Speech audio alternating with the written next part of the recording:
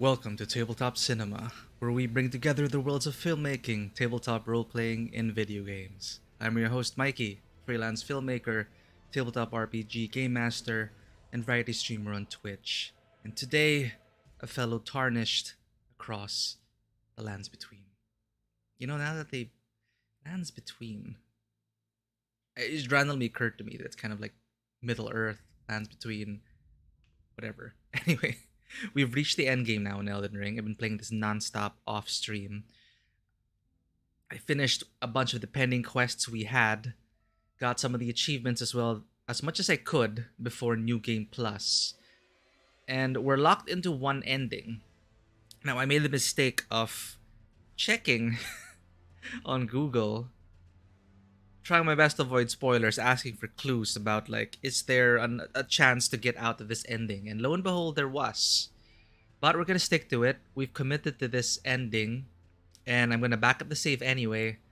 And I did the other side quests. It's surprising that I was able to, like... Hey, Korgel, how's it going? We might finish Elden Ring today. And then we're gonna go ahead and reload the save and get the other endings. But as I was saying, so huge spoilers ahead. Well, we locked ourselves to a certain ending because I did not want to sacrifice someone. Because if I am to become Elden Lord, then I will be the one. Then I will be the one to serve as kindling. Right? Like, I won't have anyone else sacrifice themselves just so I could become Elden Lord. So I just decided I'll do this, and it set us on an interesting path where we were told by our once, I guess, close friend at that point that we are going to become the Lord of Chaos. And it is my duty then to stand against you, and if we meet again, I will kill you. And this person just vanishes. It's like, damn. That's as if I didn't die enough already. But that kind of hurt a bit. It is a roller coaster in terms of that. It's like they come and they go, they come and they go, and when you think you're gonna work together, they're like, oh, I'm gonna have to like offer myself to the fire. It's my destiny. Let me do it. Please don't touch the frenzied flame. You touch the frenzied flame in the side quest. So that you can serve as the kindling for the fire, which will burn down the Erd tree, all Sylvana style. And then she's like, oh, you did it. Okay, well, now you're unfit to be Lord. If we meet again, I'm gonna kill you. Bye. And she's gone again. So it's been pretty fascinating. And I also did a bunch of the other quest lines. And what the quest line relating to Rani was really good. And it just made me realize how so many people are not going... Most players are never going to be able to see these side quests. Unless they look up guides. Or they spend 100 hours exploring. But that's the thing. Chance encounters with NPCs. And being curious in that moment to check it out. Like, I missed a lot when after like 80 hours in, I was just like... I don't feel like doing this dungeon, which is very similar to the others. But lo and behold, there was something hiding in that dungeon. But it served well in the early game. Like, I was exploring everything, which got me on the path to multiple side quests, which were very rewarding. So, we're gonna get the one ending we locked ourselves into. Because I thought there was the item we needed to save ourselves from becoming the Lord of Chaos. I thought it was just going to be... I thought there was just one unique item, and we decided to save someone else's life. Who actually ended up being someone very important in the story. But then we lost that person like instantly. The moment we found out the true nature of this person. It's pretty tragic. Like, I haven't seen an NPC here that had a happy ending. None whatsoever. None yet. I'm pretty sure there's one or two. But everyone here either dies or dies.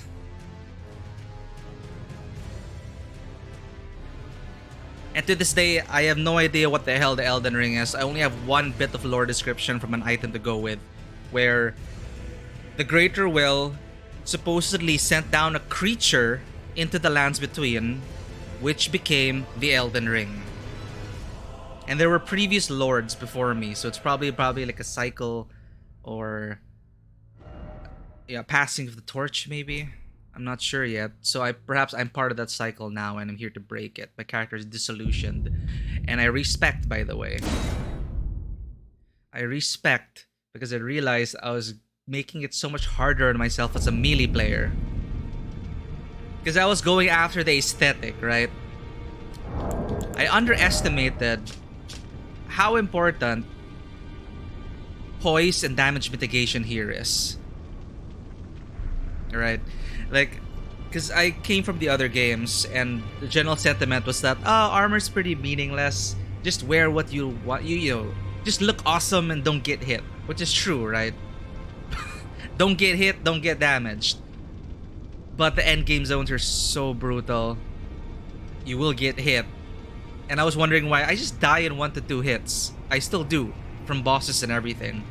But I was also wondering, I keep getting interrupted, and it's like my attacks never stagger the enemies, and then I realized it's because of my poise. So if your poise is lower than the enemy, you're gonna get staggered, and they're just gonna get, and you won't be able to interrupt their attacks. So I was like, oh shit.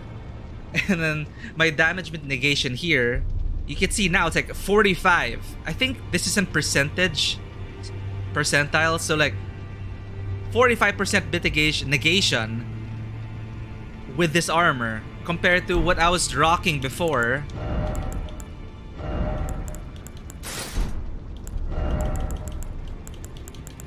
Like, this is what I was going with for like 100 hours of game time.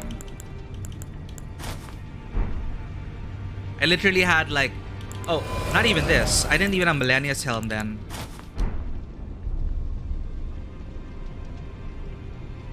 My poise was 16 for my entire 100 hours of gameplay. And I was receiving 15% more damage compared to if I had pumped endurance up and equipped heavy armor. So that comment makes sense now. There was a comment here that said, if you're gonna pump in endurance, there's no reason why you shouldn't be wearing heavy armor. Because in other games, they separated the stat for equip load and stamina. But since you're gonna get stamina anyway, you should wear the heaviest armor possible. But I don't like the look of it. Like, this is the look I wanted to end the game with, right? Looking like a badass with a cloak and everything, but I had to bite the bullet. And this is significance to me anyway. Millennia was a very awesome boss fight. Even though I summoned players to get to it, I was super lucky with my 2 summoned players. I decided, let's try co-op. And the very first time, I just summoned 2 random people, and they carried me through that fight. I feel guilty about it to this day. But it is pretty epic. It is an epic boss fight. I love her outfit and aesthetic, and the story behind her as well. She's such a badass. So I'm wearing her helm in honor of that, even though it's not the heaviest helm possible. Now for this. Oh, thank you for the subscription, by the way. Jesus. I just got so absorbed into it. 7 months, Korgol. Here we are. The story behind this. So I rationalized in my headcanon. So that's the thing when you do, right? You're plotting to this game. You're given no backstory whatsoever, save for your possible origin. And I just had to... I played around with it myself. Like I was in a TRPG. Hey, Magpie, how's it going?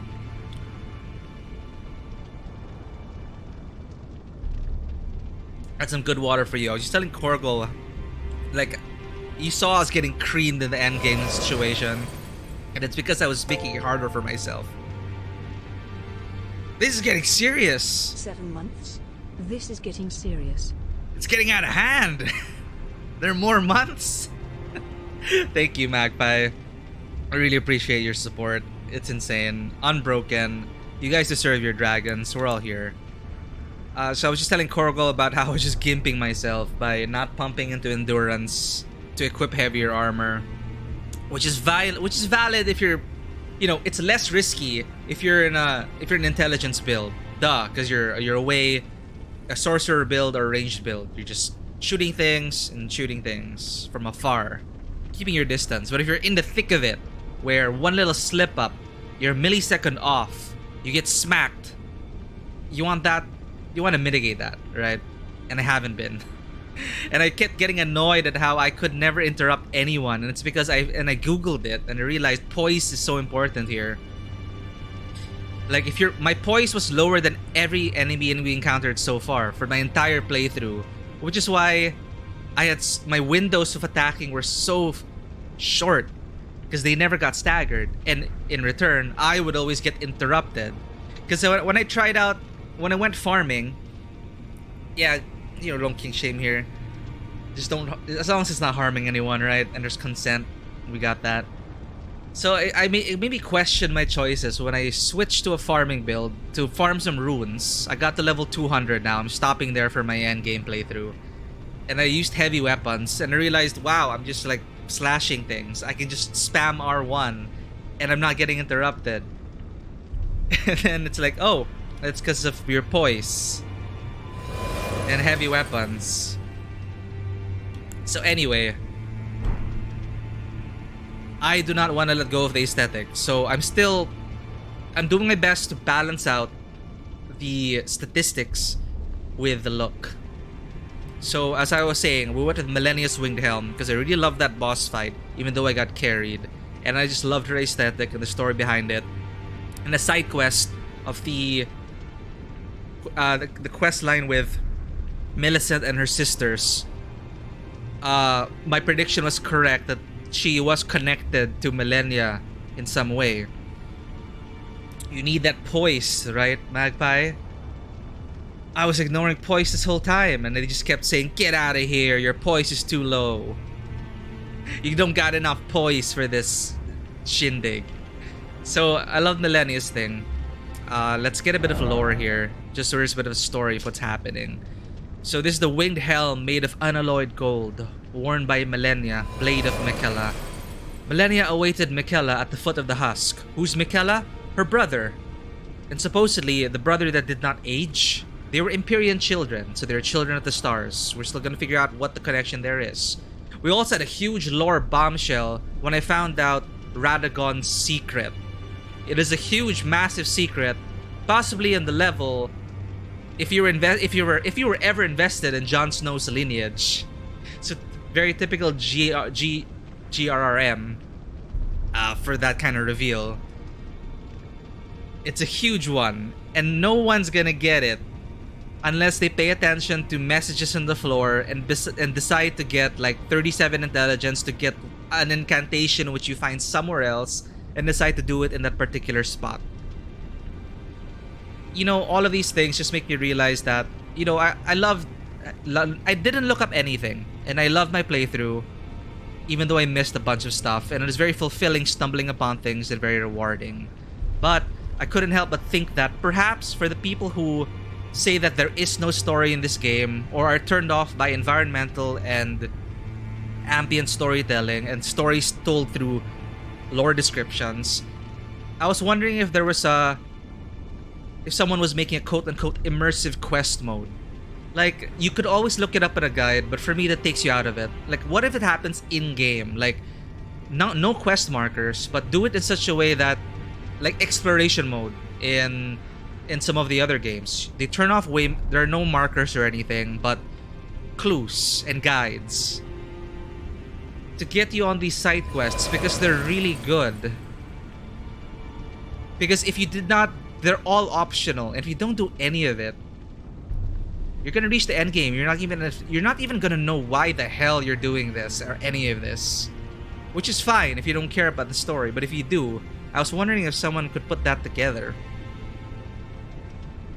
I'm probably gonna get downvoted for it, and people say, "Oh no, they should explore on their own. If they want, they could just look up the wikis." But it's like, if people want to mod their game, and if they want to get more story out of it without breaking immersion and going to a wiki and going down the rabbit hole, because let me tell you, you Google one thing on the wiki, you'll be linked to 5 different things which are all relevant to that one item. And then suddenly you're in this rabbit hole. So anyway, these quests were very rewarding. I did have to look up a guide to go all the way with a couple of quests. because I just could not find the NPCs. And you would not be able to find them because how are you going to find one NPC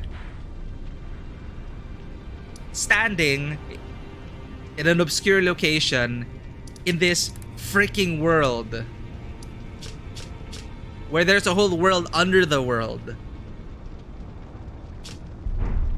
Yes, that is true, Magpie. See, that's why like I had to avoid going to the wiki because it's connected to all these different things which are potential spoilers.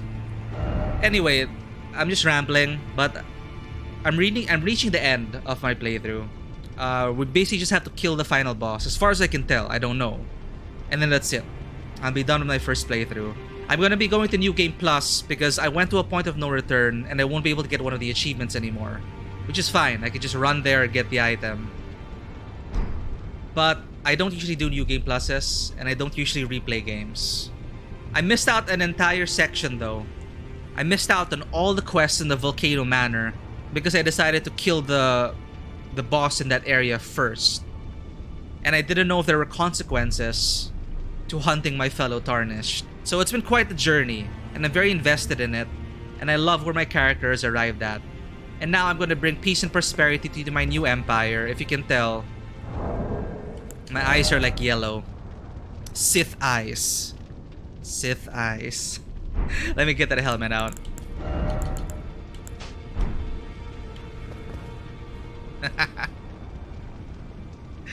We are going to ascend as the Lord of Chaos. Yeah, Lanu, I was telling them, I was able to balance the aesthetic. Because you see how I was getting creamed last session? Because I was downplaying the damage mitigation of heavy armor and poise. Like I was totally losing on both fronts. So now I'm wearing heavier armor. I swear to God, it's quality of life. I ran through the same content and I'm like, hey, I'm not getting one-shotted anymore. And hey, I'm actually staggering the enemies. It's so ridiculous. Because I was running with basically what a mage would wear.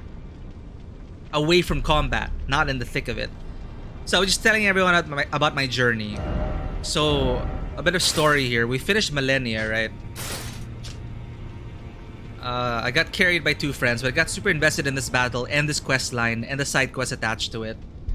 Lovely piece of environmental storytelling there and pretty tragic as well. So this, what I'm wearing in honor of our duel with Millennia, who... imagine this, Millennia marched all the way south on a campaign with her Clean Rot Knights, undefeated. And when she encountered Star-Scourged Radahn in like the final battle of the Shattering, it was just the two of them left. Someone who had command over the stars could drop down like a meteor, and Millennia, who handled the Scarlet Rot and had influence from the outer gods. Now, to prevent her, Millennia was not even at her full strength during this campaign, because if she let go and let the Scarlet Rot take over, she would entirely lose herself.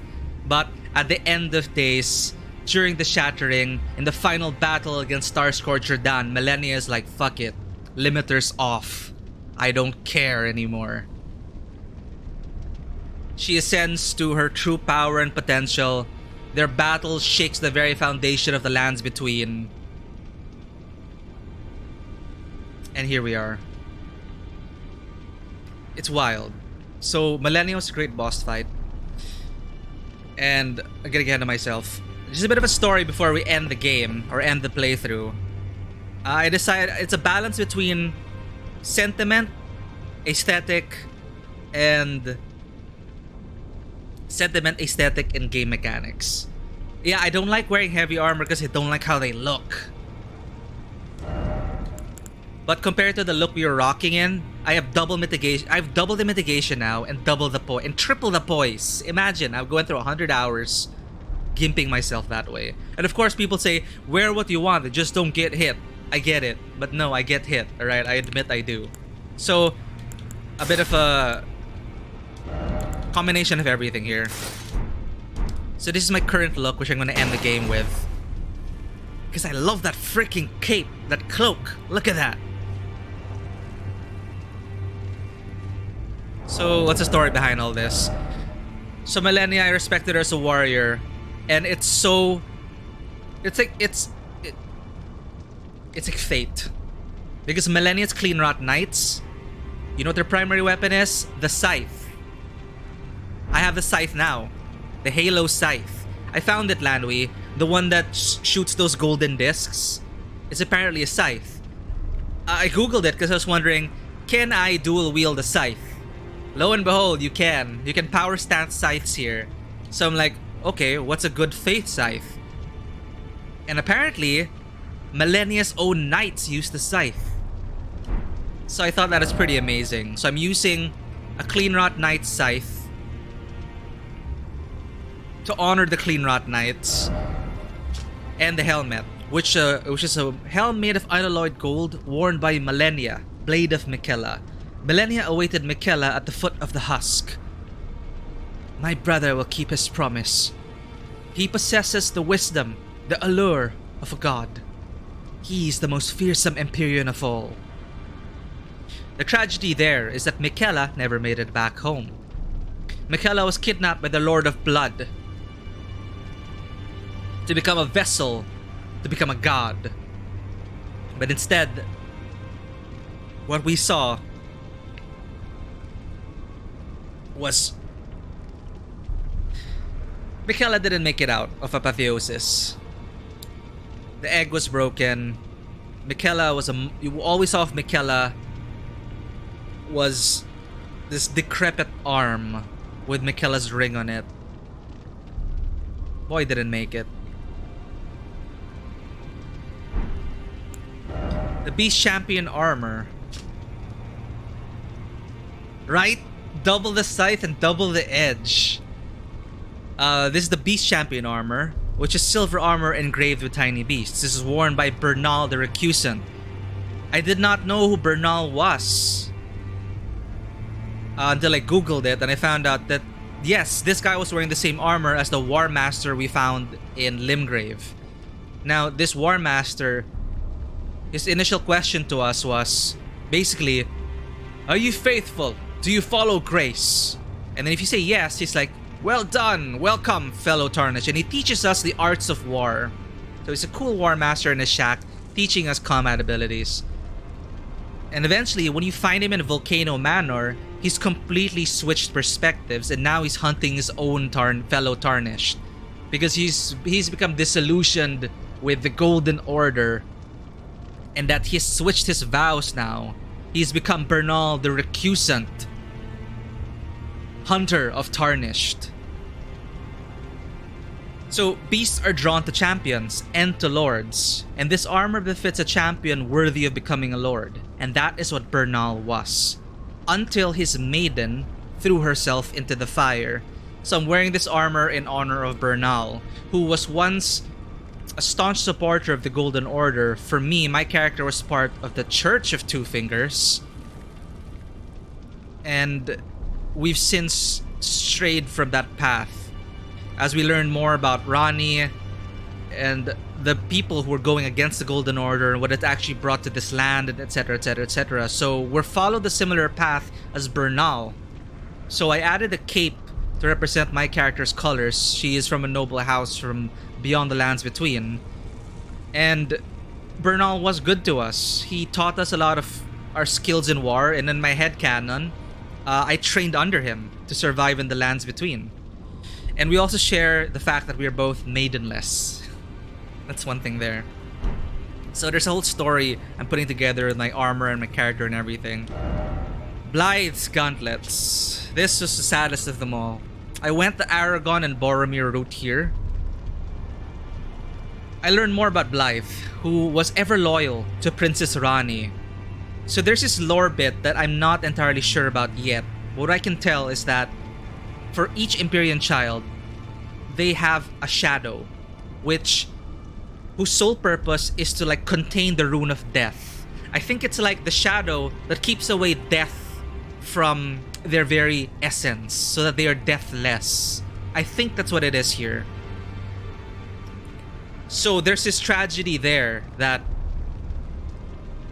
when the Night of Dark Blades happened, when the rune of death was stolen, I think when things started to get out of hand, these shadows, these shades, eventually started to turn on their masters, as the people as the conspirators were trying to basically reestablish death in the order, because there were no death in the Golden Order, right? It was unnatural, it is abhorrent, blah blah blah, no cycle of life, perpetual. So now some people decided to bring back death, literally. Blythe was one of these shadows, a shadow to Princess Rani. He had such a cool aesthetic, such a cool voice. My character was super into him. We probably could have had a thing.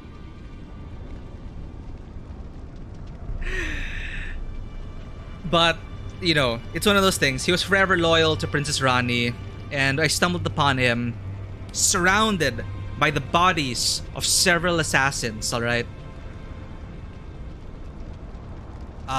Baleful shadows who were trying to assassinate Princess Rani and her retinue. Blythe was there at the tower, and his last words were that he would never turn. Like, no matter what, he would never betray Princess Rani, and he was loyal to the end. He killed all these assassins, but he himself received a mortal wound. And we had to put him down ourselves. It is really sad. He was no longer himself, and he attacked me. So in true Boromir and Aragorn fashion, such in the same way Boromir was lured by the ring, lured by the shadow, Aragorn in the movie actually took his gauntlets and carried it forward into Minas Tirith. So I thought this would be the great moment. Even though it's less poise and less mitigation, I'm wearing Blythe's gauntlets. And these are well-worn black gauntlets of the man Wolf Blythe. Blythe, who served as Rani's shadow, was a loyal ally who would defy destiny itself if it would have him turn upon his lady. So rather than turn upon Princess Rani, he went berserk. And I think we had an understanding that I had to kill him. So I did. So I took his gauntlets, and I'm going to see my path with Princess Rani to completion, in honor of Blythe. And finally, the Banished Knight's Greaves. This was from someone who also lost. This is one of the first side quests I stumbled upon. It started when I found Irina on the side of a road. She was blindfolded because she lost her eyesight. I think she was a traveling maiden, and she was there to look for her father. But the land was dangerous and she was blind, so she asked us to look for her father in her stead. We find her father in Castle Morn, and we tell her that, Tonight, your daughter needs you. She requests that you meet her at the bridge and reunite with her. And of course, the knight is torn. He tells us, well, I have a duty that remains incomplete, my friend. I will finish it, and then I will see my daughter. He completed his duty with the help from us. But it is too late. When he returned to his daughter was butchered. This broke the poor knight, and he vowed vengeance on those responsible. And that's the last I saw of him, until I stumbled upon a shack filled with dead bodies. And lo and behold was the phantom of this knight, who is now the Revenger. He even fulfilled his duty and vowed to himself that he would kill everyone responsible for his daughter's death, at the cost of his own life and his own sanity. We had to put him down. And so I wear this as a symbol of that oath. And a bunch of other things. I just love it. I just love like putting this lore to my character in every bit. This Rotten Winged Sword insignia, it's not like I want to replace it with the stamina regeneration, but the sentiment here, it worked when I was using dual katanas, but because of successive attacks. So quick attacks, quick successive attacks. It's not working with my current build now, but I'm hesitant to take it out because I went through the whole quest line of this, and it also ended in tragedy.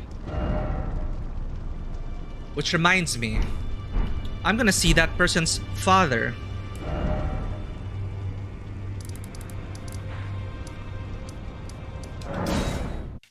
So there's this whole thing. This person obsessed with the Scarlet Rot, obsessed with Millennia, worshipped her as a goddess. This man somehow birthed 5 vessels who could possibly ascend to become the Lady of Rot.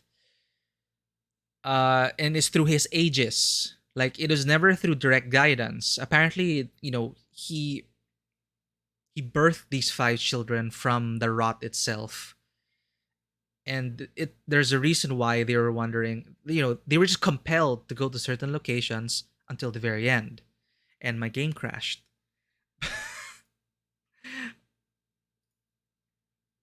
So these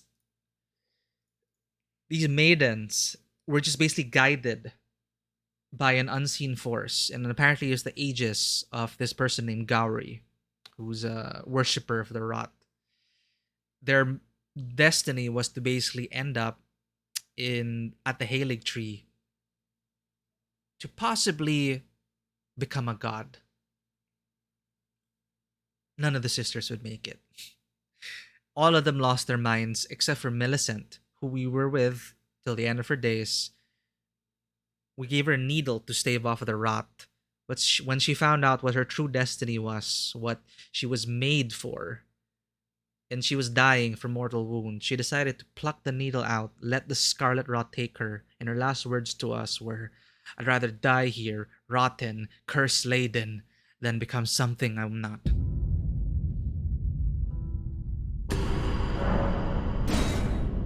So it's similar, it's a similar thing, Magpie. You remember the thing we had with Apotheosis, becoming a god, losing your previous self?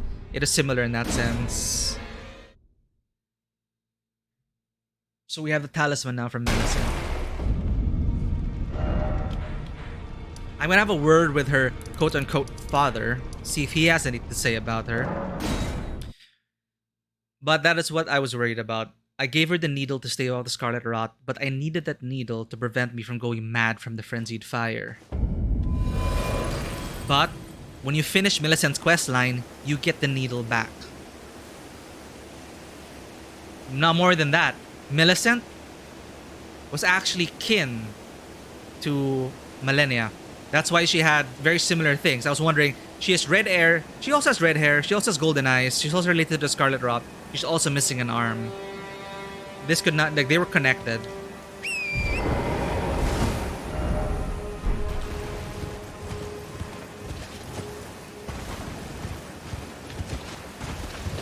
So I'm gonna have a word with this guy, see if he has anything new. So wrap up that questline with Millicent.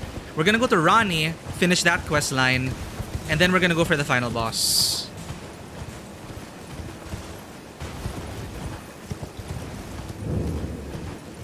So that is the story behind why I'm wearing this amalgamation of armor.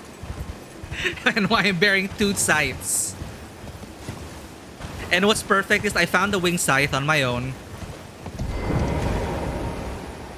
Oh, what's wrong with you now?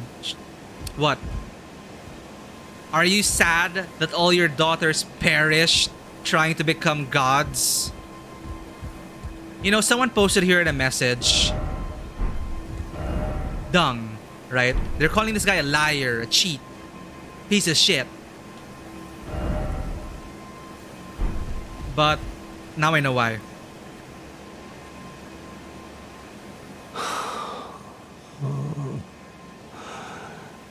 Millicent, my daughter, why would you take out the needle?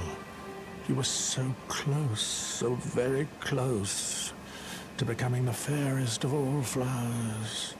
Would you disown us, too, as your mother did? We, children of the Scarlet Rot.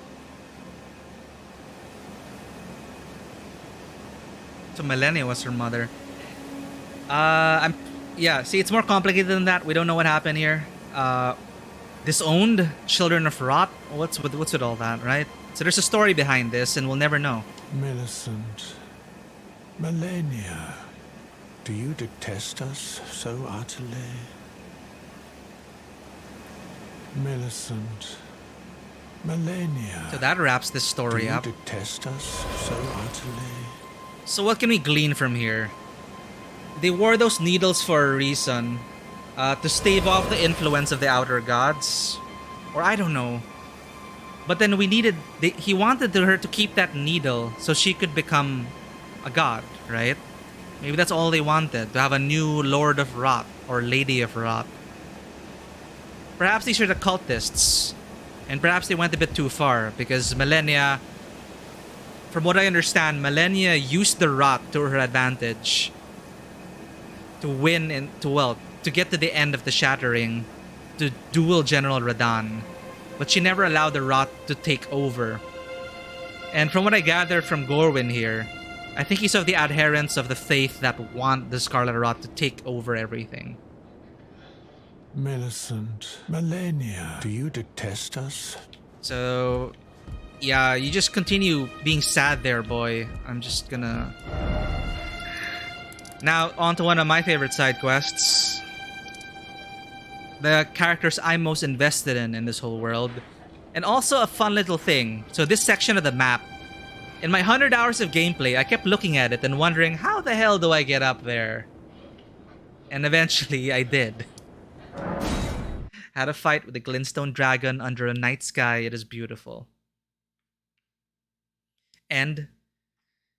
oh, by the way, remember Blythe, one of Princess Rani's loyal followers who succumbed to the shadow and we had to put him down and kill him? But before that, he took down many assassins who were after Princess Rani. All of Princess Rani's companions were assassinated. E.g. Seluvis, Blythe. Someone sent a bunch of assassins after all of them, and Rani is the only one to make it out alive.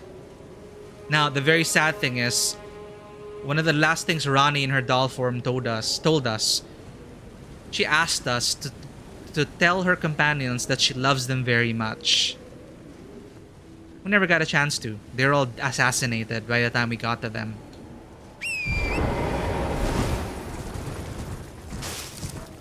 And they'll never know if Rani's okay. So now I have to carry on the torch.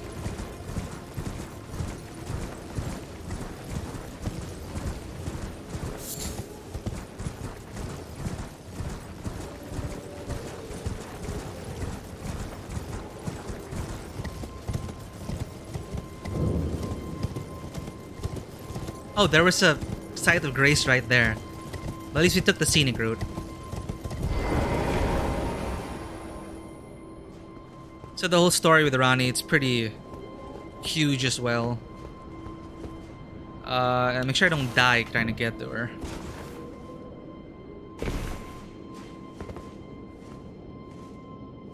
Okay, well, I can't see below now. Oh, don't die. Okay. What's better than one scythe? Two scythes. I love it. Valkyrie cosplay on point. And you are right about Valkyrie.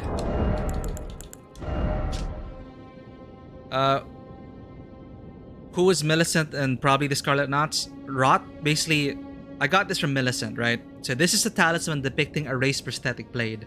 An honor bestowed upon the Valkyries who serve the goddess of Rot. The four sisters were born in the swamp of Aeonia.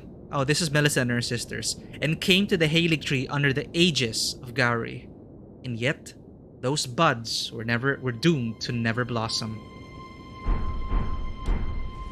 But she died. Millicent was the last sister to fall. And she died while being herself. Now, Rani... This isn't actually Rani. This is a doll which houses Rani's soul. The flesh of Rani was discarded atop a divine tower somewhere. So it's her soul in this doll. And I don't know why she's in this... Is that the 2 fingers? Did she kill? And there's blood.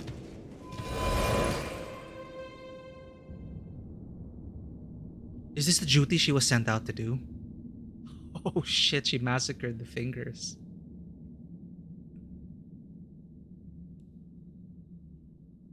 You know, if I was still part of the church, I would have been like, heretic! But my character is no longer. I swear to God, this is just like fan service. There's so much fan art coming out. Let's not ruin the moment. Now I see why.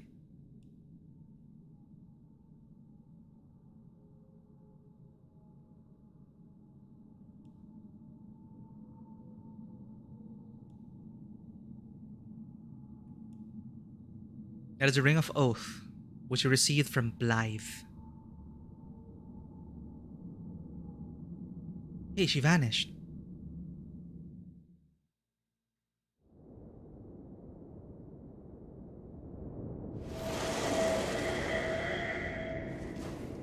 Okay, I thought she vanished and that is it. Here she is. The Snow Witch, Rani. Let's see the messages of people. Holy crap, so this is what she was tasked to do, and they were successful. Was this the greater will ruling from on high? And she was able to do this because of a treasure we found. We found the last dagger that had the full power of the Rune of Death. It is enough to kill a god. Sounds familiar, Magpie? So, it is a weapon that could kill the gods. She took it from us, and I think she did the deed. So it was thee who would become my lord. Perhaps I needn't have warned thee. I am pleased, however. Thou art a fitting choice. I go now to the night sky. It is there I shall find mine order. I bid thee travel the path of the Lord, and once all is done, we shall see each other once more. Ah, you're gone already. They just come and go. That's it. Oh, item. Dark Moon Greatsword. You know, this game loves greatsword users. You know, fine. Miyazaki's a huge fan of Berserk. And I love greatswords myself. But there are only like 4 sites in the game. And look how many greatswords I found.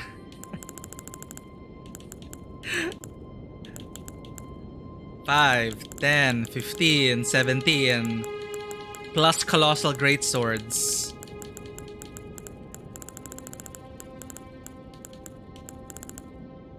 It's a lot. Anyway, what's a Dark Moon? Let's see the lore here. Ooh, frost buildup. A moon greatsword bestowed by a Carian queen upon her spouse to honor a long-standing tradition, one of the legendary armaments. Rani's sigil is a full moon, cold and leaden, and this sword is but a beam of its light. So its unique skill, it raises the sword aloft, bathing it in light of the dark moon, temporarily increases magic attack power and imbues blade with frost. Charge attacks release blasts of moonlight. So there's this whole thing about the sun and the moon, light and darkness, this whole dichotomy here, and it seems like light basically won over the Golden Order and literally built over darkness so that there would never be darkness, much like cities like Miletus. So perpetually. No, there was a day and night cycle, but you know, the Earth tree was always there, always glowing, always bright. We found some other fascinating things as well. You may note that the doll form of Rani has a spitting image to Melina, the finger maiden or she called herself a finger maiden, who was basically our companion for most of our journey. She was sent to a task, and we actually found her dagger. We're not sure why, but they both had the hallow mark under their eyes. Maybe from a previous generation. But a bit of insight into Melina. This is actually her weapon, and we found it hidden somewhere. But this was a dagger given to one who set out on a journey to fulfill her duty long ago. The power of its former owner, Melina, the Kindling Maiden, is still apparent. The one who walks alongside Flame shall one day meet the road of destined death. Now, perhaps that's what she interpreted it as, that she was meant to be thrown into the fire as kindling. Like she was made for that purpose. But we actually averted that. And she yet lives. And then the opposite of this is that we have the Black Knife. This was one of the daggers belonging to the assassins who murdered Godwyn the Golden on the night of the Black Knives. So a ritual performed on the oddly misshapen blade imbued it with the power of the stolen rune of death. So this has the power of death, but a pure blade we found was the blade of Nokron, which is what Rani sent us to find in the first place. And now we see why she needed that dagger. That's what she said. She's going to bring about a new world order. Beginning with the death of a god. Now that we're sufficiently prepared for our endings, let's see if we can face the final boss.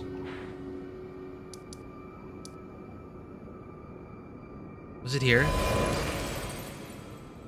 Anything left unsaid?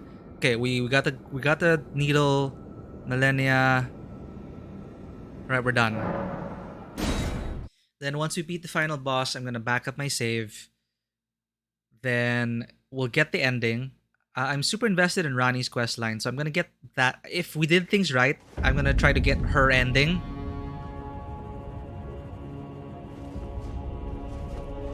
For posterity, and I'll go back and do the other things.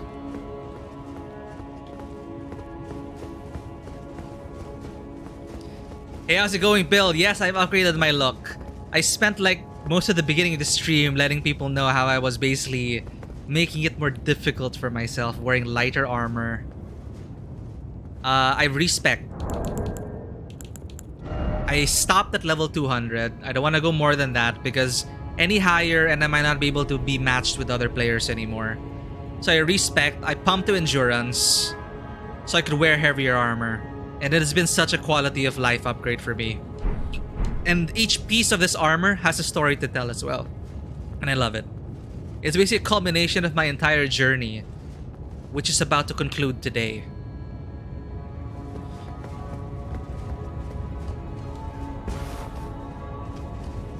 And yes, I have 2 scythes now. This began when I was wondering, can you power stance 2 scythes? Would that look ridiculous? Apparently not.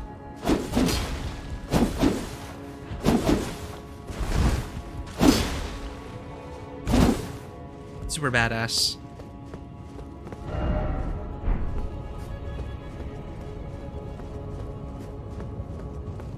So we just finished a bunch of the side quests. I think I have the items in place. And we're ready to get our endings. Yeah, honestly, like, this is not my primary aesthetic. I much preferred my previous look. But I was literally going in with 1/3 of the poise that this armor gives. Because I was wondering, right? Like, why can't I interrupt any enemies? And why do I always get interrupted by enemies? It's because of poise. And the damage mitigation? I was receiving 20% more damage than I was compared to if I just put on heavier armor.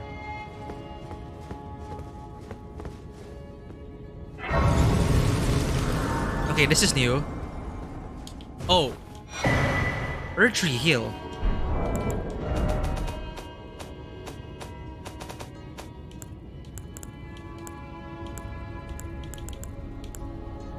Vastly heals HP for self nearby allies.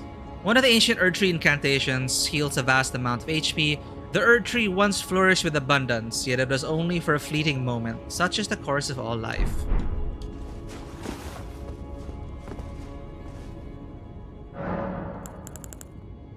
What's my Wondrous Physic? Okay, Faith and Holy Attacks. we are good for now. Great Ruin. Greatly increase maximum HP. We're good.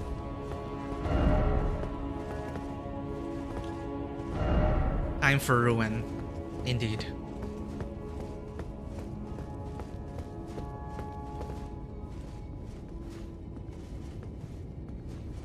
You gotta enjoy that console gaming, couch gaming feel, yeah? Grab a controller, relax, sit back, and play.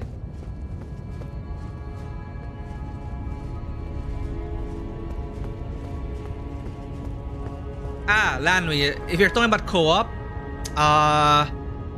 the thing about there is co-op progression is not saved, and you can only co-op at certain locations like this. So there are pools. So you can co-op within a certain zone. But once you enable co-op, I heard it's super fun. You can do that. You can be tank, DPS, heal. You can do it all together, but only the host's progress will be saved. And yeah, 2 Lances in a Huang. How's it going? How's it going, Ricey, Colin? We're just about to finish the game, I think. We're about to get to like the final boss. Or could there be more? I don't know.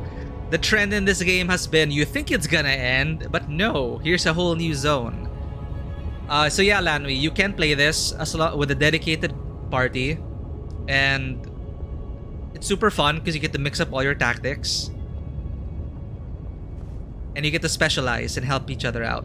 But you just have to make sure you coordinate. Like, okay, let's all go to this zone, and I'll summon you guys, clear the area and the boss. All right, so you can basically. Like, if I finish the game, it'll be much easier for me to just pop into your world and join you as you progress all the way to the end. But progressing together, like starting super fresh, you're basically gonna have to really dedicate yourself. Like, alright, if you're 3, let's clear this boss 3 times. Or let's clear this zone 3 times, 1 for each of us. I think there's a certain appeal to that, I guess, but yeah, I'm about to finish the game, and then I'm going to offer to anyone who's on PC. There's no crossplay. Like, feel free to summon me, because yeah, it sucks because it was never really their focus. It is really meant to just be a single-player journey with the help from other people. It's a community effort, so all these messages left behind from other players.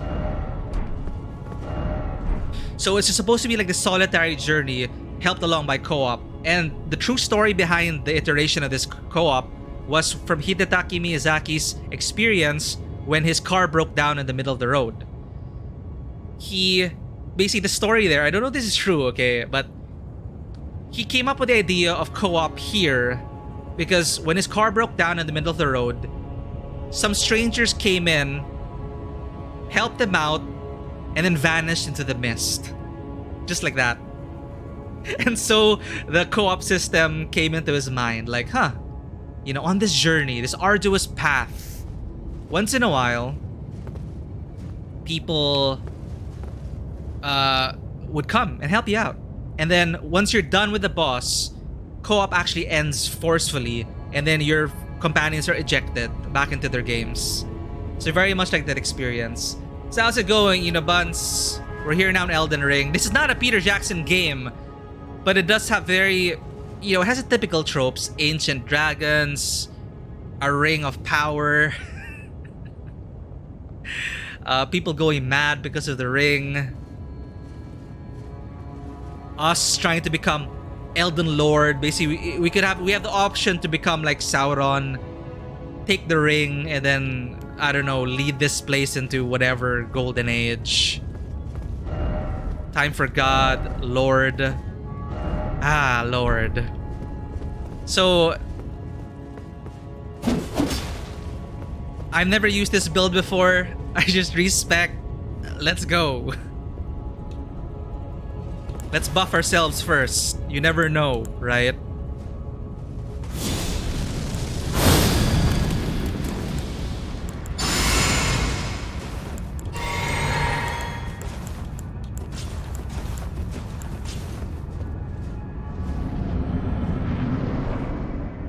Oh, cutscene. Cutscene time.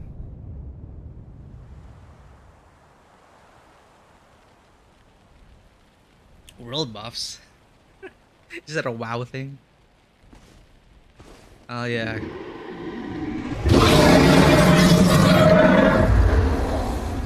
It's been a long while, Morgoth. Oh, it's him. Oh my god. You know what that creature on his back is? It's there to keep his bloodlust in check. Let me guess. He's gonna cast off that creature. Long and hard didst thou fight. Tarnished warrior. Spurned by the grace of gold.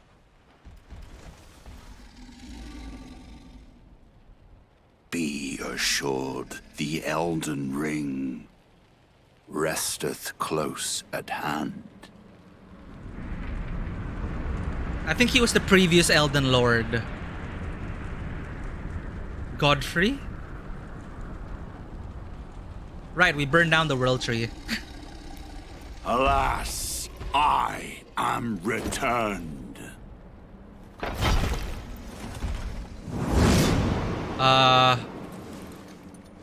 To be granted audience once more.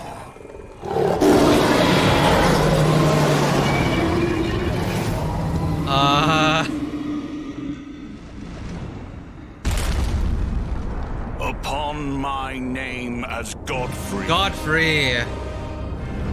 The first Elden Lord. Why are we fighting you? Carry me, Mimic here.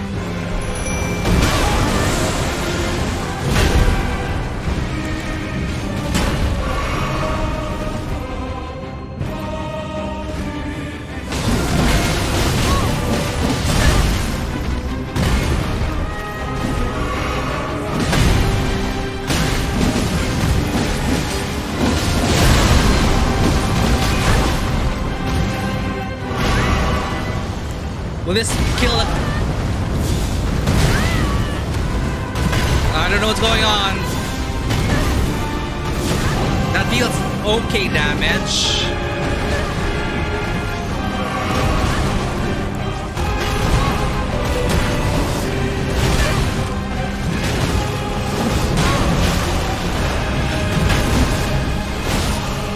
Phase 2, let's go. He's gonna remove that creature behind him, isn't he? Because this isn't even his final form.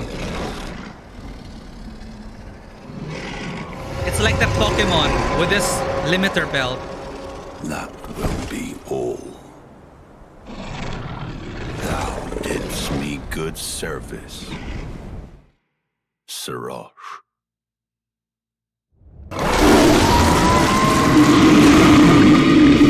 No! The kitty didn't deserve that.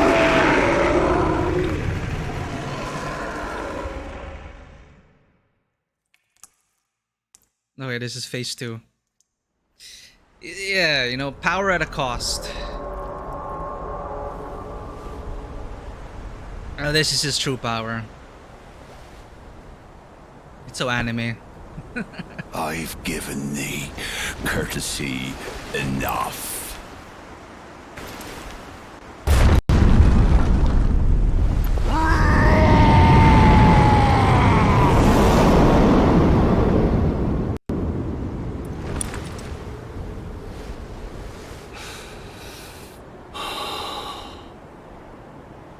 Why are we even fighting? Now I fight as Hora Lu. Your Hora. Warrior! Oh god. He's gonna go stacking on me. Oh god. Oh shit!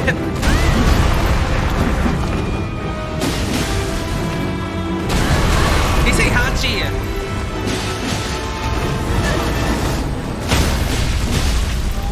Yeah, take that. This will attack you, bitch.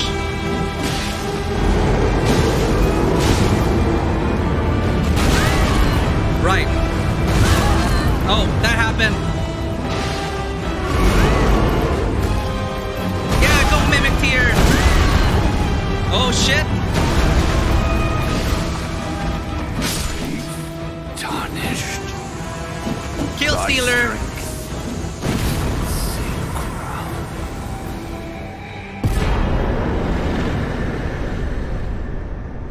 Okay, that is... I don't know if that is the final boss or not. I don't think it was. That wasn't. I think the final boss is Radagon. Mimic tier OP. Come on. So that mimic tier is a summon that copies you.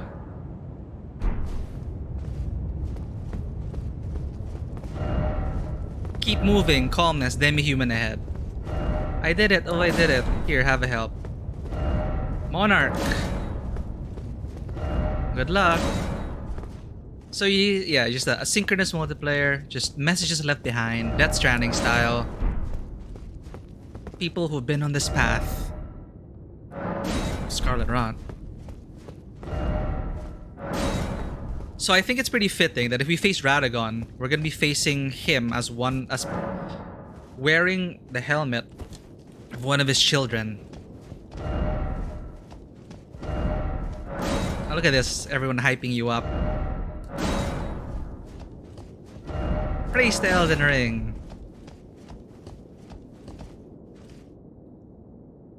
Okay, let's buff ourselves again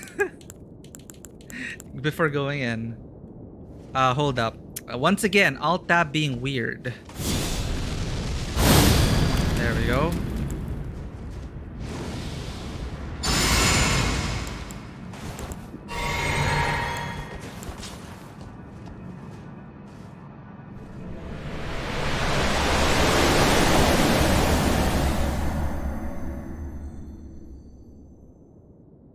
Are we gonna see what Elden Ring is? By the huge spoiler, by the way, who Radagon is. As in, it's a massive spoiler. I don't know if they're gonna reveal it here.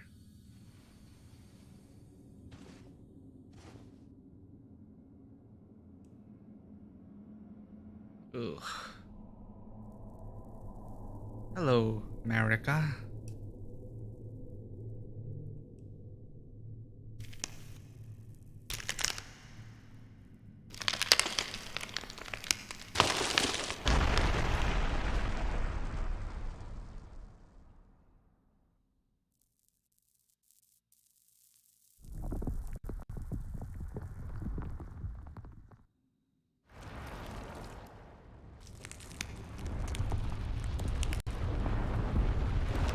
I need context. Okay. There's the red hair.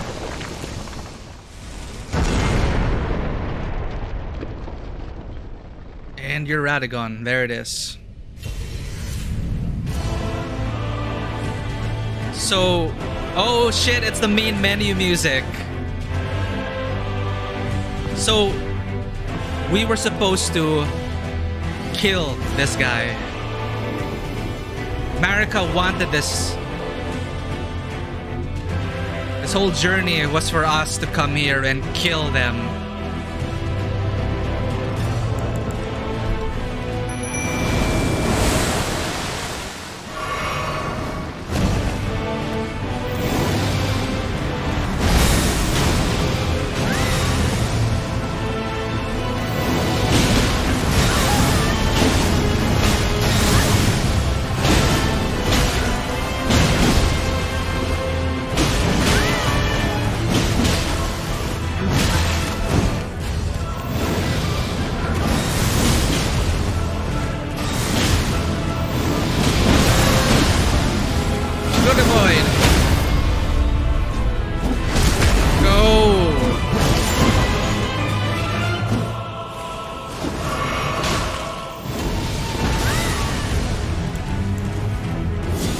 This is Black Flame, that was Kill God! Oh, that hit me. Shit.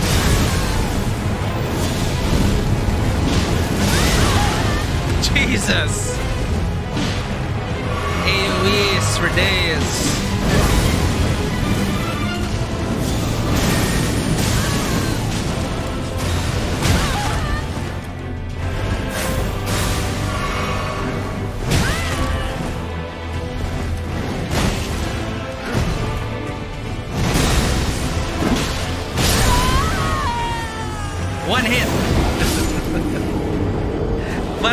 killed him also.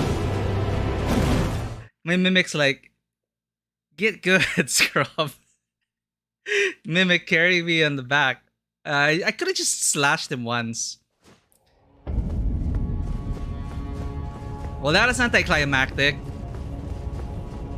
But I'm liking these scythes. I'm liking the scythe build. And that leap into the slash down, that is pretty epic.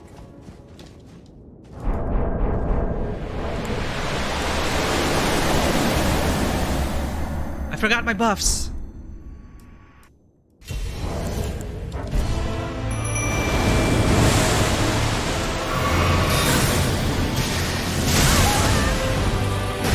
Well, that's what I get for turning my back.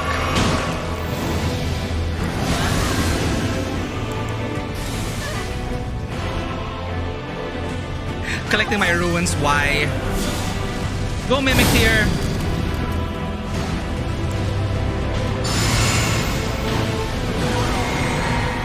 Alright, let's go.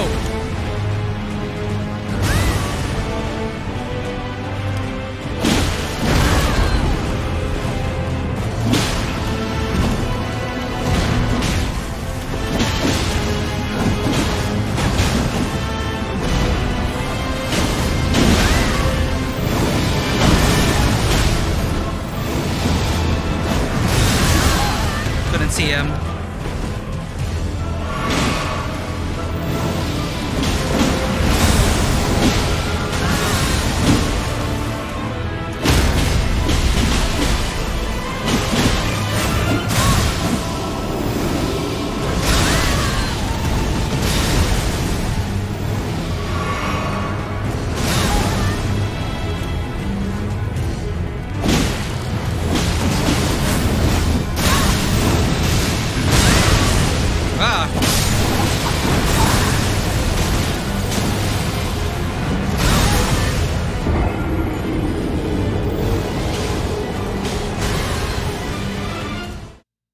Having such an easy time in the first one.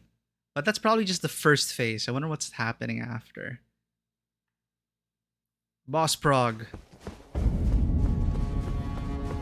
You know, screw the runes. I'm not even gonna level up this playthrough anymore.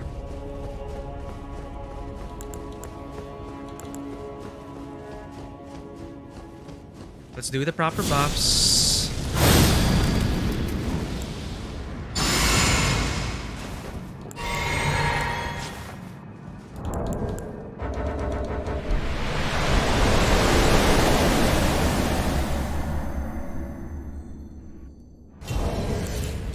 Oh my god, wrong item.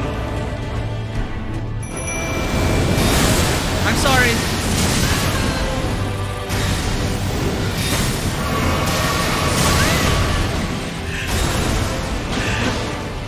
I used the wrong item, it's so ridiculous. Now we're ready.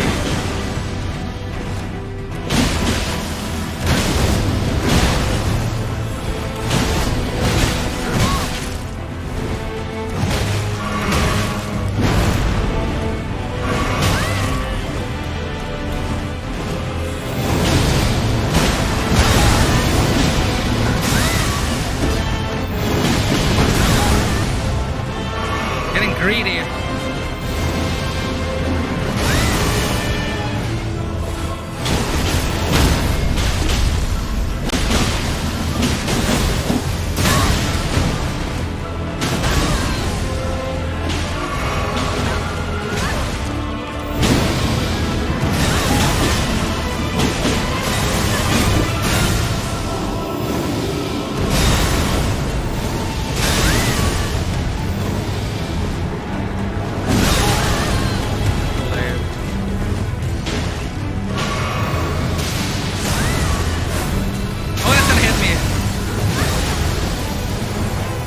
Nice ward.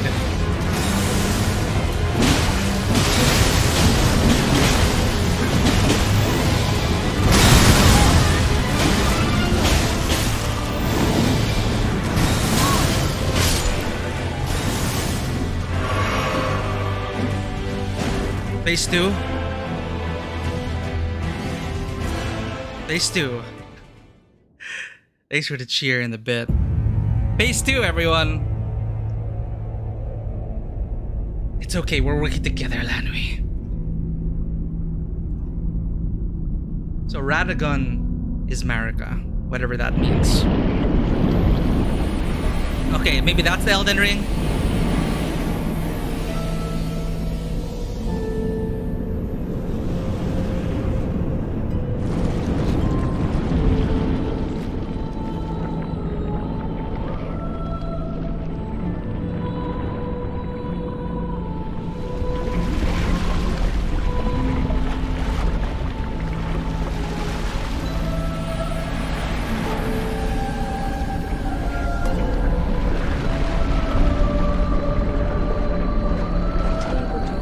Oh, I'm sorry. Thanks in advance. I will. Thank you so much. I don't know what's going on. What is that? A Brachiosaurus? A big middle finger to the world?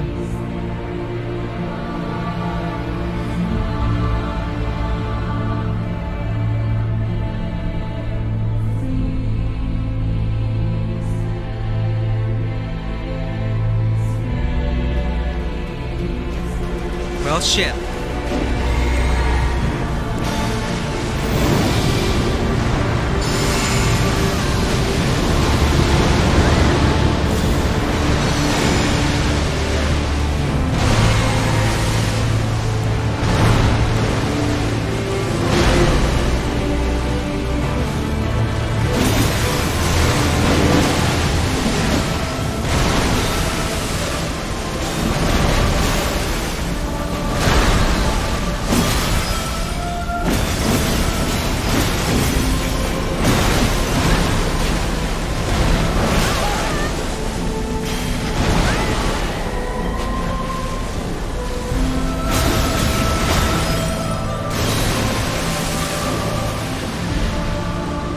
Elden Beast.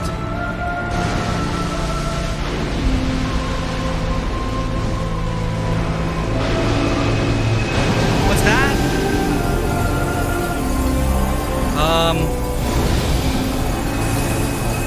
Oh shit. No, my summon. There he is. Oh, that's gonna rain down hard. Come back here. Can I summon Torrent? No, I can't.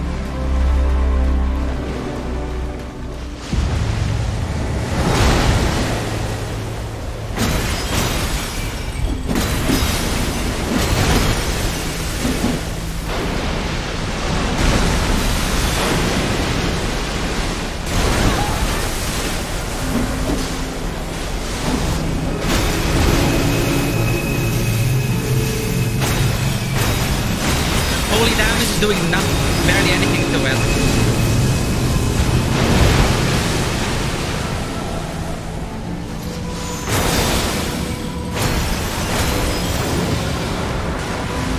Maybe magic damage does work.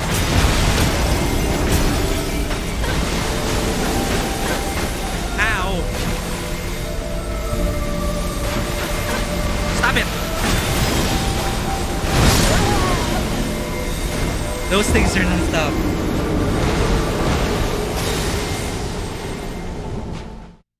Okay, so there's a phase 2. Let's not pour everything into phase 1. Just take phase 1 calmly. But man, holy damage is being mitigated, I think. I think my katana was doing more damage than my scythes.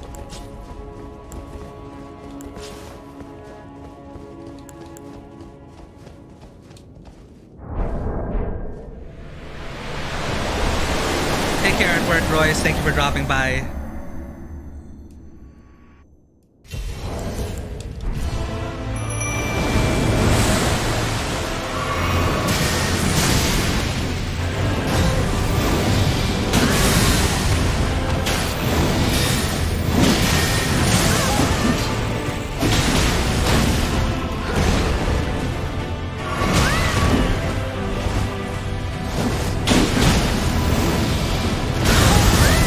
That's a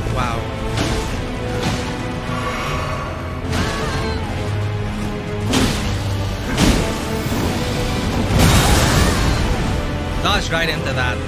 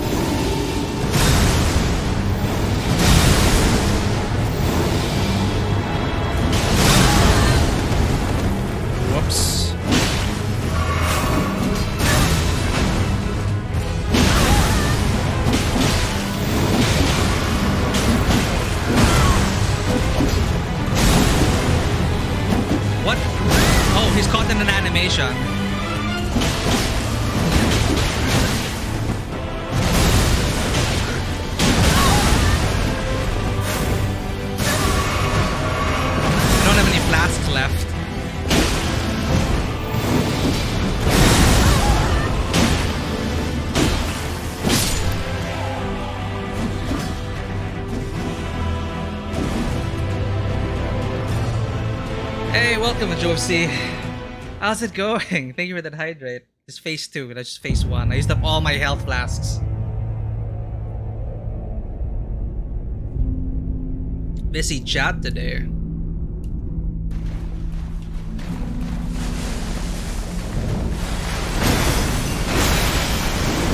Yeah, that barely does any damage compared to Katana.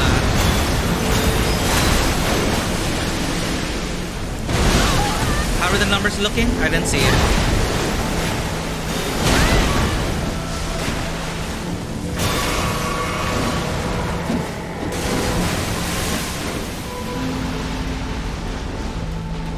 I need to see how much damage I'm dealing with my scythe.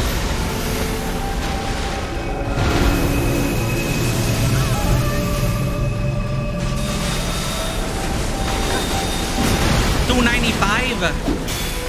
They are immune to holy. Compared to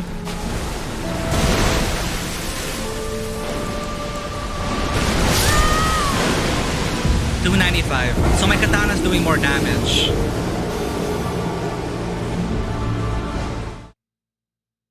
Is it time to change my weapon? Let's see. Maybe I deal more damage. Well, obviously, they probably be immune to holy damage. But Radagon. Let's try it out. Let's try out our weeb equipment.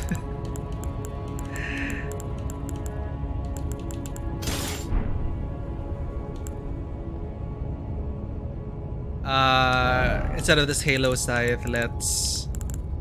I forgot the Halo Scythe also has a range component to it, but my habit is just getting in and killing things. Okay, let's see if magic does better against Radagon here.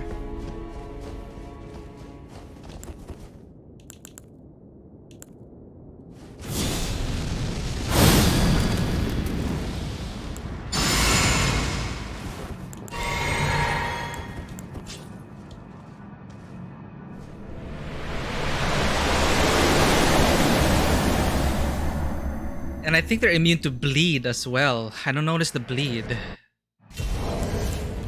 Wrong item.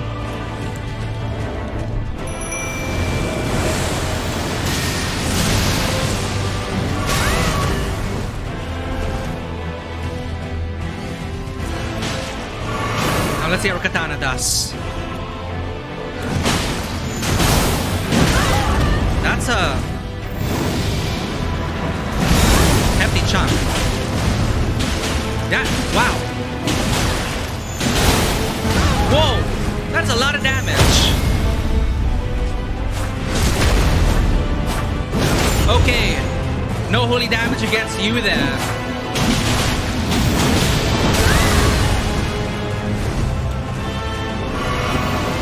Holy no go.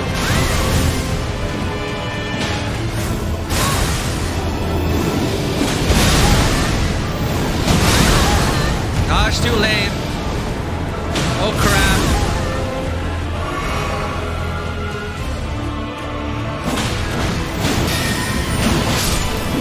Okay, no holy damage. You want me to use my katanas? I'm gonna use my katanas.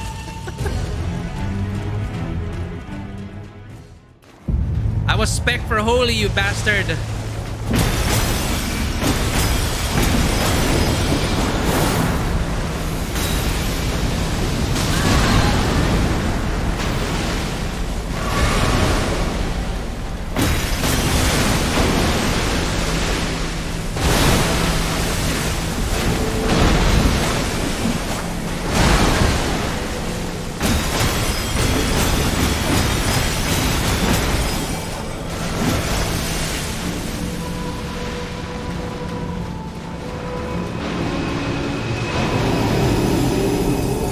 Majestic narwhal Loch Ness monster.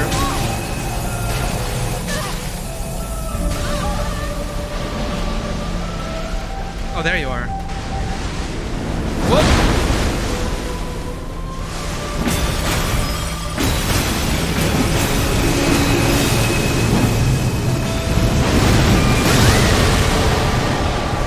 You just exploded.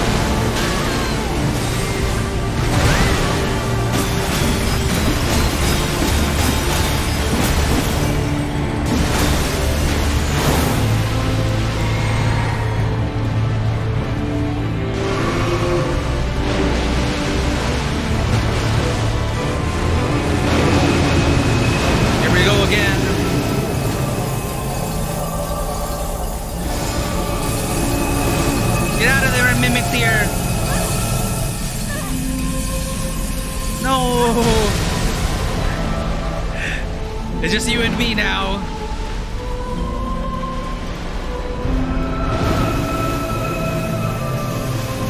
This is pretty majestic.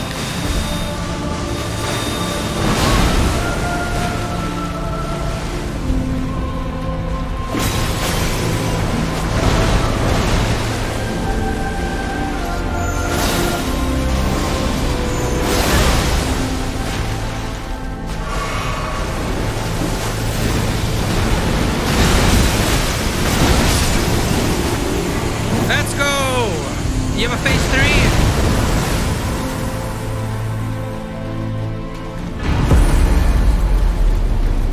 3? God slain. GG.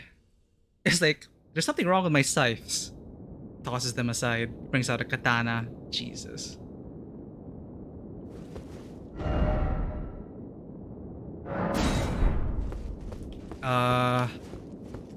So, is this where I back up my save?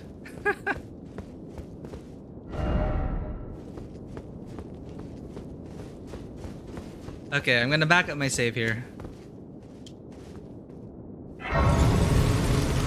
For our first ending, let's get the Rani ending. Is Melina gonna deign to talk to me at this? No? Nope? Okay. It's done. It's done. I was getting into the whole story about how I wanted to use, like, how it is so appropriate to use sights, right? Like, reminiscent of the daughter of Radagon. they were immune to holy damage. It's only dealing half damage. Until I decided, you know what? Screw this. Katana. They're not immune to katana. Yeah, okay. To be safe, alright, we saved. We're good. We beaten the last boss at level 200 at 129 hours. Let's quit the game. And safe. Like, I don't want to have to replay the game 3 or 4 times to get the endings. So we're gonna go for those achievements. I rarely do this in games. Like, I rarely achievement hunt, but for some reason I'm compelled. 'Cause it's a perfect mix that it's attainable. The achievements are attainable, so why not? I'd like to see it all maxed out to make sure that we got everything out of Elden Ring. So where's that? So if you want to back up your saves on PC, it's in your C users folder, username, app data, roaming, Elden Ring. I'm gonna copy that.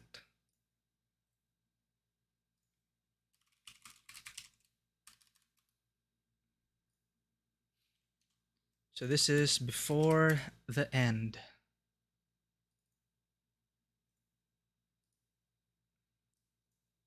And I should get all these endings before they patch it, because then these saves might not work anymore.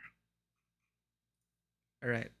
Successfully backed up. Let's play Elden Ring. Now, I know... Perhaps we should go for the Lord Frenzied Chaos ending first, because that's what we were locked into before I even found out that there was another needle. So I think that was our destined ending, our destined first ending.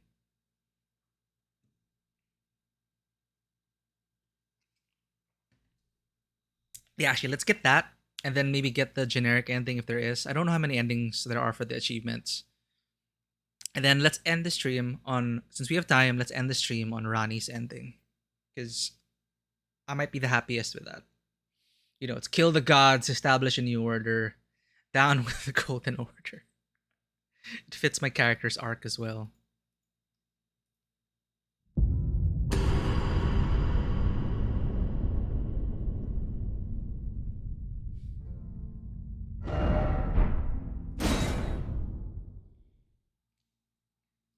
Okay, let's get our first ending. Before that, I'm gonna check it as well. I'm gonna check the Elden Ring ending achievements, and I'm gonna use the bathroom first. Thank you for being here. We did it. BRB.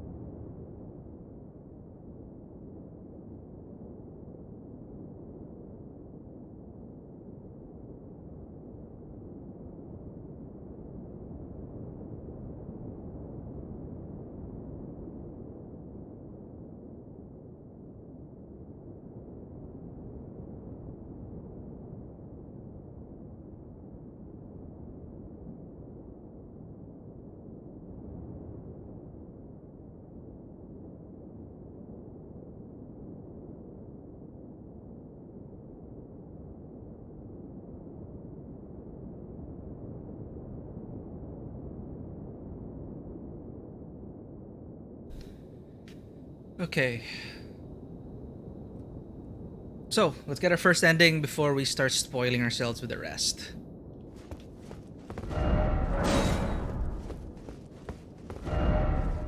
Lover ahead.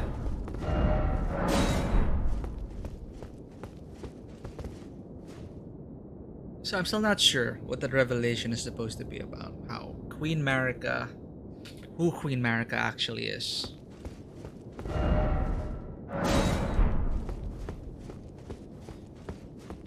It's probably very Bloodborne-esque. That creature we saw, the Elden Beast, probably a creature from out of space, landed on this planet, put us under its greater will, and the like. But here we are. Our first ending is to become the Lord of Frenzied Flame.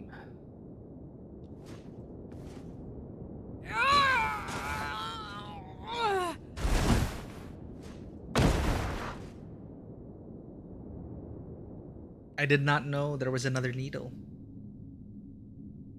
So this was our original ending. To be faithful to that. We refused to sacrifice Melina.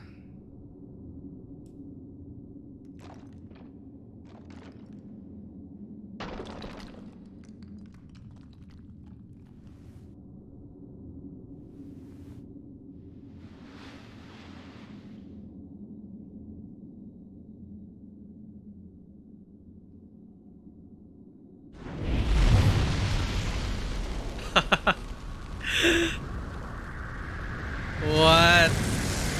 I became Sauron.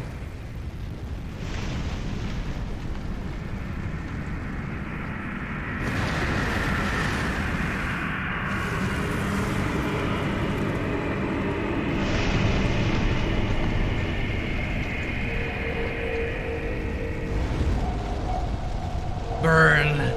Everything shall burn.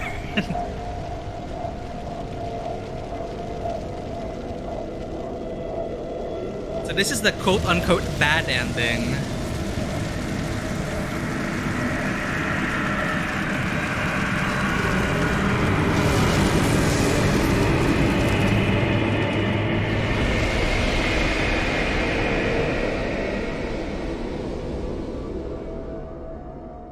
In my headcanon, this timeline.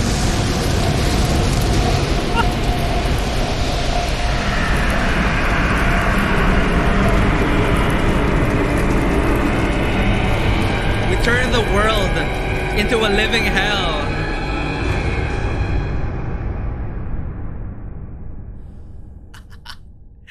Nothing but fire and madness and chaos. My headcanon is that Melina hunts us down and kills us. There's Melina. Or is that me? Ah, it's Melina.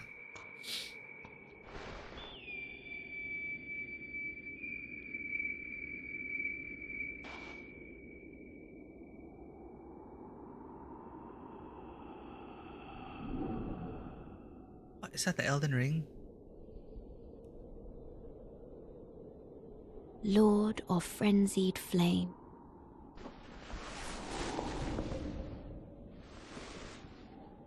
I will seek you as far as you may travel.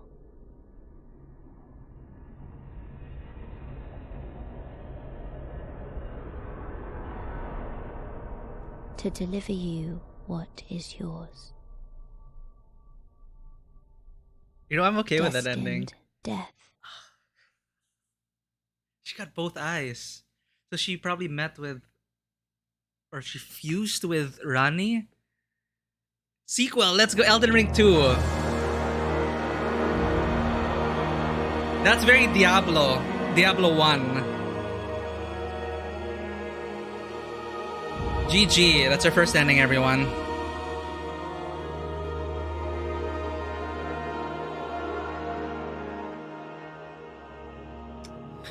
I really like that ending because it brought me back to those, it brought me back to Diablo 1. You became a vessel for Diablo. In this case, I think we became the vessel for the Elden Ring. Because, because Melina interpreted her destiny wrongly. She thought she was just going to be kindling for the flame, and that is it. That is her destiny. But her true destiny was to cross paths with destined death, as in also known as, I think the rune of death is also like interchangeable. They said destined death, rune of death, I think, or death itself. Basically, she was supposed to cross paths with that, and I think this is her true calling eventually. He's gonna hunt us down. So Elden Ring 2, Melina is the main character, hunting down us, the Elden Lord, Lord of Frenzied Flame.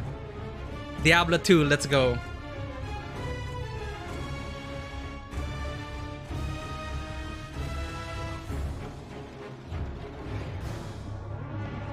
So that's one ending. The time to... Now the floodgates have opened. I gotta open the freaking wikis.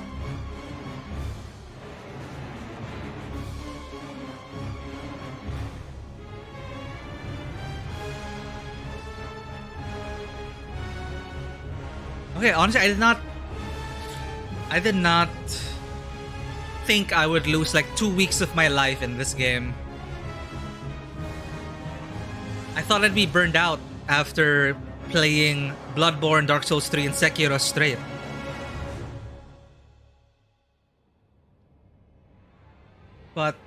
And I thought I'd be turned off by the ambient storytelling, but I decided to give it a chance. I read all the item descriptions, I explored as much as I could, I talked to everyone I could.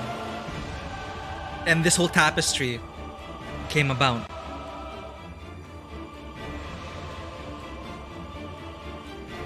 Okay, there are 6 endings, and there are 3 main endings.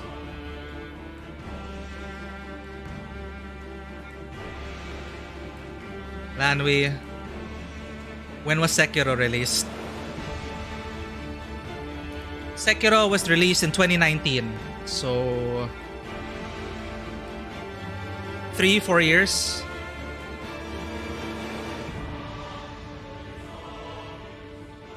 Sekiro didn't get DLC, though, as far as I can tell. Dark Souls 3 got hefty DLC. Bloodborne got an entirely new zone as DLC. And that's an amazing DLC. So, with Elden Ring being as massive as it is, it's ripe for expansion. But I'm actually okay with this ending. This is our first ending. And it's unfortunate that I spoiled myself before getting to it. Because I didn't want to waste time, so I googled, is there another needle? Like, did I lock myself into only this ending and there's no way out of it? Because if so, then I'd be happier, then I'd be more okay just continuing. But apparently there is a way to get the needle back, and it was tied into a very nice side quest as well with a great payoff. So I locked myself out of the worst possible ending, I think, which I think is the... not Blessing of Despair, was it?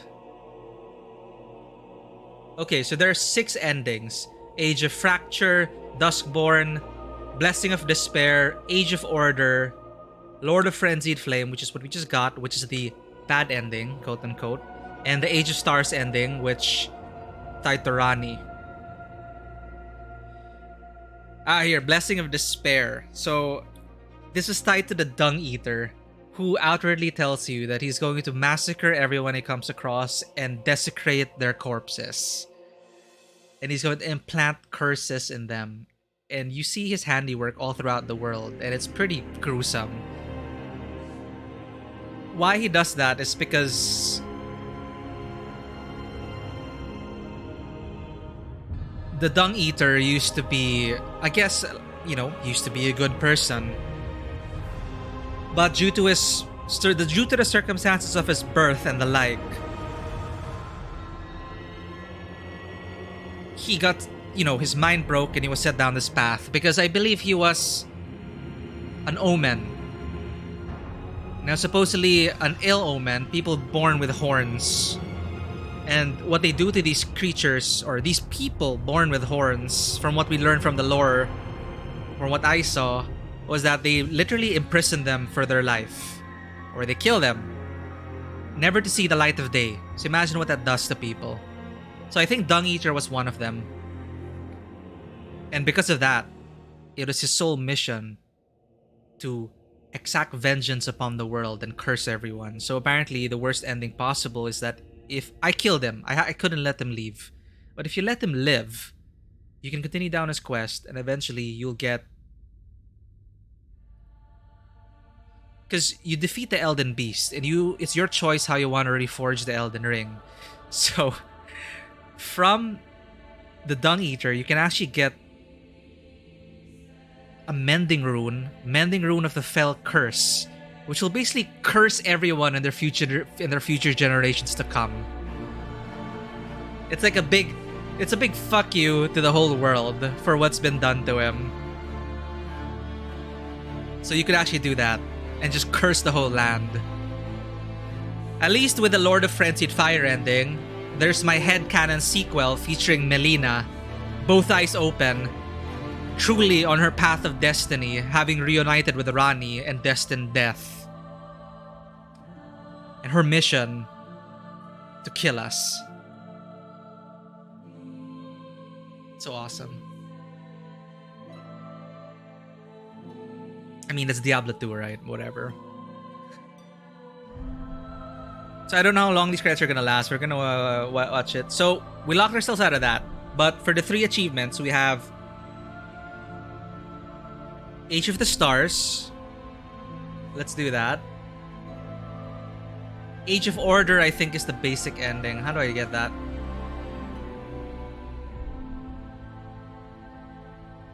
Oh no, it's Brother Corin and Gold Mask questline. I never found Gold Mask.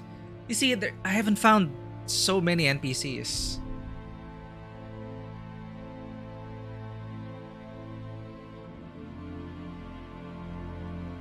Age of Fracture. So Elden Lord is a standard Elden Ring ending. You will get the default version of this ending if you simply reach the end of the game and then choose to actually end the game. Begin Journey 2. If you do not start over now, you can choose to begin Journey 2 at the Table of Lost Grace and Round Table Hold now. So no New Game Plus yet. I just have to go to New Game Plus.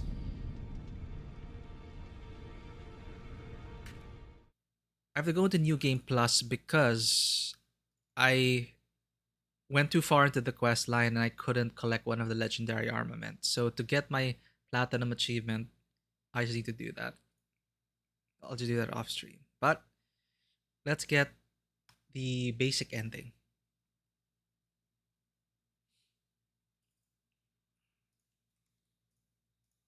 I hope this works.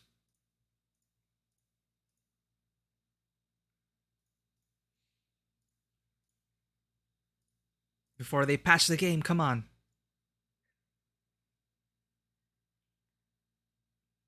So is this the basic ending? How to get achievements? What are tied to it?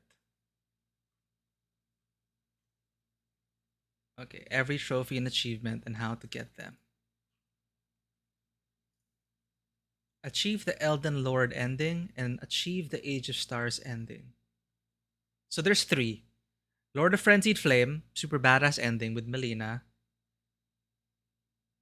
Elden Lord, let's go for the basic ending. And then Age of Stars.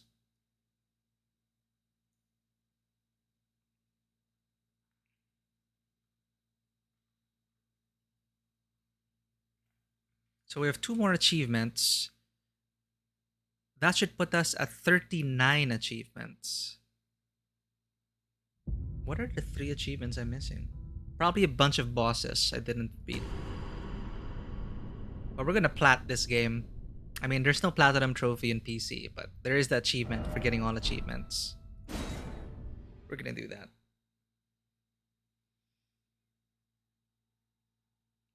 And I'm gonna pay it forward. Probably was one of the last things I'm gonna do in this game is I'm just gonna stand by Malenia's door. Because co-op people helped me out. They carried me through that boss fight. So I owe it to them.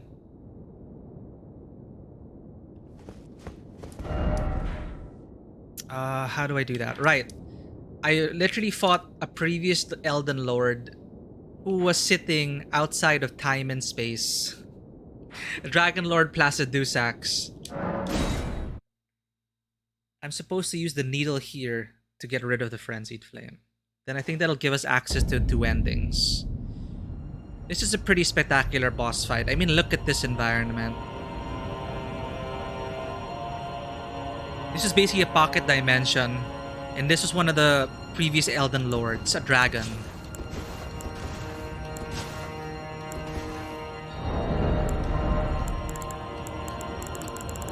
Give me back my aesthetic.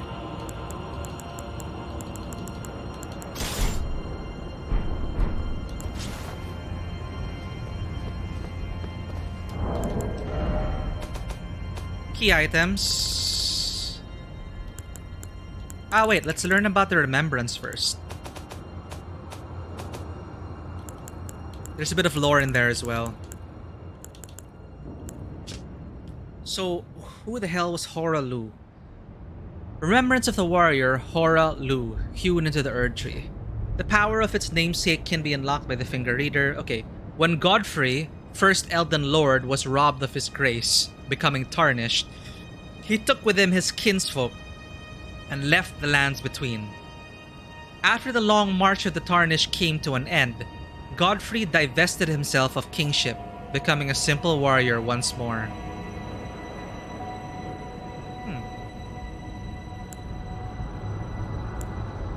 Who is Placidusax?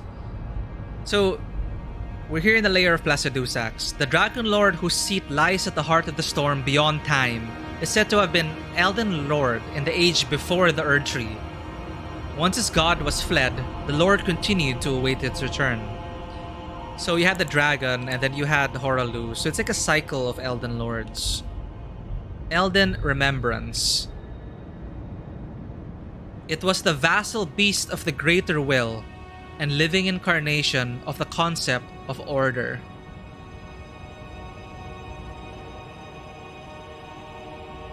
Yeah. Probably a creature out of from not of this world. Because there was something about Renala here and some of her students becoming primeval. You know, there's something probably there with the primeval current. You know, beyond our world.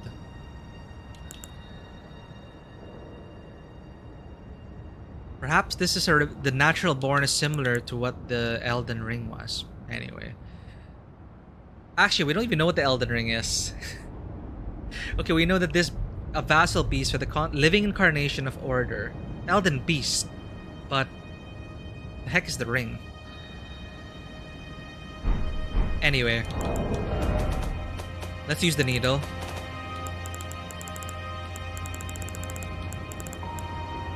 Miquella's Needle. Subdues a once accepted frenzied flame. This was one of the analoid gold needles that Miquella crafted to ward away the meddling of outer gods. Capable of subduing the flame of frenzy if inherited, allowing one to cheat fate and avoid becoming Lord of Frenzied Flame. However, the needle is as yet unfinished and can only be used in the heart of the storm beyond time, said to be found in Faram Azula. Here we are, Faram Azula, heart beyond time. Let's use the needle and get rid of our Sith eyes.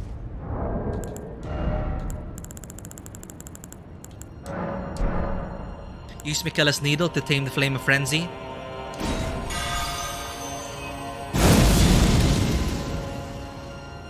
And just like that,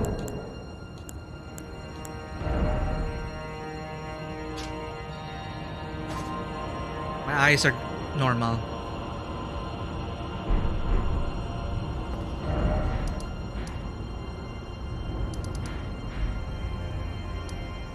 Fractured Marika. Now, I'm not sure why Marika is Radagon, Radagon is Marika. Still trying to figure that out.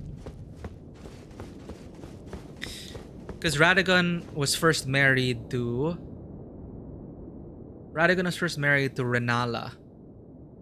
Had a few children. And something happened along the way. He left Renala and married Queen Marika. So I'm thinking maybe Radagon encountered another entity, which was Marika. I don't know. Alright. Touch Fractured Marika. That sounds pretty bad. So, 2 endings available to us thanks to our efforts and thanks to a little push or nudge from the wiki. Let's go for the generic ending. Mend the Elden Ring. Basic ending.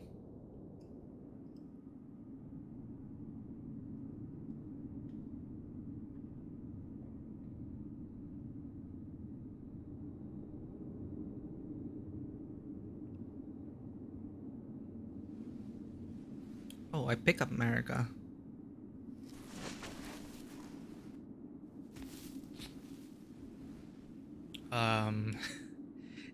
Yeah, in these games, you never know, like, how do you know to do these things? Is Marika the Elden Ring? Anyway, I think this reestablishes the status quo. Or at least reestablishes the Golden Order.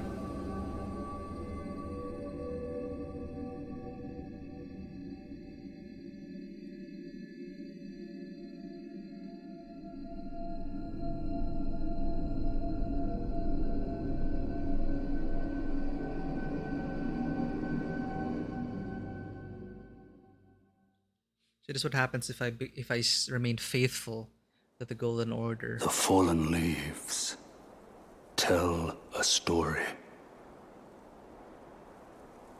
of how a tarnished became Elden Lord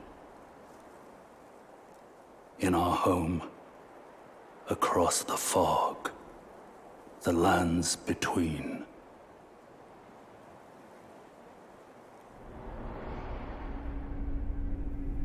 Our seed will look back upon us and recall Oh, damn. an age of fracture.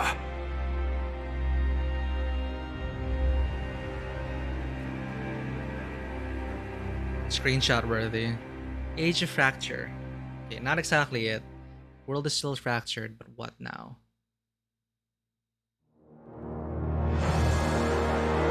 That's it? And that might be the ending most players are gonna get.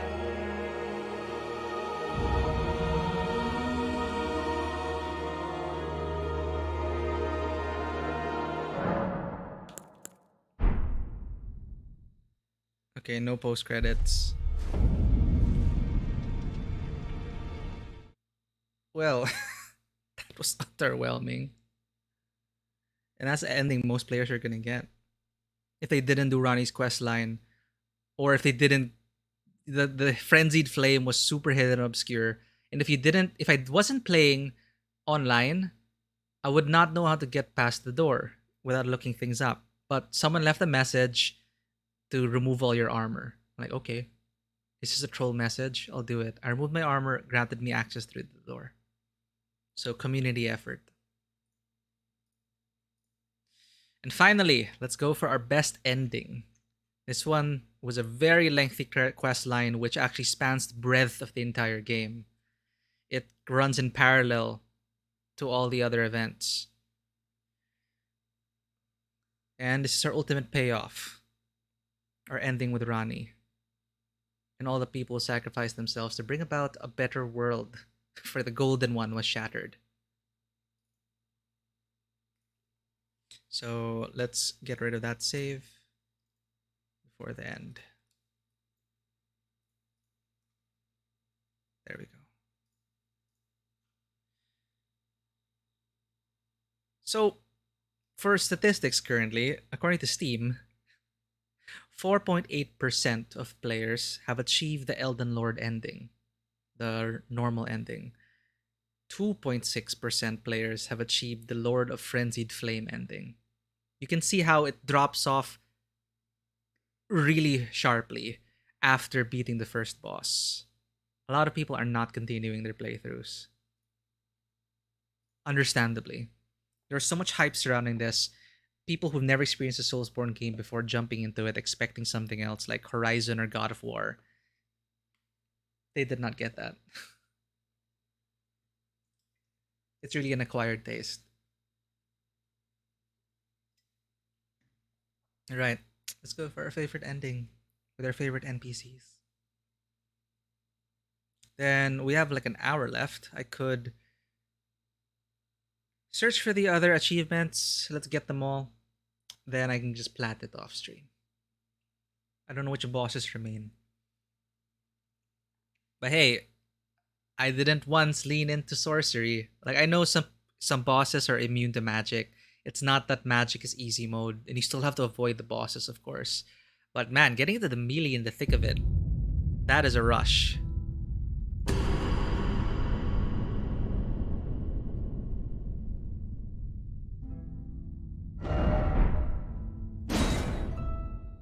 So we have to go to the needle, use it, and get our ending.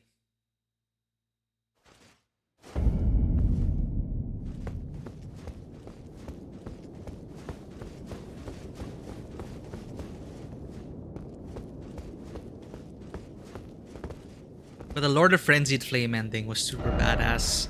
I really hope the Age of Stars ending is super nice. Right. Needle. A Dragon Lord Placidusax. So this whole place reminded me of Heaven's Ward from Final Fantasy XIV. Basically, it's an Eerie. And up in the clouds, and it's where the last dragons live.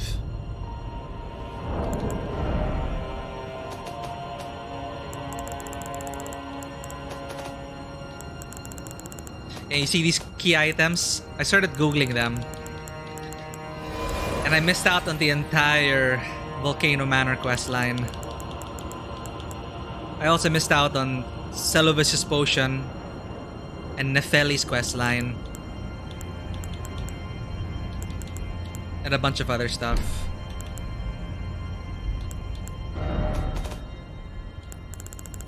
Needle.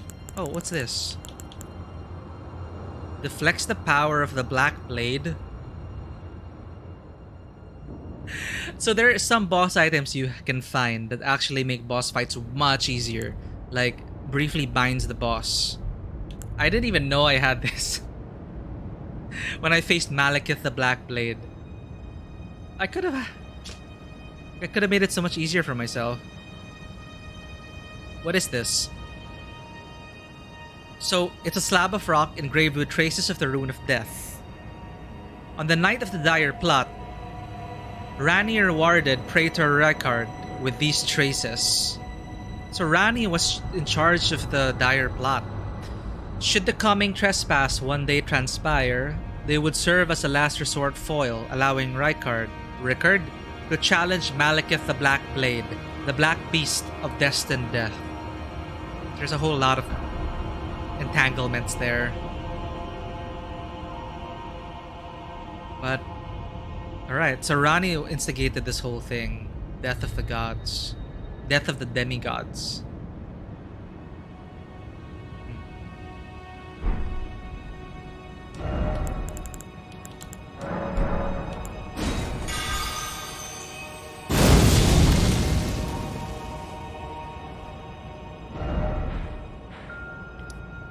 And let's get our Age of Stars ending.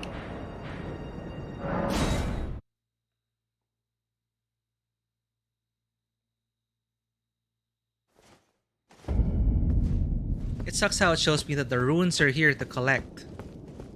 But they're not. Because they're probably like below the environment. Alright.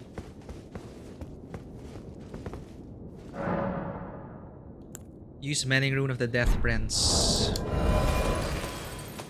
Fia and everything connected to this. These are the marks on the eyes of Rani and the doll of Rani and Melina. So they each had a half of the rune. This, however, is the completed one. So something happened in the plot. Something wrong happened. This rune was supposed to come out upon the death of Godfrey. But another demigod died at the same time as Godfrey, splitting this rune. So it took all these ages to get back to bring the two Hallowbrand half-wheels combined to fulfill the purpose of destined death or something. Anyway, this is what we need for Rani's ending. Rune gestated by Fia, the deathbed companion, used to restore the fractured Elden ring when brandished by the Elden Lord. Formed of the two Hallowbrand half-wheels.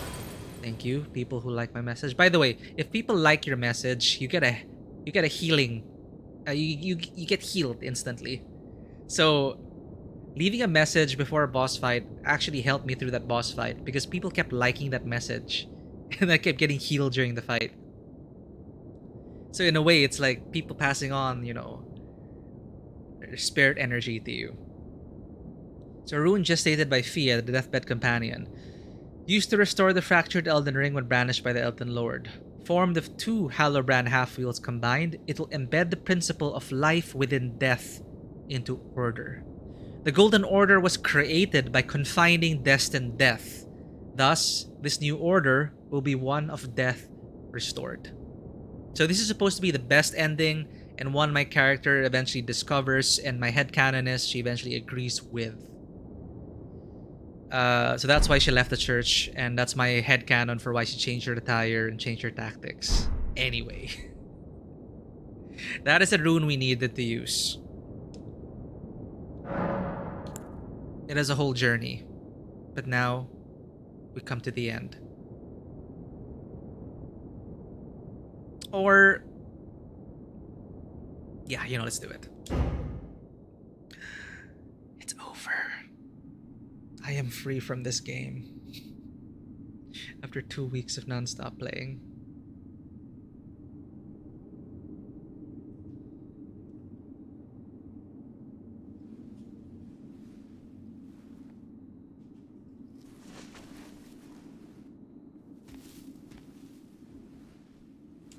should have removed my mask. These are the things I complain about, right? How I look in cutscenes.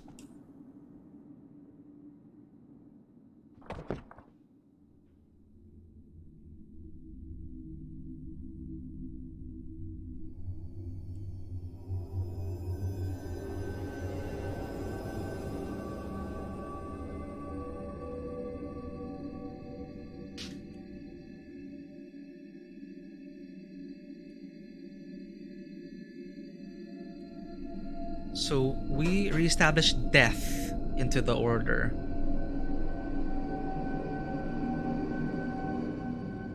What happens now?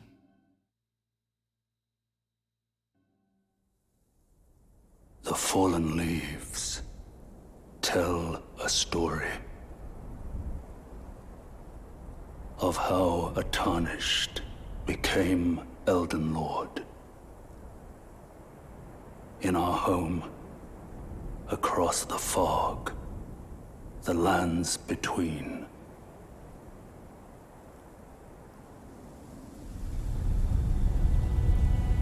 Our seed will look back upon us and recall the age of the Duskborn. Physics on my skirt are ruining everything.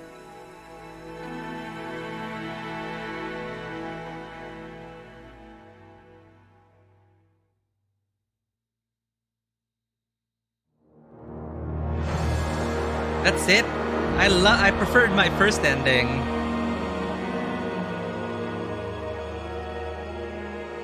Wait, no, I don't think that's it. That wasn't it. That is Age of the Duskborn. We're not done yet.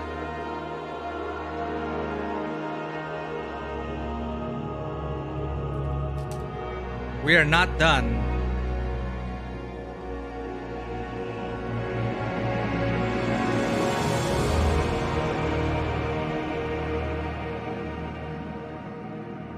So it's very involved questline, several hours to beat. I noticed we didn't get the achievement for it. I hope we can still get it. Talk to Rani, go to Karya, beat Radahn, use the teleporter, beat the Baleful Shadow. We got it. Get the Moonlight Sword.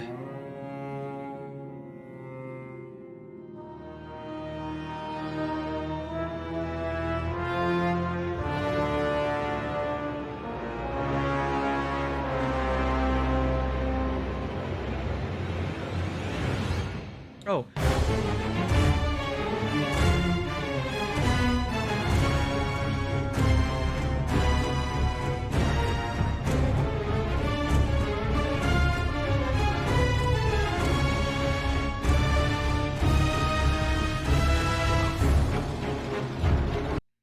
Okay, use Rani's summon. This is where the questline comes to an end. Once you fought the final boss battle in the game, likely with the help of your brand spanking new sword, you'll have the ability to summon Rani. It should be said here that you will need to have completed every single part of this walkthrough for this to be possible. You can't just reach the end and hope the summon sign appears. The new ending will be unlocked, which we will detail below. Okay. Once she's gone, wait a second. Looting it will give you the Darkmoon Greatsword, which we got. You're gonna want to have it leveled up. It takes a fair amount of time and effort. And that's when questline comes to an end. Did I miss her summon at some point?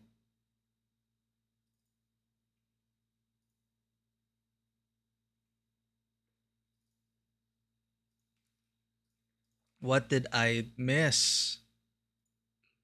Excuse me.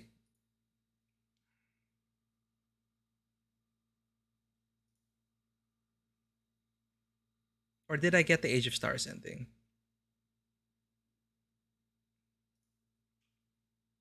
No, that wasn't it. That is an Age of the Duskborn. So it's almost, apparently it's like it's one step before nighttime.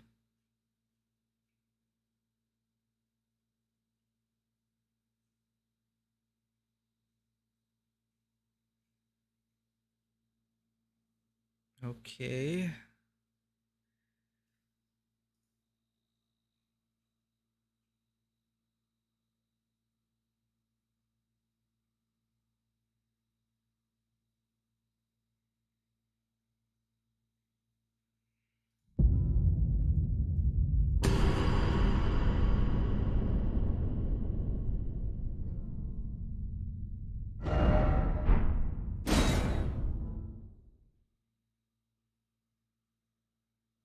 So how do we summon Rani?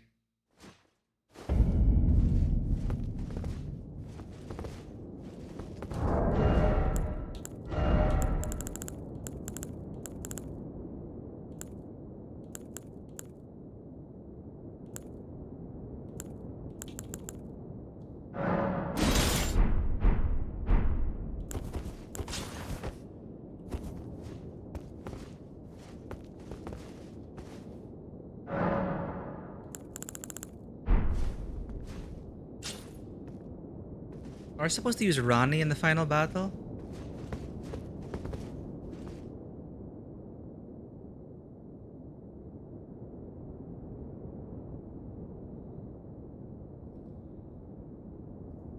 That guy's not complete. Elden Ring. How to get Age of Stars ending.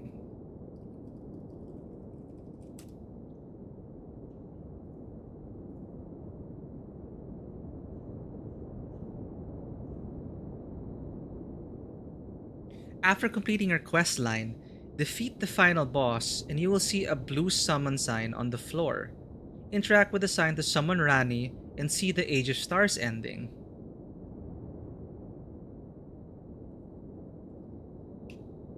We completed it.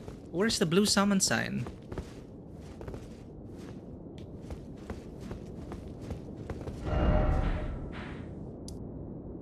Okay, let's first get the needle thing done.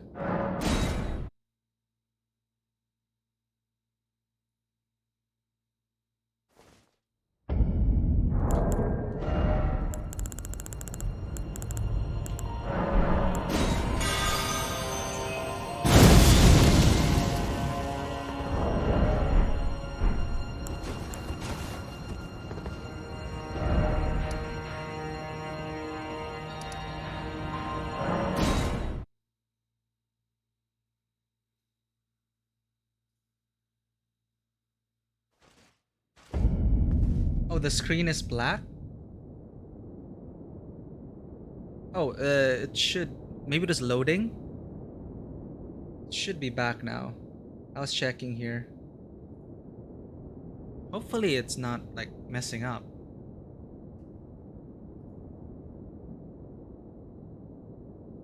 Oh, okay, okay. Yeah, so we're trying to get the final ending. The basic ending is so underwhelming. The Lord of Frenzied Flame ending was super awesome.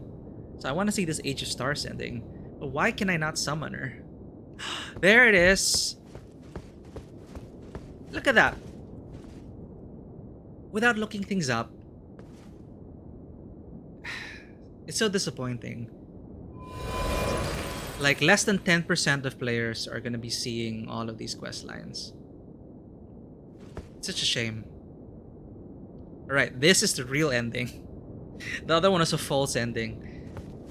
Let's summon Rani. I think it's because we needed the sword. What if I unequip the sword?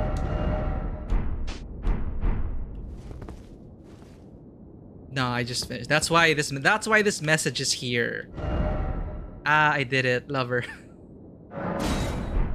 That's why it's right there. Alright.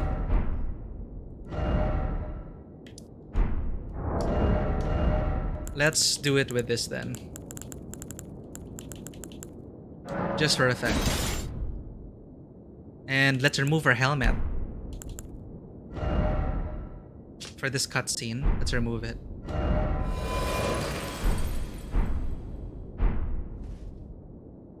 Right. Time for the Age of Stars.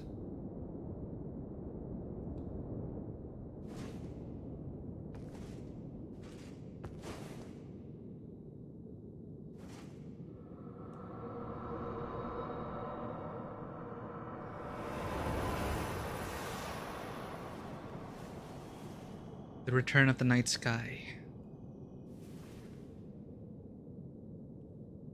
Look, she's wearing Blythe's cloak. The battle is over, I see.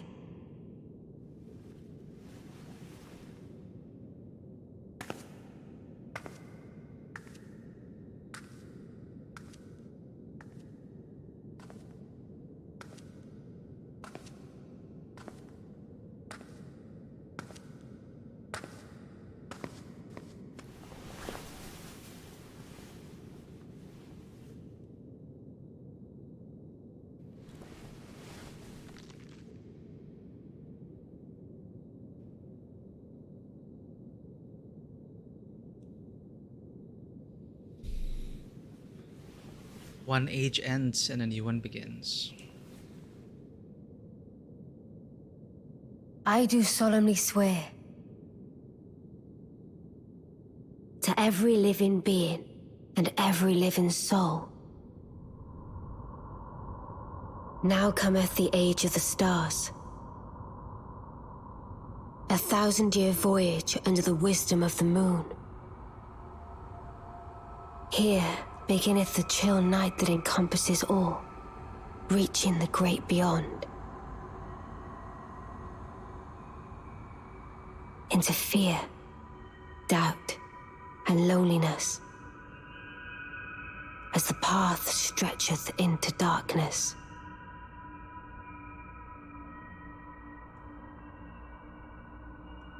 It's basically Endwalker. Even sounds like Meteon.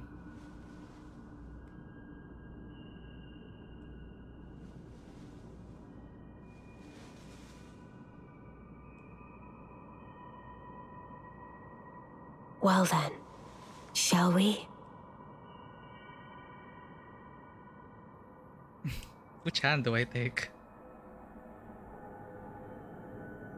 My fair consort eternal.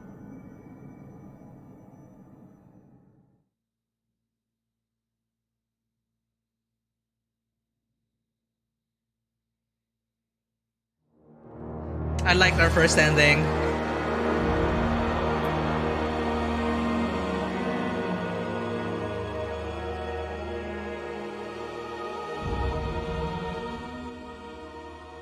Yeah, I preferred the...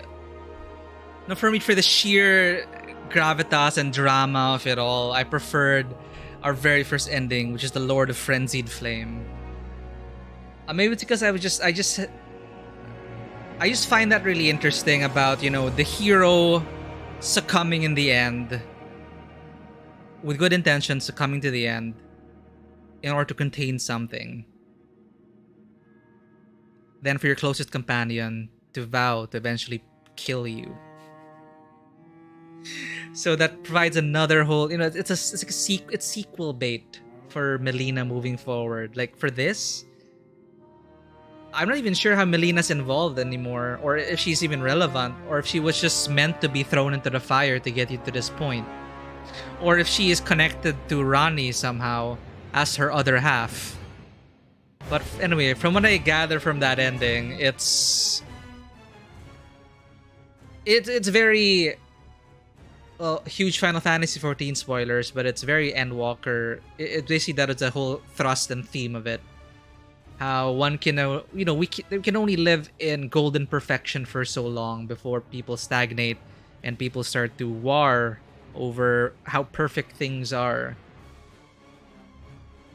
You know, there's still war in either. Anyway, point is, this was just basically a reestablishment of natural order. The return of night, the return of death, the return of pain, suffering, loss, but also of wisdom. So that's what Rani was saying. I really love that in Endwalker, and I do appreciate that here. But in terms of pure spectacle and the impact of it all, I love the Lord of Frenzied Flame ending.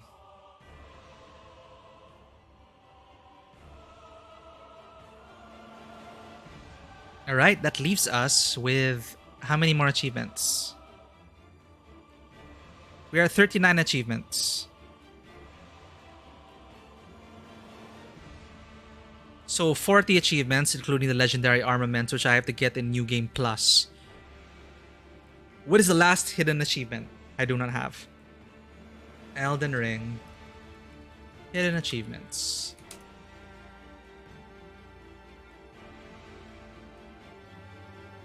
Thanks for dropping by, Unibuns. And thank you for those bits, and thank you for the cheer. I will definitely check out WhatsApp. I really just neglect a lot of the messages. Honestly, it's just hard to keep up. Okay, all 41 achievements revealed. Every trophy and achievement. We do have like 30 minutes. We might be able to get that last trophy out of the way. Then I'm gonna have to go through New Game Plus to run to a certain point in the game to pick up one item to finally get my platinum trophy. What do we not have?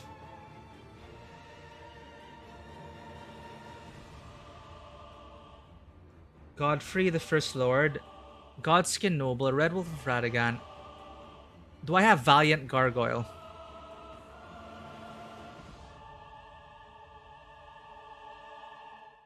Oh, you know what? I'll just look at the global achievement stats. Look at that. 3.3% of players achieve the Lord of Frenzied Flame ending. Now, how many people achieve the basic ending? 6% of Steam players. There's a sharp fall here. So, 61% actually defeat the first major boss, Shardbearer Godric. Well, you can actually defeat it in different order. Point is, in terms of difficulty level, scaling up Shardbearer Godric, Margit actually, 70% of Steam players have beaten him. So you get 70% getting to that point, and then suddenly only half are able to make it moving forward to the other bosses. The Renala, 46%. Then all the way to the end, only 6% have finished it. This is probably likely to change. I went crazy, I played for 2 weeks. But it's just a shame so many people are not gonna see the side quests. I would not have been able to appreciate this game as much as I did if I did not play the side quests. So which do I not have? Legendary armaments, that's one thing. The one I am missing is the Godskin Duo. I got the cheap... What? I defeated the Godskin Duo. But it says I don't have the trophy. Okay, Elden Ring Godskin Duo.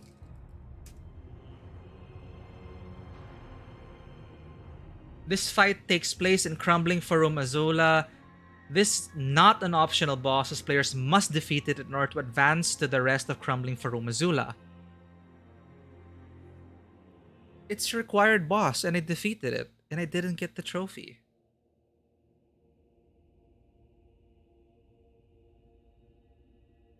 What? Hold up. Okay, what? Am I gonna have to go all the way to the end game in New Game Plus because I got bugged out of that trophy? Oh, no, Godskin Noble.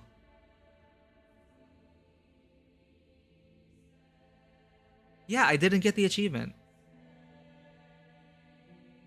Oh no, come on.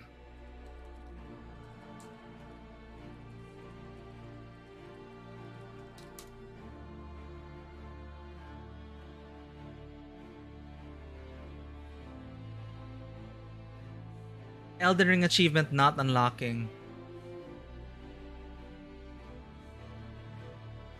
Having the same issue. Last ending was Ronnie for me.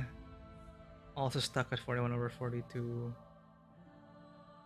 Oh, that sucks.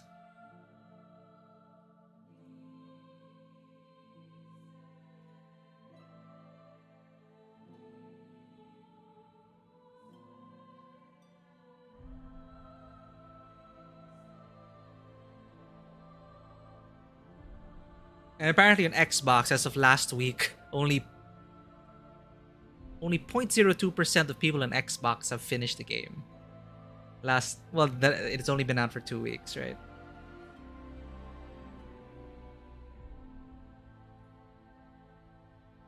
Okay, so I'm totally not done yet. I still need to at least get a few clears of Millennia, because co-op partners help me out. I want to be able to help people out for Millennia. I forget the achievement. And why did it... It sucks. I didn't get the achievement for killing a mandatory boss.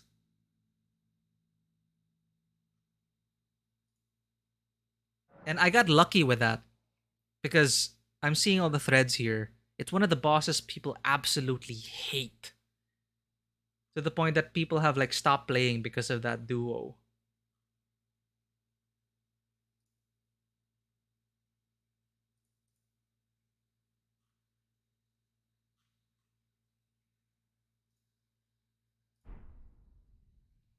Okay, so that is our Age of Stars ending.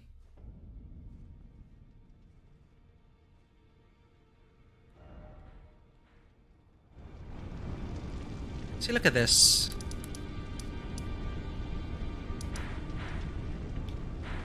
Malekith the Black Blade, Dragon Temple Rooftop.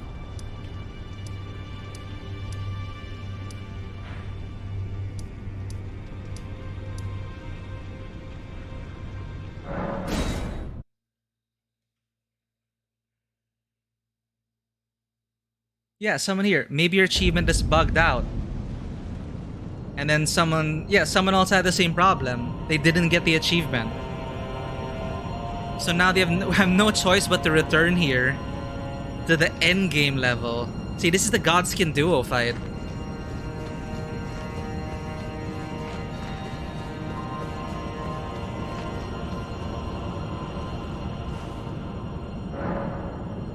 Well, that sucks.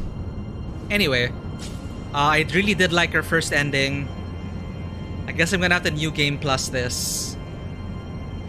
We've defeated all the bosses attached to achievements. We've gotten everything.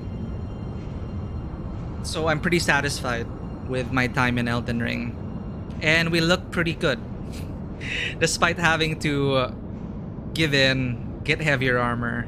Because it is really making it so much more difficult. Like, I just tanked a lot of the hits in those last fights. I saw my health go down in chunks. It would have been hell if I kept using my old equipment. So, thanks everyone for tuning in. We'd have 30 minutes to hang out though.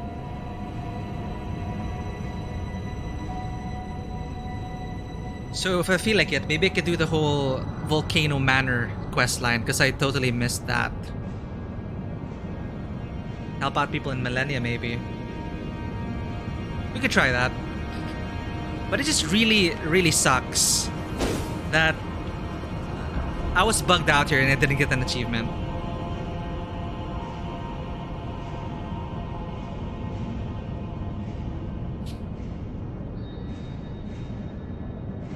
And I don't think people are posting about it because less than 5% of players have ended up here.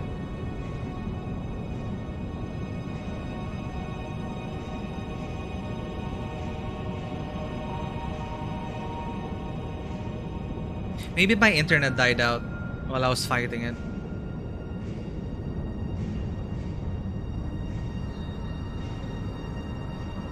Oh, well, I could actually load one of my backup saves maybe. Oh, I could. Yeah, I should do that before the game ends. Before it happens. So new game plus. Let's go. I could probably respec into sorcery as well. Try it out. See what it's all about. I never got to touch any of the spells. And so many other builds to try. Like, I actually had fun. Like, dual wielding these two freaking massive meat cleavers.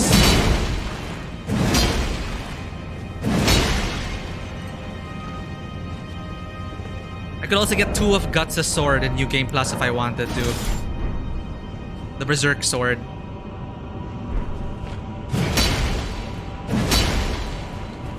But I was never really a fan of slow weapons.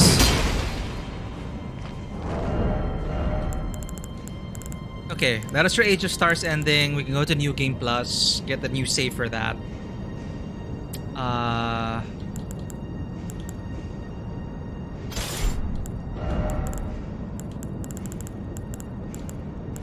And try out other builds. Then I will be free.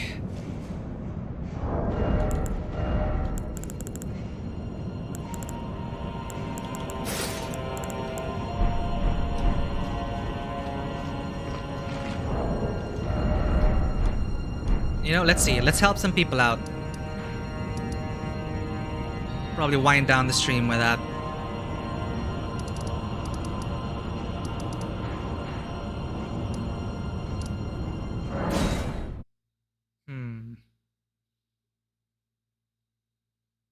Fast-hitting weapons.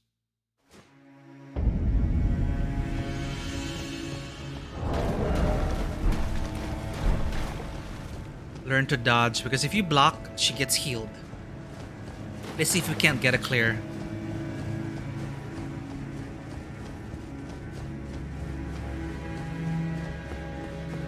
Let's put down my summoning sign here.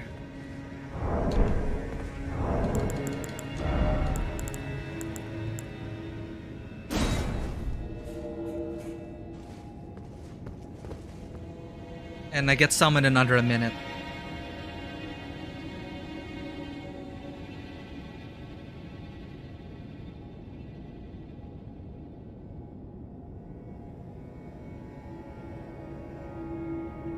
Oh, well, we are in the dead hours of the night for most of the American players, but when we were playing in the evening, this is like instant summon.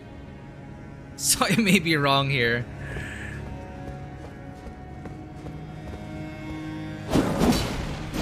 My summoning sign disappeared.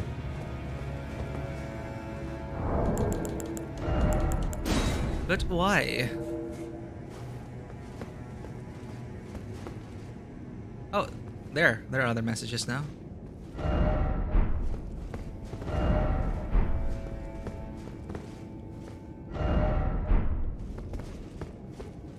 Yeah, probably dead hours.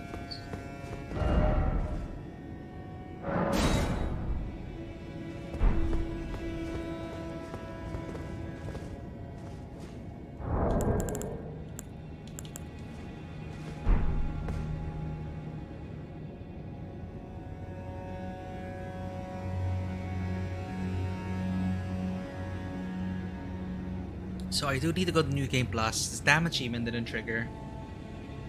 Well, we wait for that to happen. Let's look for it. Elden Ring PC. Achievement did not unlock.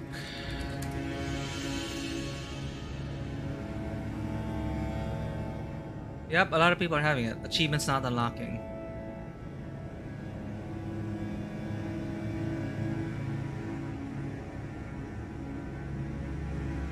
Yeah, people are having problems with it. Oh, here we are. Summon to another world.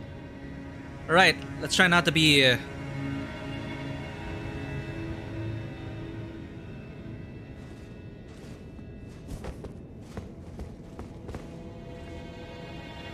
There we go. Let's try not to be a fool. Let's help people clear this boss.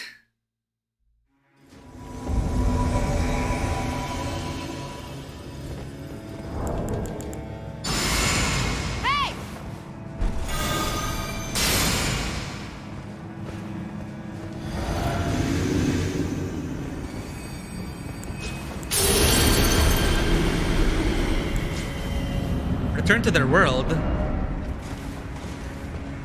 What?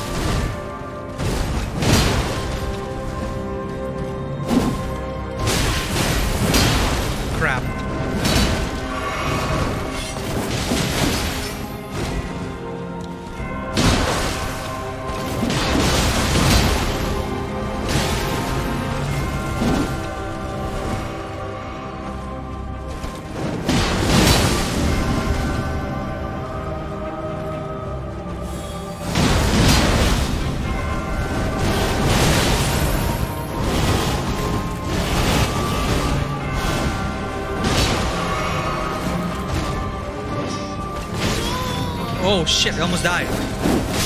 Oh no! If the cooperator dies, that's it. Alright, we need faster weapons, I think.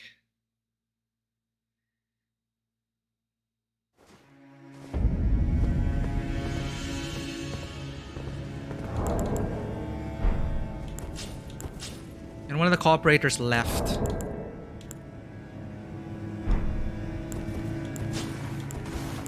I think we're fine with this loadout.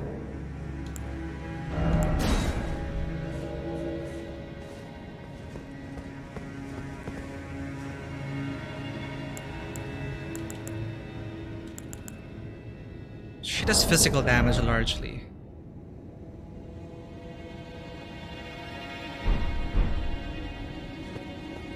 Depending on the loadout of the people I end up with, let's see if we can use power stance scythes or power stance katanas. Here we go. Maybe it's the same person summoning me back.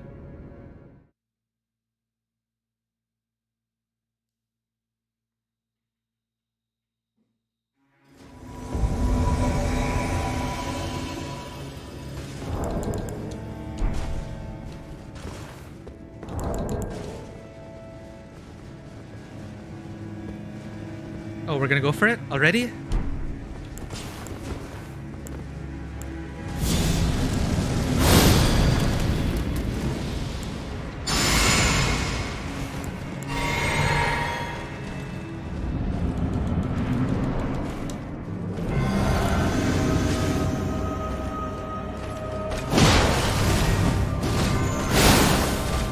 Oh, you're Moonveil.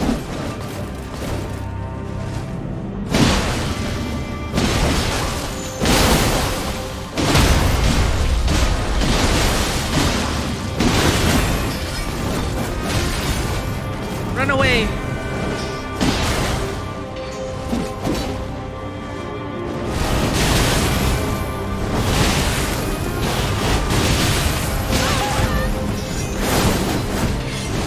God, that's a lot of health.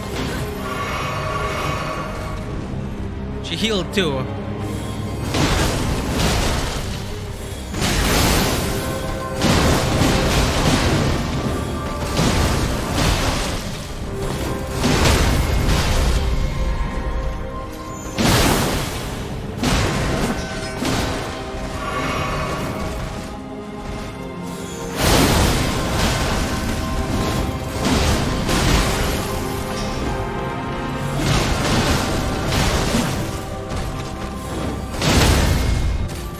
Go.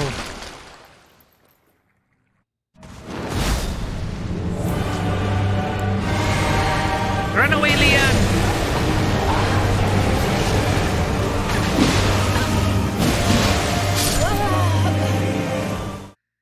Well, he's got to help him through the first phase at least.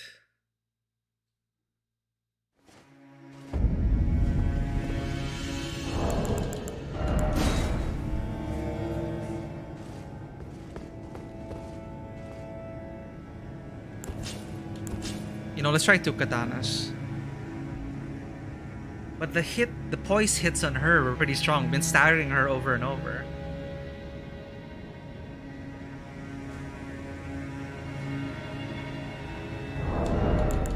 But I think we're gonna need more stamina. She barely suffers from blood loss.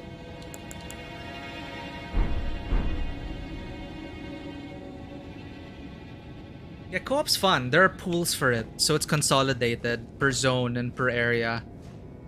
For most of the bosses, you can like summon other people in to help you out. And it's all about, you know, paying it forward, because you don't get your own progress. You get runes, you get a reward.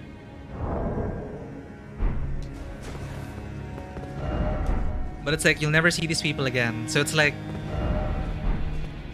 it's that feeling, right? Like helping out strangers and then just wishing them well and hoping they carry on the rest of the journey.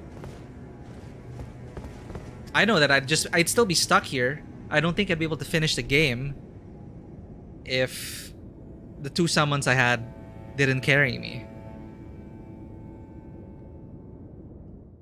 So I noticed that for the people I summoned, they knew what they were doing. They kept stun locking Malenia.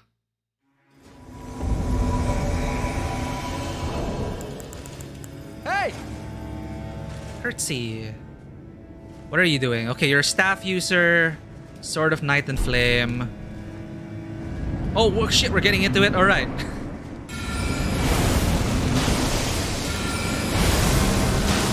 I'll keep her distracted for you then.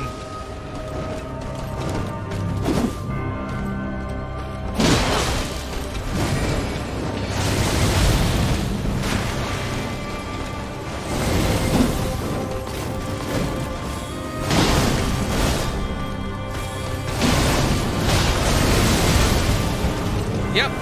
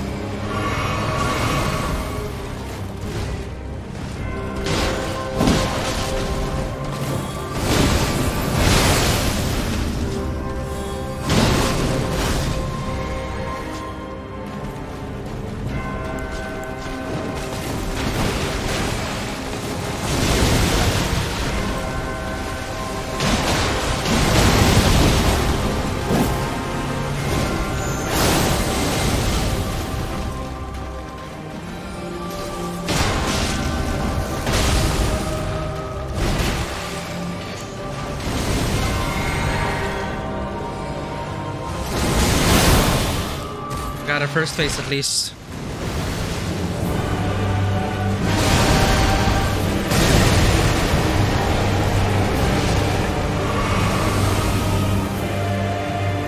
Let's go.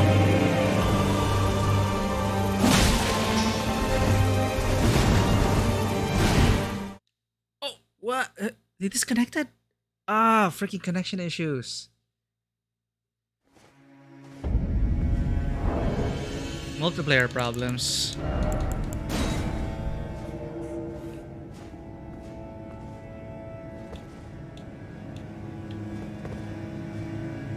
Well, I hope it was I who disconnected.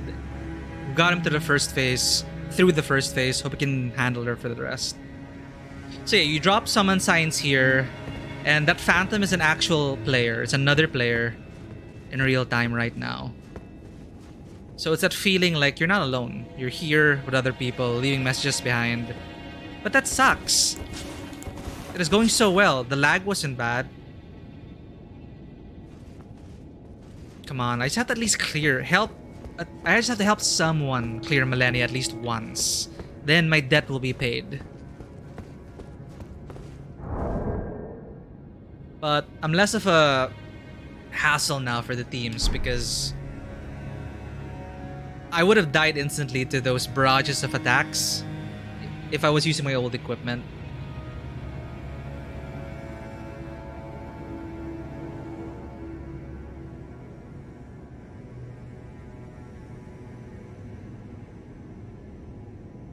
Yes, I'm gonna go into New Game Plus.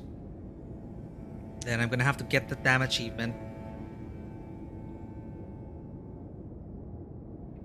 Because it didn't unlock, and it's from the endgame zone.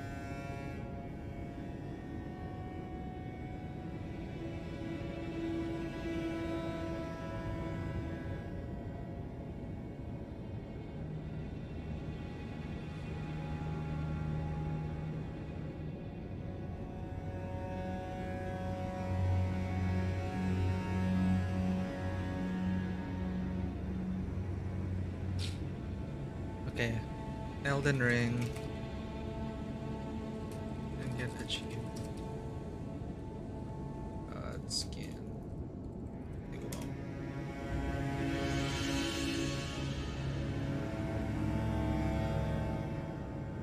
Let's see if people in the wiki are also having problems with it.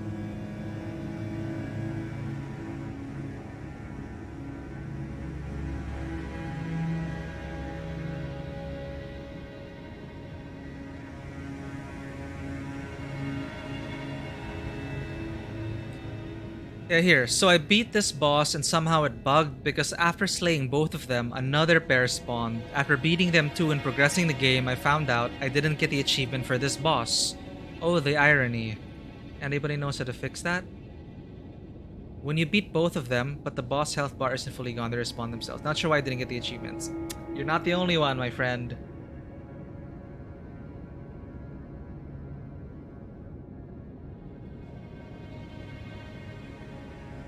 Wait, did my sign disappear?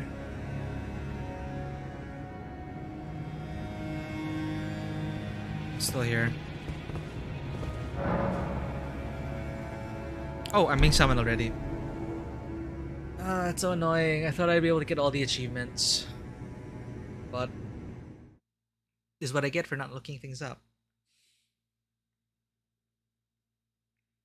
Let's see if I can muster the effort to get into it again.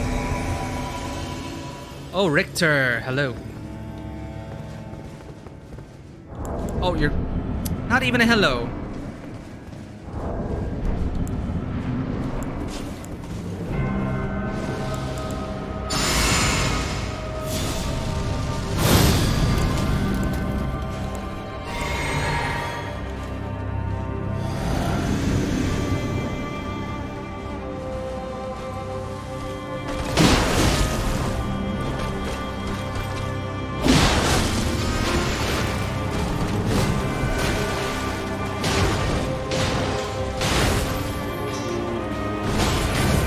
She's healing, my man. You can't just block it.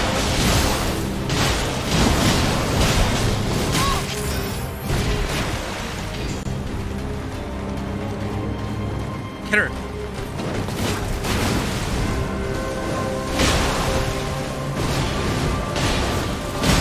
Play the aggro game. Here we go. She didn't do her super combo.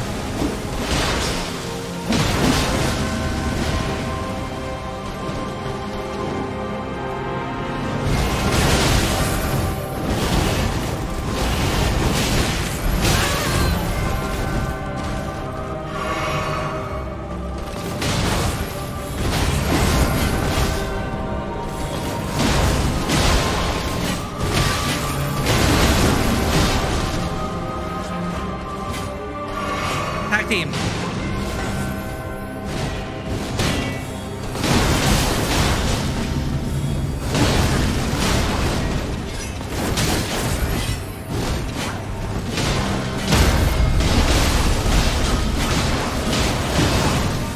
Okay, phase 2. It's going after you, Richter. Run! Run! He's just tanking it with that shield.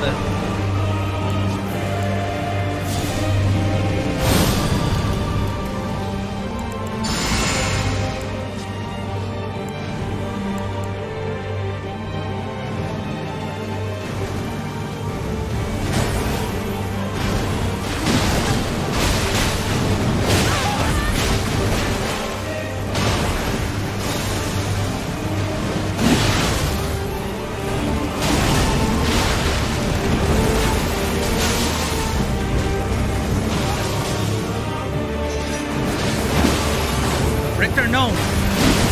Gotcha.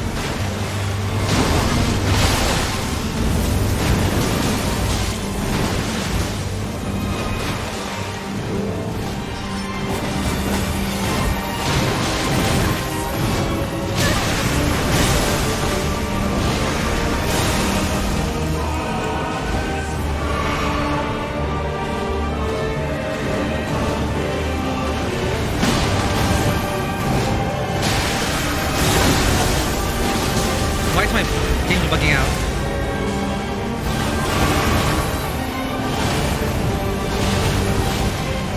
One more burst.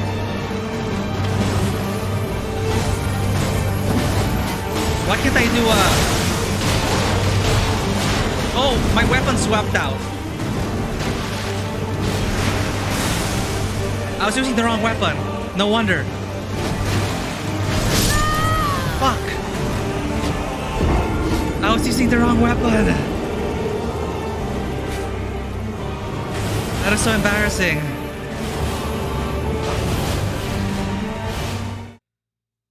I was wondering, like, why am I not power stancing? And I had the katana equipped.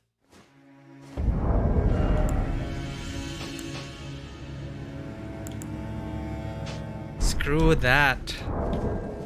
Could have cleared it if I checked my damn equipment.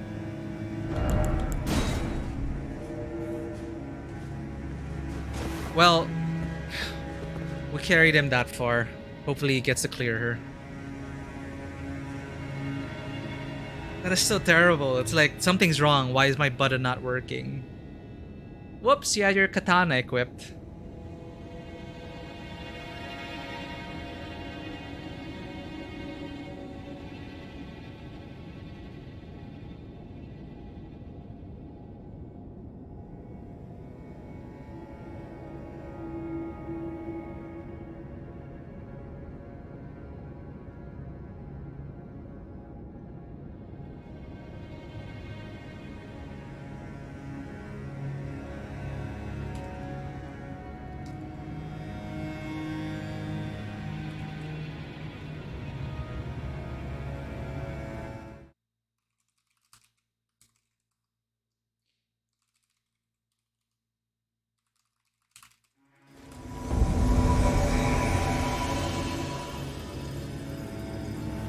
Hello, Shizuhi. So you're a magic user. My job then is to keep the aggro.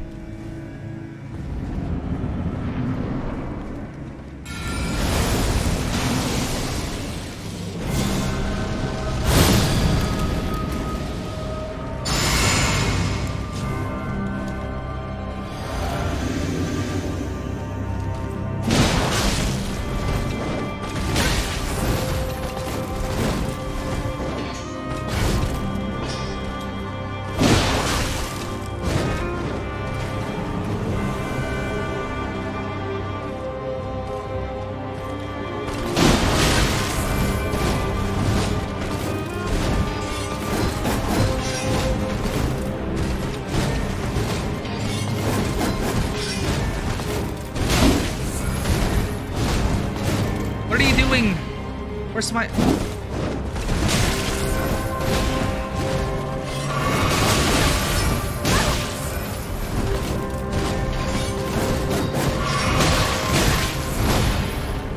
She's full health again. What a... Is she just... Okay. Letting me fight. Okay.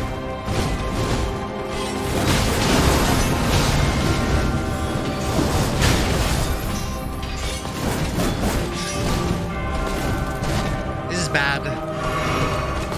She gets healed every time she hits. Even if you block.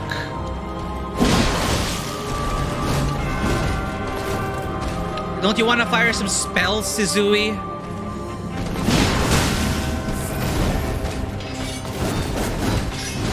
I'm trying to keep the aggro off of you.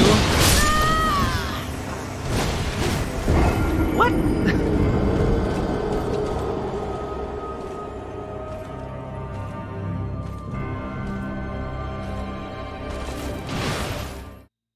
That is weird.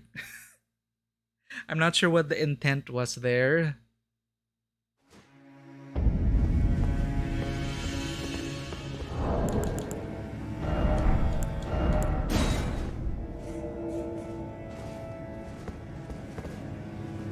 Having more trouble in multiplayer here.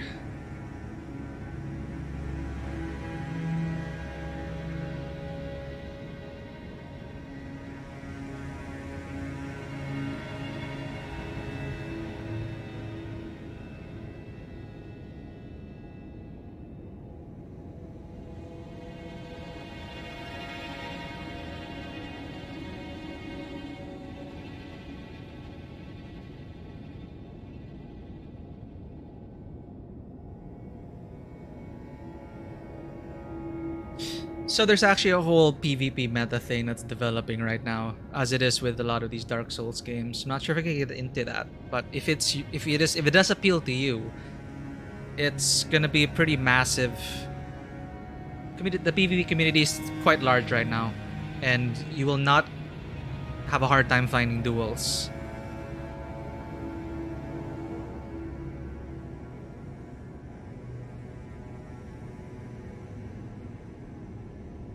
Now, hopefully I don't get summoned. I'm gonna use the bathroom really quick.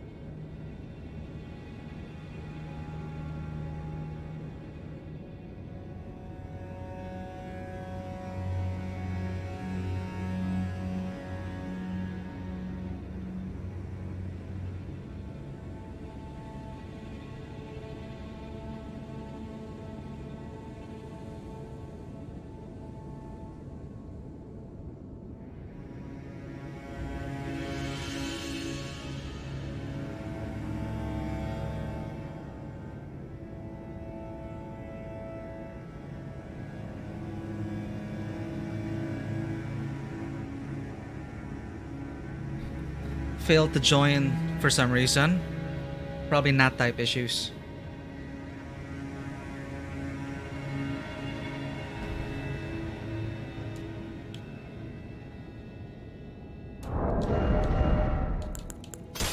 Probably switch to this so I can use the weapon art of this. Hey look, someone also with double scythes.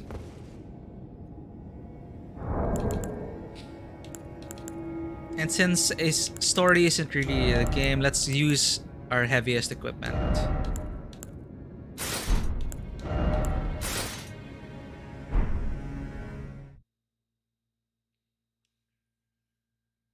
Since we can afford to.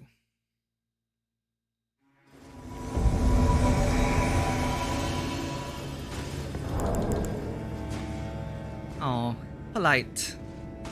Let's go, Leon. I remember you.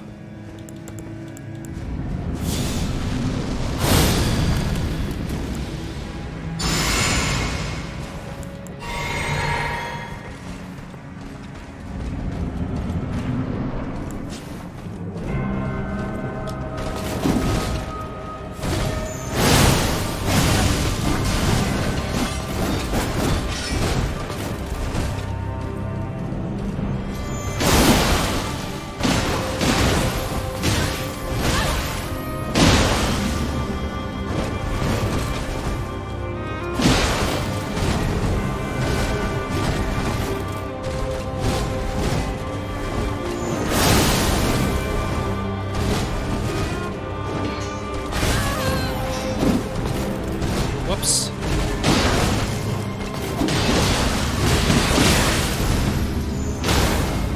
Go for it. Run. No, Leon. One reverse. Go heal.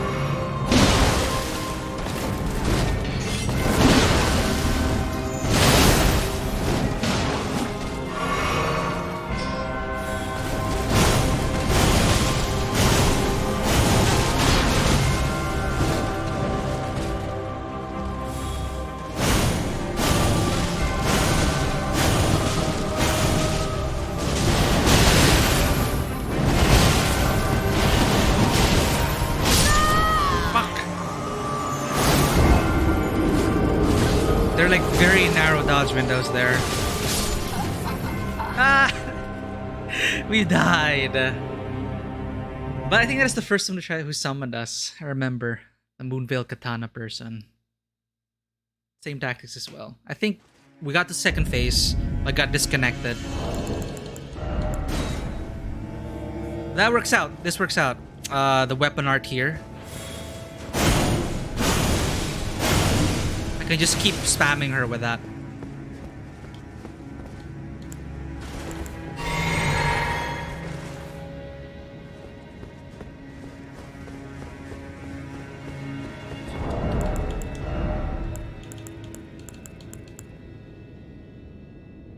We could use our heaviest armor.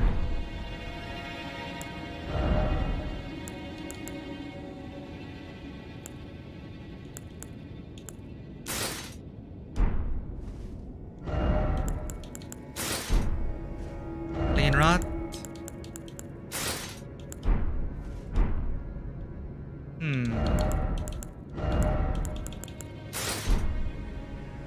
Yeah, let's go with this helmet.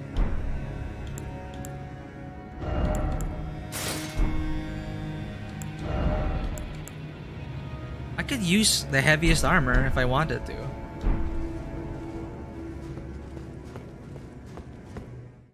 Alright, maybe this is good old Moonveil boy. Leon? Exia.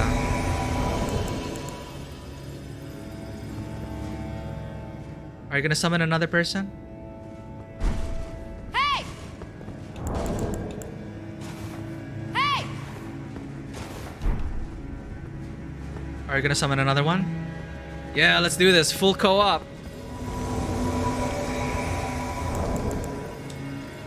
Ah, I see a Millennia user. Good job. Hold up, hold up.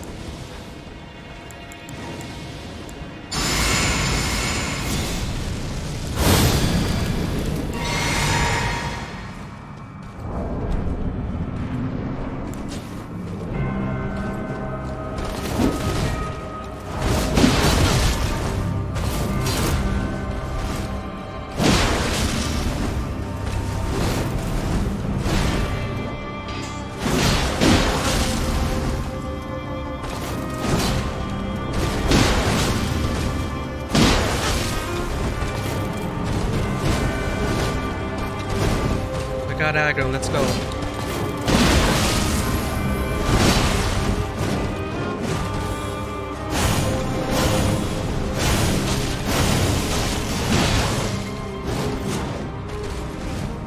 I should just use that to attract aggro, actually.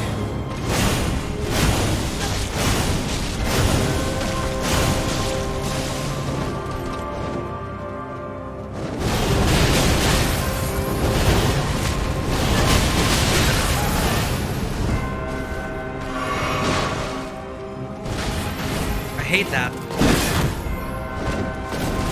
Oh shit.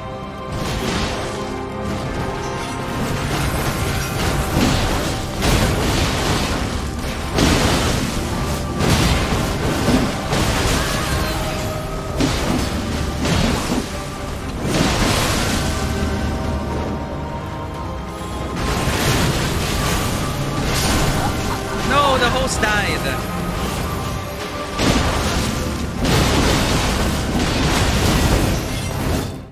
I should probably use the... Maybe dual katanas might work in this case. Are you seeing her use the Millennia ability against Millennia herself? That seems like fun. Let's go with a faster weapon. Let's try it.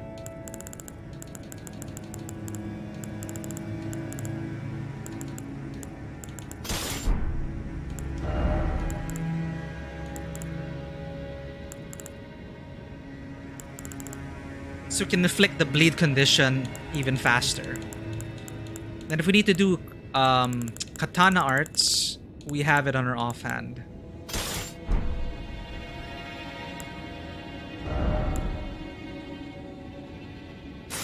Let's just go full in.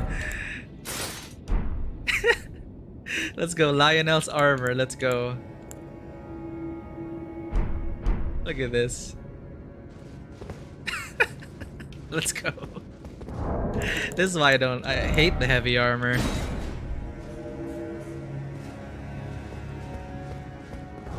But I think this will guarantee a bit more stagger against Millennia. So we got our heavy boost. She does physical damage, so we're good. Greatly increases attack power, or should I do the life stealing one? Alright, bleed. We need the bleed to happen.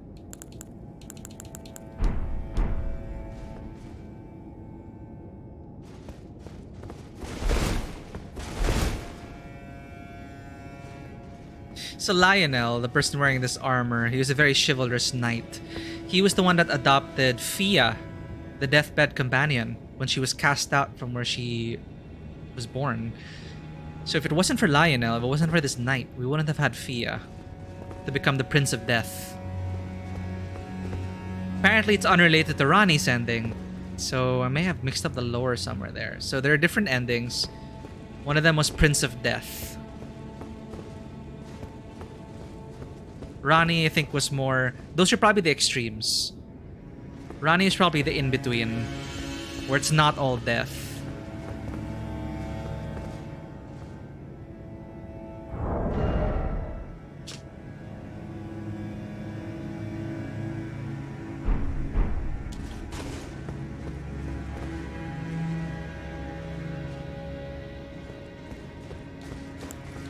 Oh, let's use our... Let's rest up.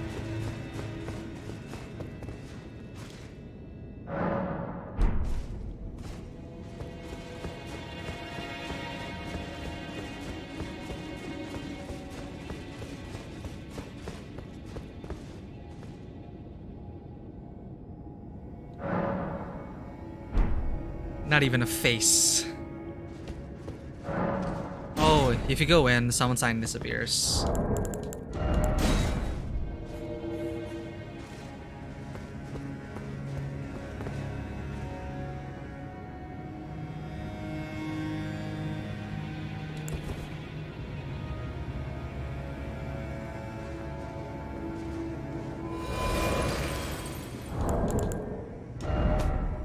Which message just keeps getting appraised? Oh, praise the light. We're 36 right now.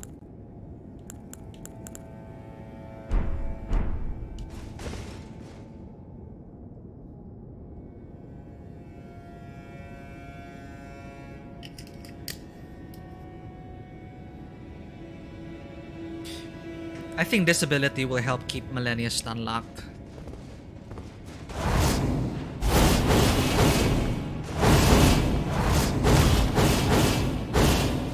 Yeah, let's do that.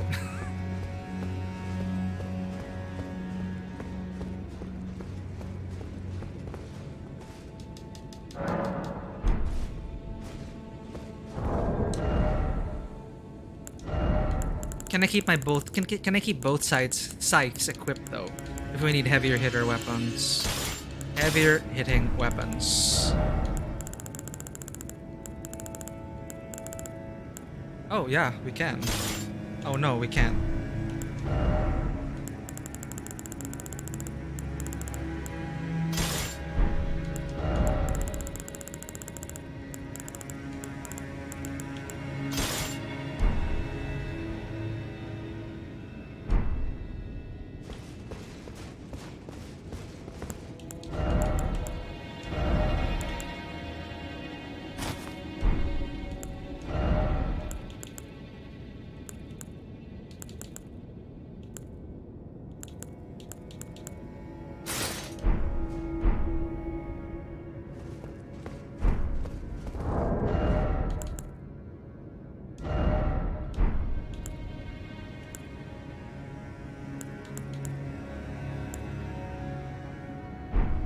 Let's try it out.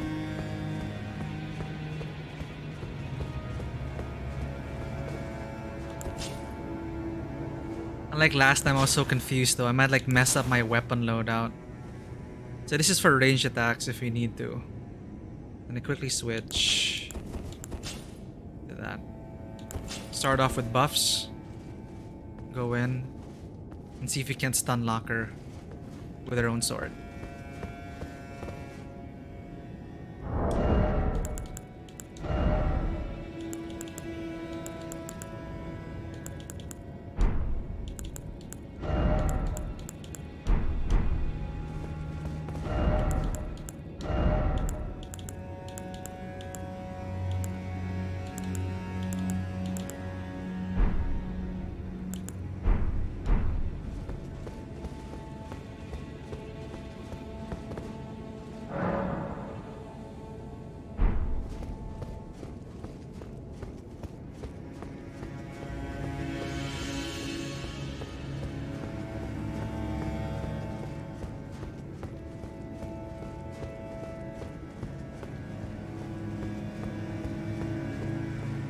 So this is a really sad part, but also a bit hopeful.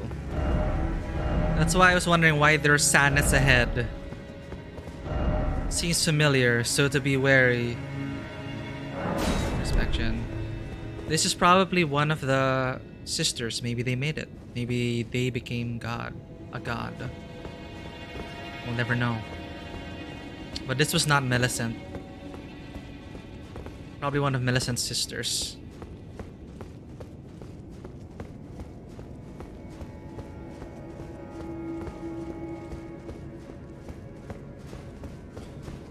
So while we were summoning sign there, I can't even kill the Godskin duo unless I respec out of that.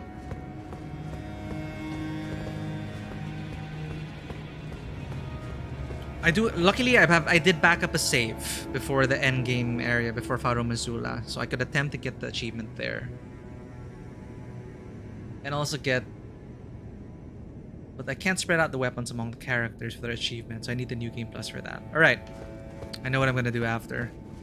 But it is my sworn oath to get someone a clear.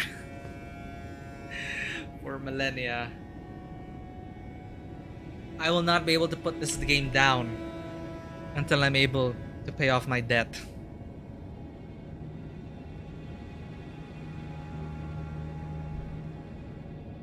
Who would like to hire me?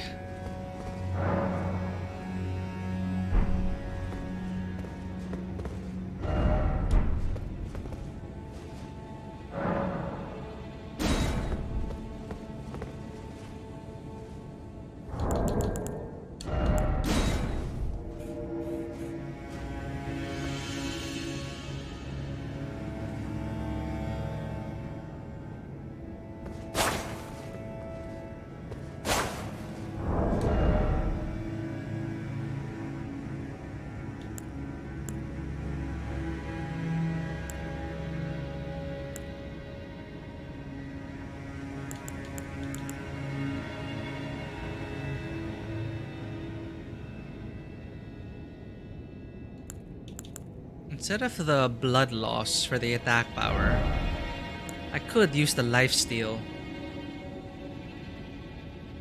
That might actually help.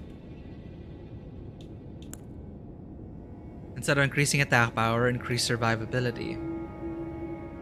Huh. Let's try this build. We're gonna rely on successive attacks, find openings to use your foul dance.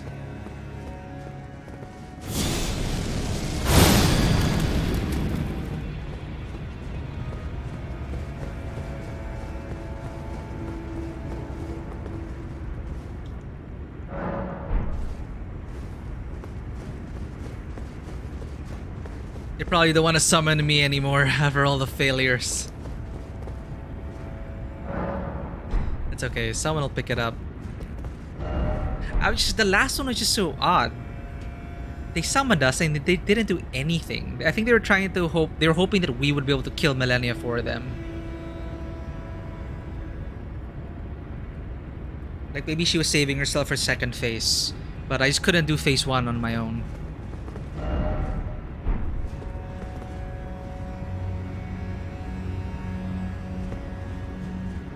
So this protection actually lasts a while.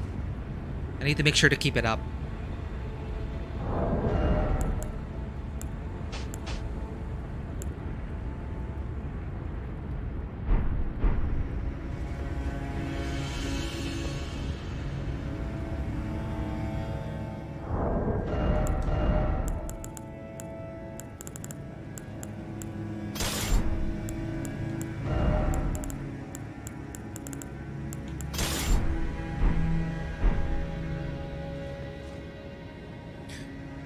Hopefully we'll get a few more games in. We do still have some time, but what a journey this has been.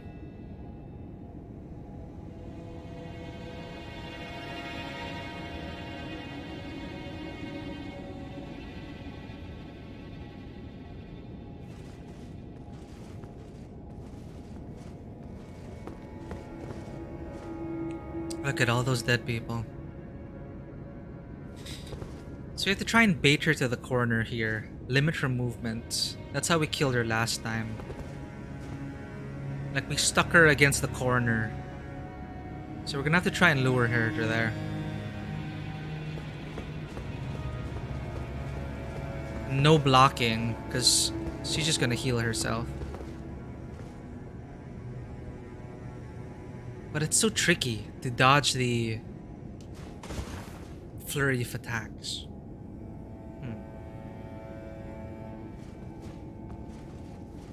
No, no one wants to summon me.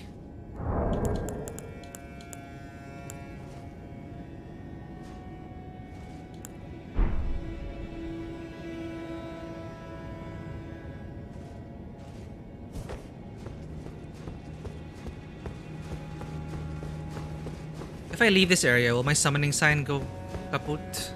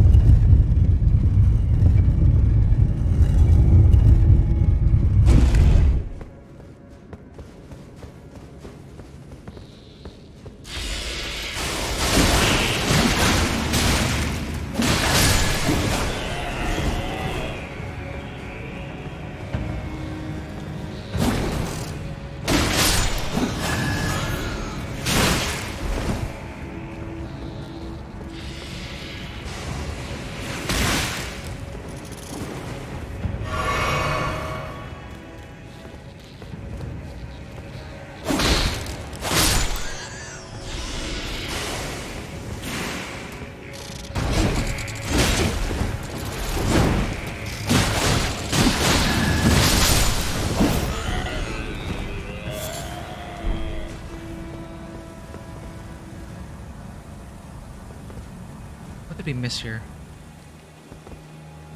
I see an item over there.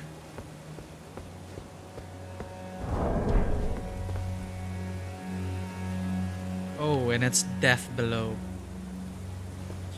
Fortunately, no one wants to summon us anymore.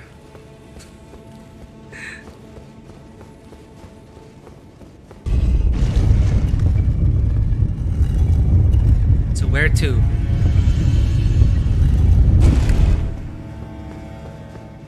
Our sign is still there though.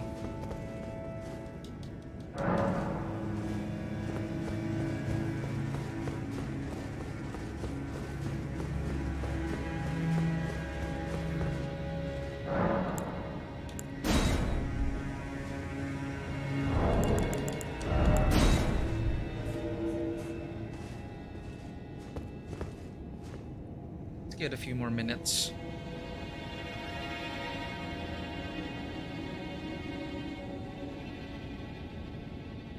That said though, if you are playing on the PC, feel free to hit me up and summon me into your world.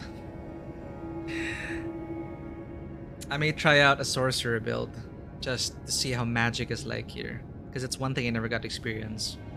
And of course there's a whole plethora of weapons I haven't touched as well. The dual dagger seems fun actually. It might actually help against Millennia.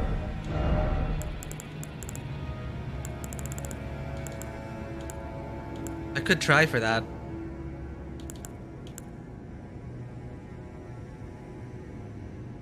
Like the Blade of Calling and the Black Knife.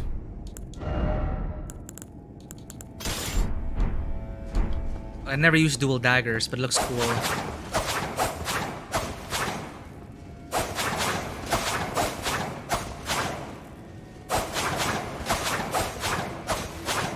That seems pretty interesting.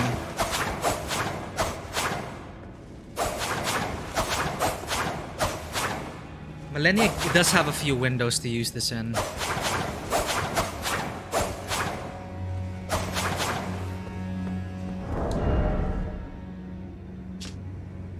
I'll just have to upgrade these weapons. Any scale with Faith and Holy. The Hoarfrost Stomp thing, I tried it for like a while. It seemed cool. The Hoarfrost Stomp. I could help cheese people do it. I could try the laser beam build. You know, I may as well try it out. You know, it's all the rage. And I got all the legendary sorceries, and they take like 70 intelligence to use. Yeah, I heard about not only the laser beam, but also, yeah, the Ice Nova Stomp, the Hoarfrost Stomp. It's with this axe. I believe. I think there's also a weapon art for it, a generic one.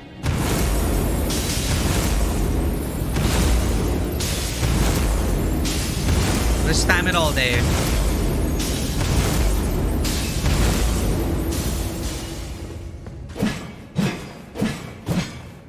So I could do that. Build up Frost for and slow down Millennia. But we'll work with what we got.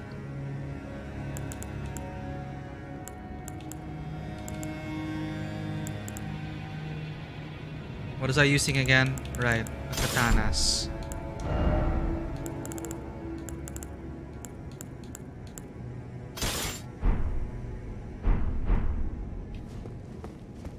So I have those two things to play around with. Maybe when I do my New Game Plus to get that last item, I'll just take it for a spin and call it quits.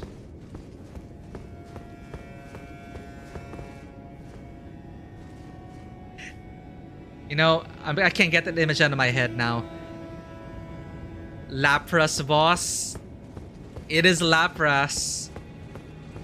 Lapras made out of the stars. Yeah, there are ways to cheese it. The only boss I cheesed... I didn't cheese any of the bosses actually.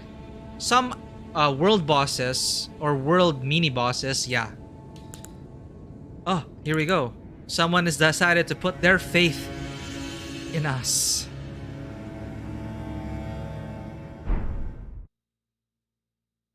Come on, let's get this person clear, please. The other two people kept summoning me, like gave up.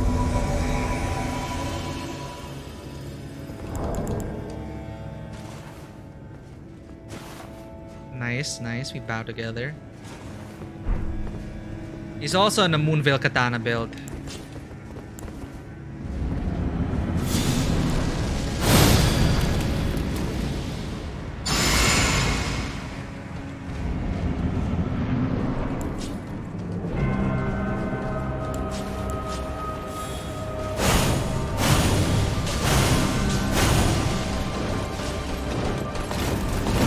Feel the lag. Get her to that corner.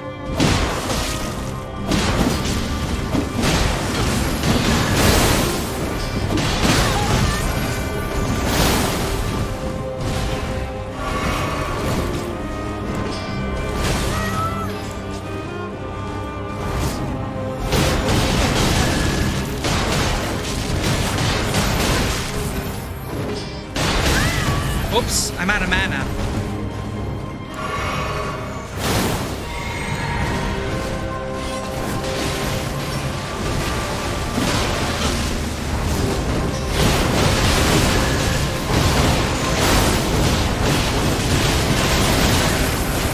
She's doing it herself.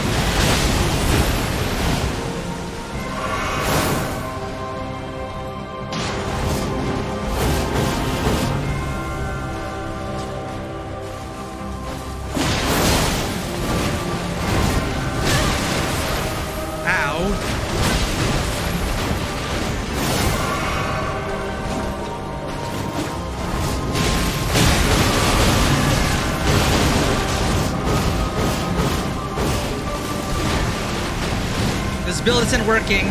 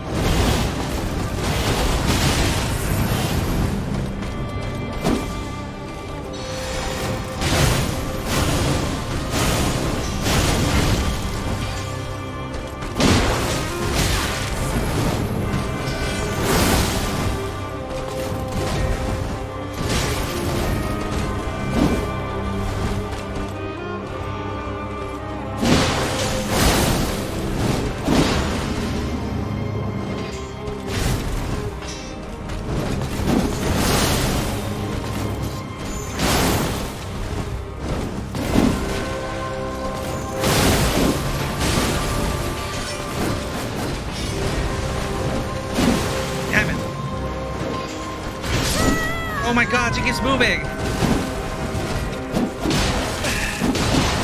Oh god. Okay, abort. That didn't work. The foul dance. She was highly resistant to that. I think he's highly resistant to melee. Physical.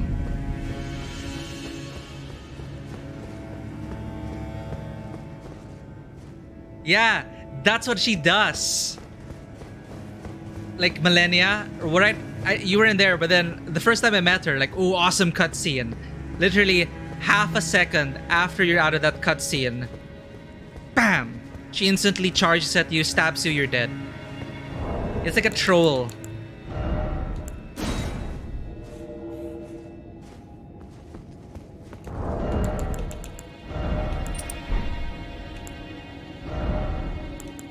Let's get her stamina regen.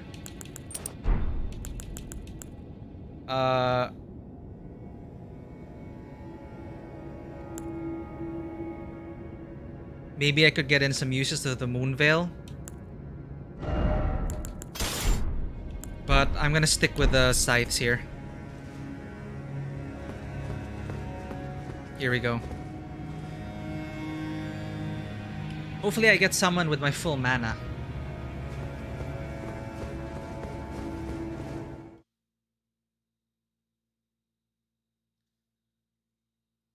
From Software likes to troll some of its players. Aha! Jolly cooperation. It's a full team, everyone. Oh, whoa, wait, let me buff first.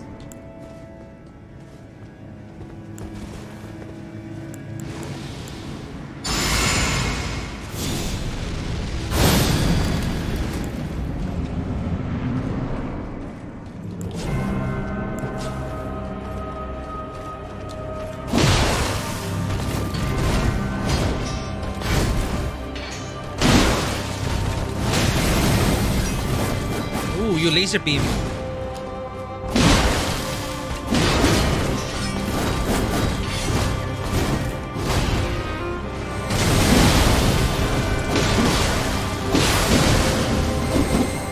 Yeah, let's go. Join the fight, Keno.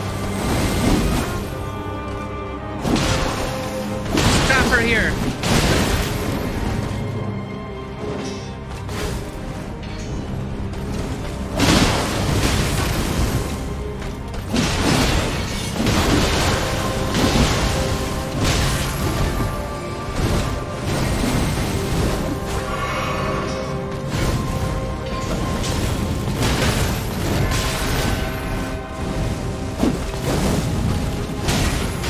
Sorceries.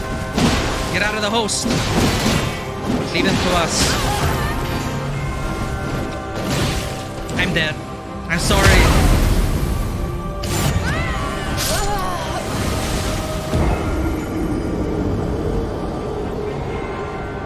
And Keno just abandoned us, the traitor.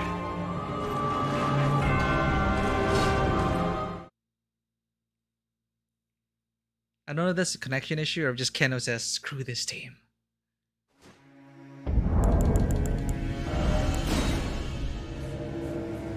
But that's serving us better. This loadout.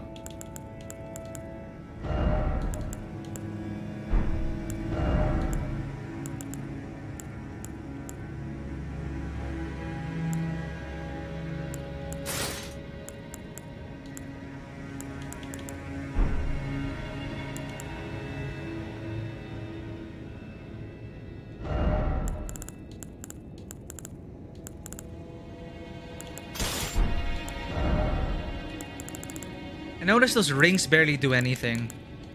But it is nice chip damage, probably to get her attention. So we could continue with that tactic. The Moonveil, however, I could use the weapon art sometimes, maybe if we get the opportunity. We're gonna go with this.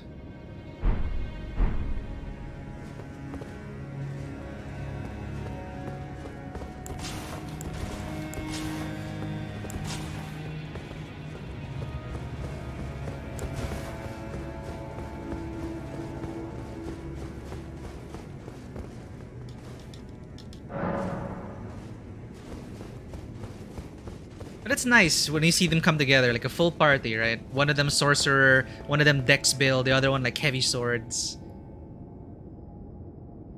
It's actually pretty fun. I just wish the... Hey, how's it going, Engineer Naval? Long time no see. No worries. We already finished the game. So actually, I had like an hour before ending the stream, and I thought, I need to pay it forward. I owe some people a debt. Because I tried co-op. I tried co-op in the very beginning with Margit, and we just ended up dying because people were new. It is literally launch day, and we were just getting creamed by the first mini boss. So now I didn't bother with human co-op until we hit one of the bosses here. I decided, let's try it out. I summoned 2 random people, and they carried me throughout the boss fight. It is pretty glorious. Our movesets were synchronized. We all backed away when we needed to, and then we were waiting for the boss to come up, and we all leaped in at the same time with jumping heavy attack. I probably have a clip somewhere. That's pretty epic. But those 2 strangers, I never got their names. They helped me out. We beat the boss. So now I feel pretty guilty because they carried me through that. That said, we finished the game, and I said, I can't put it down yet until we help someone else clear this boss.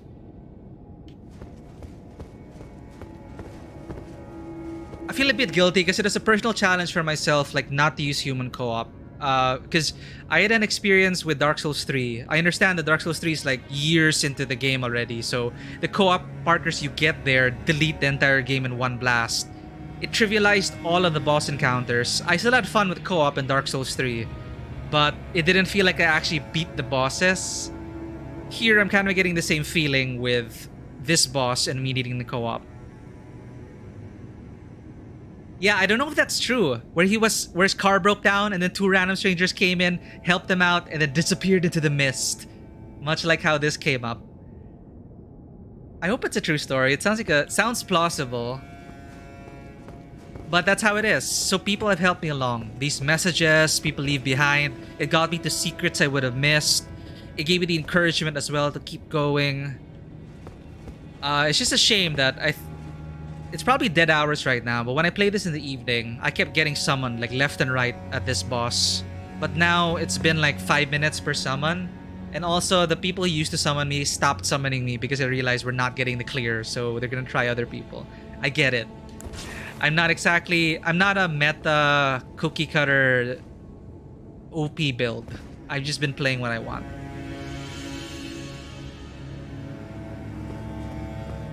Yeah, the co-op system kind of grew on me, and I do wish there is a certain appeal playing with your friends and sharing the co-op progression.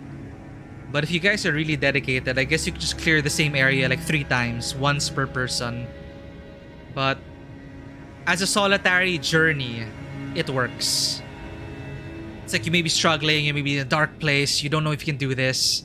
Then just perhaps summon a stranger and see how things go. But yeah, don't worry about spoilers. We already cleared this. We got all the 3 endings. I'm just pretty bummed out because I thought I was going to get an easy platinum by going to New Game Plus and picking up 1 item left. But I realized that I was not awarded for a mandatory boss fight. I didn't get the achievement for it. So now I'll have to probably try one of my backup saves. Thankfully, I have a backup save, so I could just go load into that.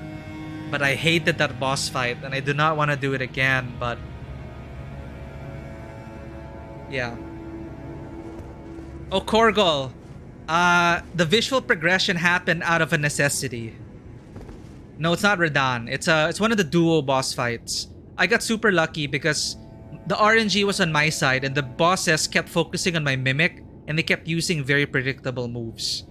But a lot of people rage quit over the duo boss. But this was out of a necessity, Korgol. This isn't the look I was going for. This was the look I was going for. This is a culmination of my whole journey.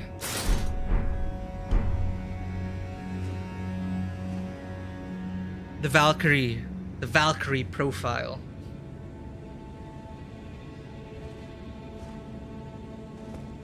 And I only realized that I've been gimping myself by not wearing heavier armor. So that's why I'm having such a hard time in the end game. But I cannot quit this game until we get someone a clear. And I'm not sure if you were here, I was discussing like the whole story about my headcanon for this character and all the pieces she put together. But I'm happy with this look, relatively, because each piece of armor has a story behind it. A story of how I stumbled upon it, interacted with the NPCs, and how they helped me along to this part in the journey. So we got all the endings already. So right now, I'm just winding down the stream with a bit of jolly co-op, as they call it in the Souls community. No one wants to summon me anymore. I feel sad. But praise the sun. In this case, praise the light. My message here is getting a lot of traction.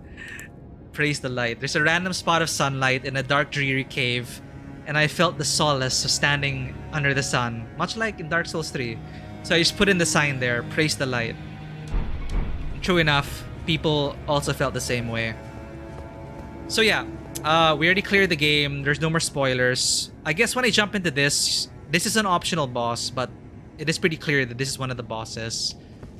One of my favorite boss fights in the game, which is why I'm wearing their helmet. A side quest is attached to this as well, which I got super invested in, which also had a pretty tragic ending in true Souls style. But yeah, I'm 100 plus hours in. I went with a heavy faith dexterity build. I resisted trying to respec into sorcery because so many of the spells look so fun, alright? You literally blast people with lasers. So going into my new game plus, which I rarely do in games, I rarely replay games and get full achievements. But for this, I'm gonna make an exception and get that last freaking achievement. and perhaps try sorcery along the way, because it's a shame, you know. I spent 100 plus hours in this game and I never touched sorcery. The Nameless King. And that is why, Engineer Naval, I was so hesitant to do human co-op here.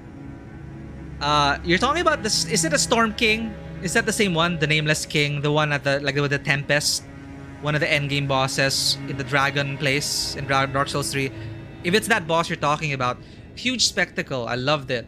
But I decided to do it co-op, and the two people I co-opted with, they just deleted the boss. I just stood in the sidelines, making sure I didn't die. Ate some popcorn, because if I died, it would boot them out, right? So I just focused on staying alive, which is an achievement in itself, sure. But the bosses in Dark Souls 3 were not balanced around co-op. Elden Ring, I realized, they do. Like, it was still a challenge. I could have still died if I didn't pull my weight when I hired the human companions for this boss. And now, I'm going into people's worlds, and we're still dying to the first phase. In fact, I really think they balance it around summons. Like, I've been carried hard by this Mimic tier. And before the Mimic tier, I've been carried hard by my wolves. Because they're so aggressive here that you have to split the aggro and play the threat game. But anyway, it was such a spectacular boss, the Nameless King. But co-op carried me. To be fair, my objective for playing Dark Souls 3 and Sekiro after that was just I wanted to experience these From Software games before Elden Ring. Bloodborne is one of the, I guess, the purer experience. Like, I barely looked anything up. I did all the bosses on my own, no summons. And one of my most satisfying kills was the Orphan of Kos.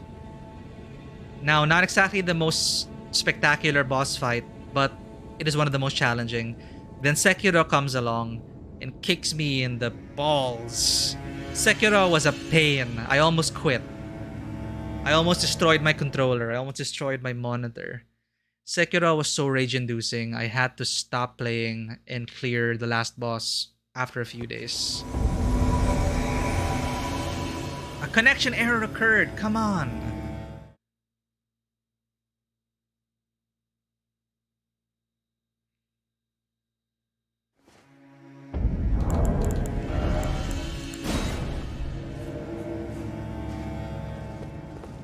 Yeah, toughest boss. Anyway, this is my final look. I'm okay with it, I'm happy with it, but in the spirit of not gimping myself for my co-op partners, I'm gonna have to wear heavier armor.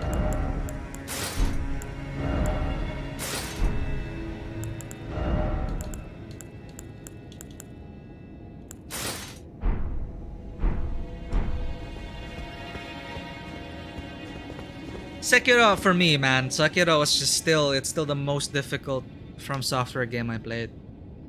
I had to semi-cheese the last boss, but I kind of earned it because I picked up these random items. I had no idea what they were for, but you combine, basically you combine a certain item with a health regen thing, and you can literally just spam one button to try and get that win. But even then, if you didn't dodge at the right time, if you didn't get into those damage windows, you'd still die. It still took me 4 straight hours trying to do that tactic just to kill the freaking last boss in Sekiro.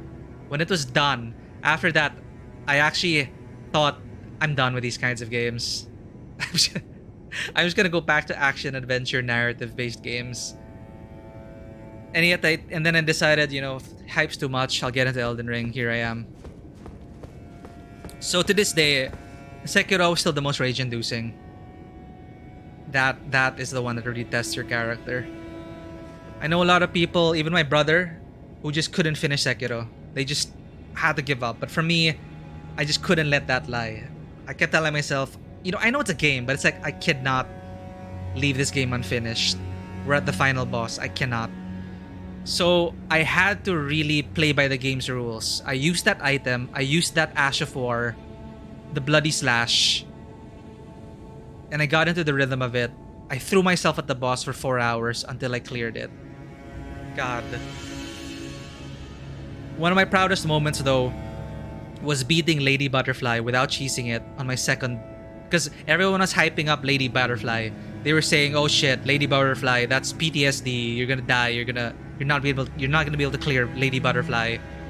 But I guess my playstyle just jived with her. I think my playstyle was a hard counter to Lady Butterfly, and I killed her on my second run. The owl, Jesus Christ, the owl was another problem. That is the second most difficult fight, and I thought that was the pinnacle of it. Until I got to Ishin the Sword Saint. My god, I'm just getting angry remembering that. In a good way. It is a good challenge. But it's so unfortunate. The co-op is so much more alive in the evening. Like, I was here also spamming my sign 2 days ago, probably 8 p.m. our time. Instant summons. In instant deaths. It's hilarious. But when I open my eyes to the summons, let's see that now. Look how many people are here. Oh! They heard me. Okay, gotta pull her weight, guys. Can't let these people down. We almost cleared the boss. And then the host disconnected. Connection issues. Worst boss.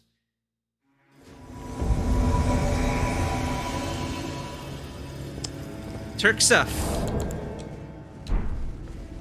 I curtsy before you. Are you going to summon a third one? Hey! Hey!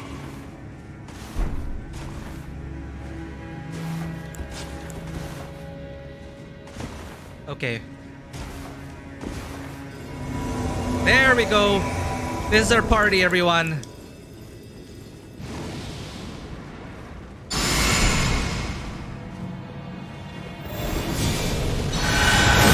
Get her buffs in.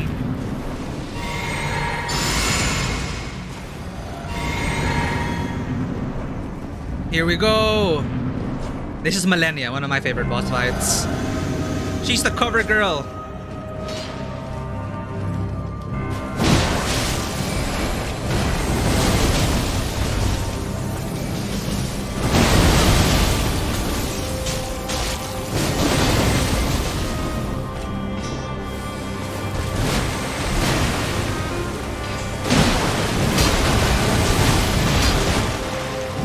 Run! No, Turksa! Ah, fuck.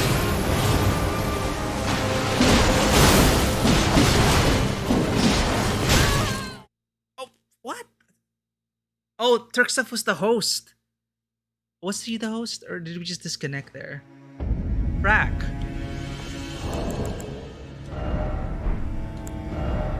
Yeah, it's pretty rough. I don't know if it's my connection.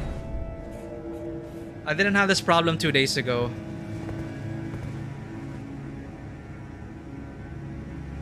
Yeah, my experience as a hunter, because I also have it on.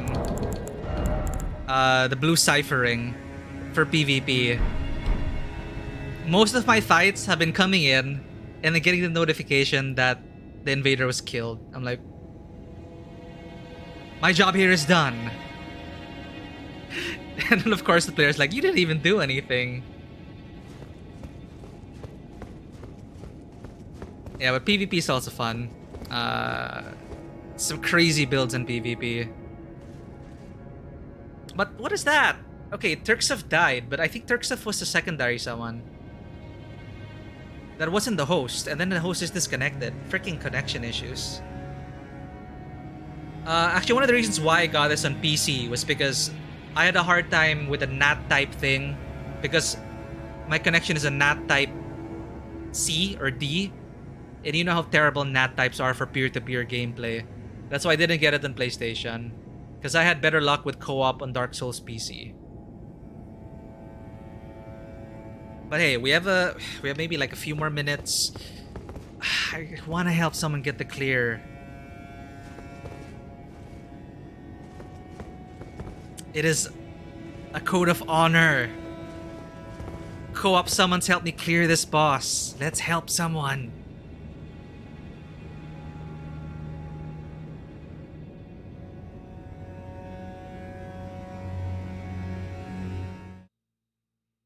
This is our what? Our 5th attempt? not including connection issues.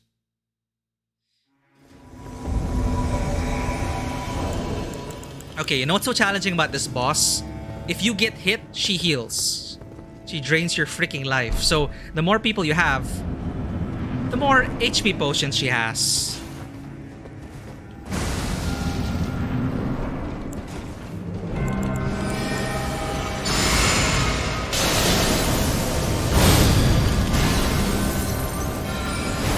Lead her into this corner.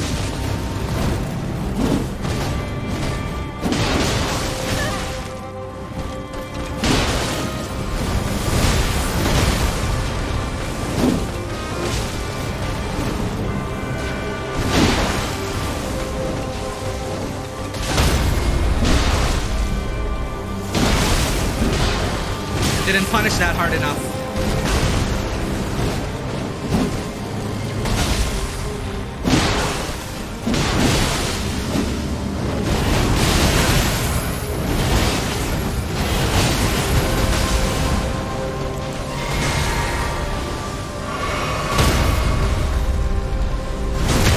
Good job.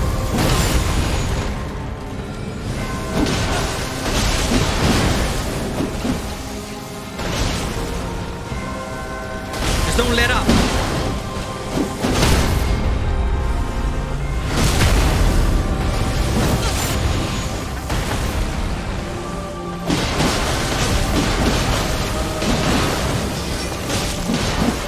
Right, we got it phase 2. Tia, run away! Beautiful.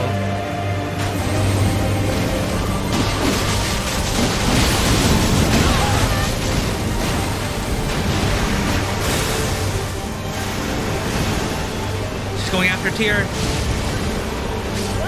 No, Tyr!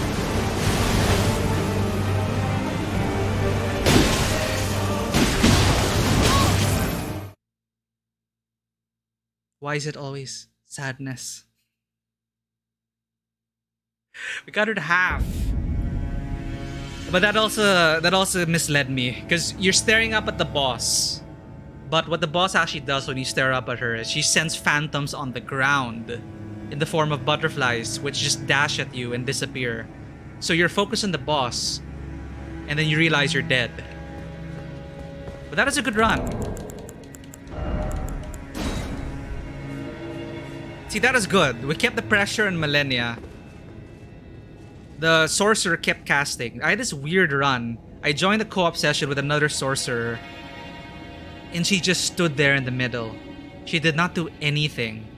I don't know what that was for. I think she was wondering if maybe I could kill Millennia for her, or she was hoping for that. But I was just giving Millennia HP because I'm a melee user, and that's the risk.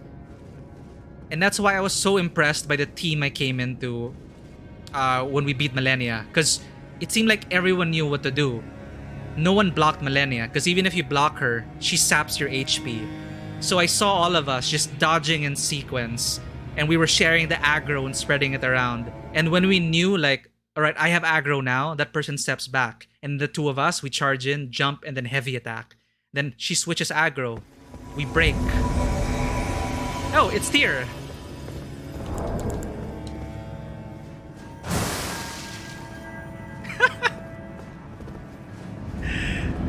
And thanks for dropping by, Engineer Naval.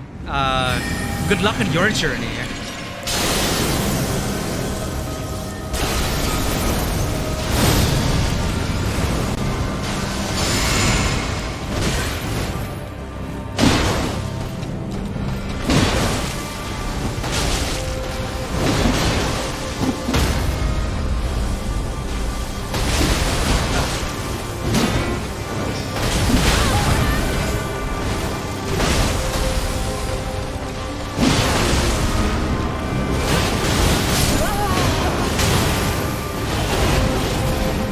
I don't understand here.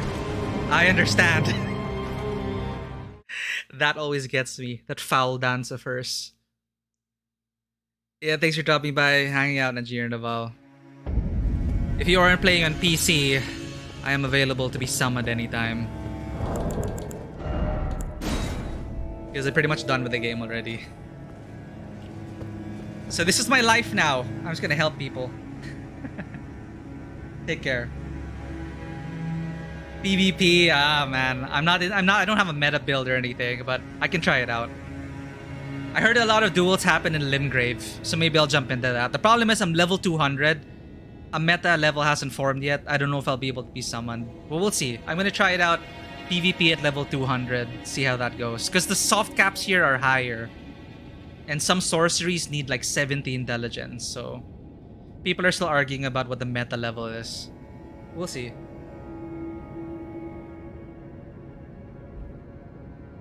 Yeah, but we're about to wrap up the stream. If this is Tyr again, you know, I'm gonna keep playing as long as Tyr keeps summoning me. Because I think Tyr understands something. I think Tyr knows that we made it to second phase Half-Life.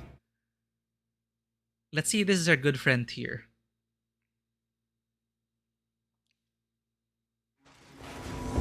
No, it's Conan! Full team.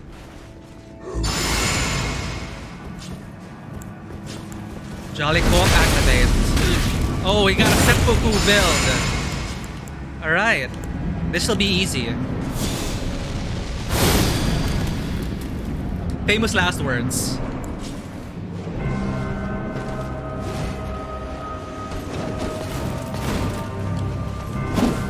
Oh, come on, Millennia.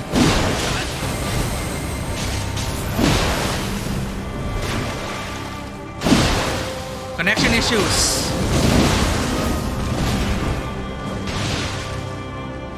Oh my god.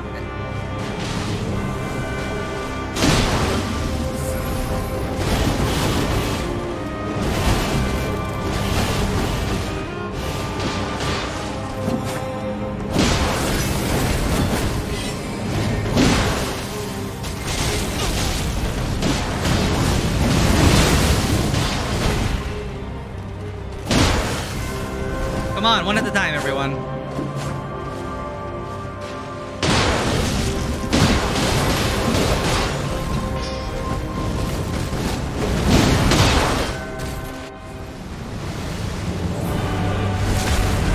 I'm fighting with the legendary Conan, everyone.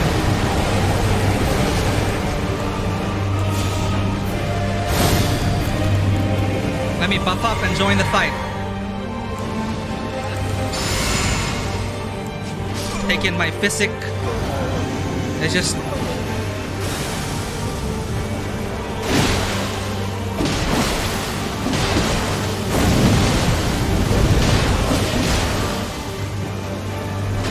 the lag is so bad.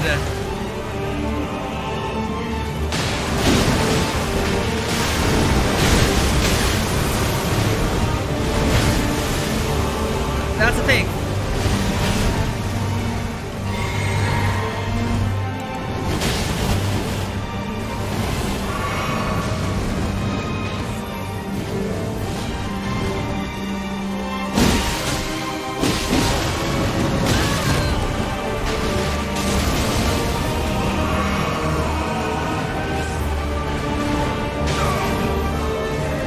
Come on, Conan.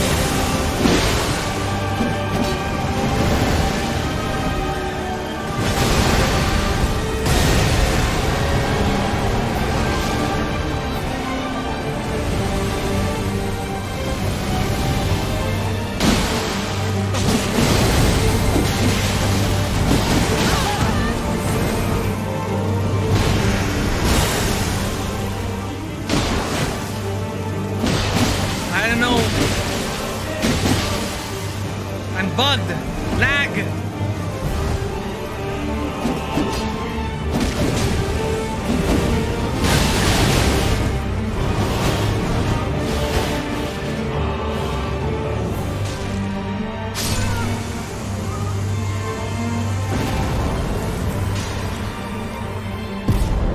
We win? We helped. Okay, we helped Conan the Barbarian to get that clear. Lag was on our side. What the hell was that? Millennia was just standing there.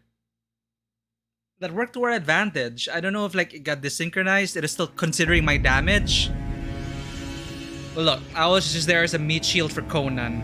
Perfect. We got someone to clear. Though connection issues help. So it feels weird. Look, we helped someone. My debt is paid. I can now go off stream and get that platinum trophy. And perfectly enough, we have to end the stream. That is the weirdest win. You know, at least when the people helped me out, we had no connection issues. Everything was smooth sailing. It is smooth. It is a well-oiled machine. It's like us Tarnished new, and we're in sync. It is glorious co-op. That was one person. We lost someone along the way. The guy who seppuku'd himself. That actually increases your damage by a lot. So he actually took out a huge chunk of millennia in the first phase. But I was buffing up for the second phase. The problem is, so the aggro was too much on him and he couldn't take it. But I came in, got the aggro of Conan, who was the host, and connection issues aside, I think we tanked it enough for Conan to do his thing. So our debt is paid, our endings are done. What is next for... Actually, I'm gonna go back to my outfit that I wanted.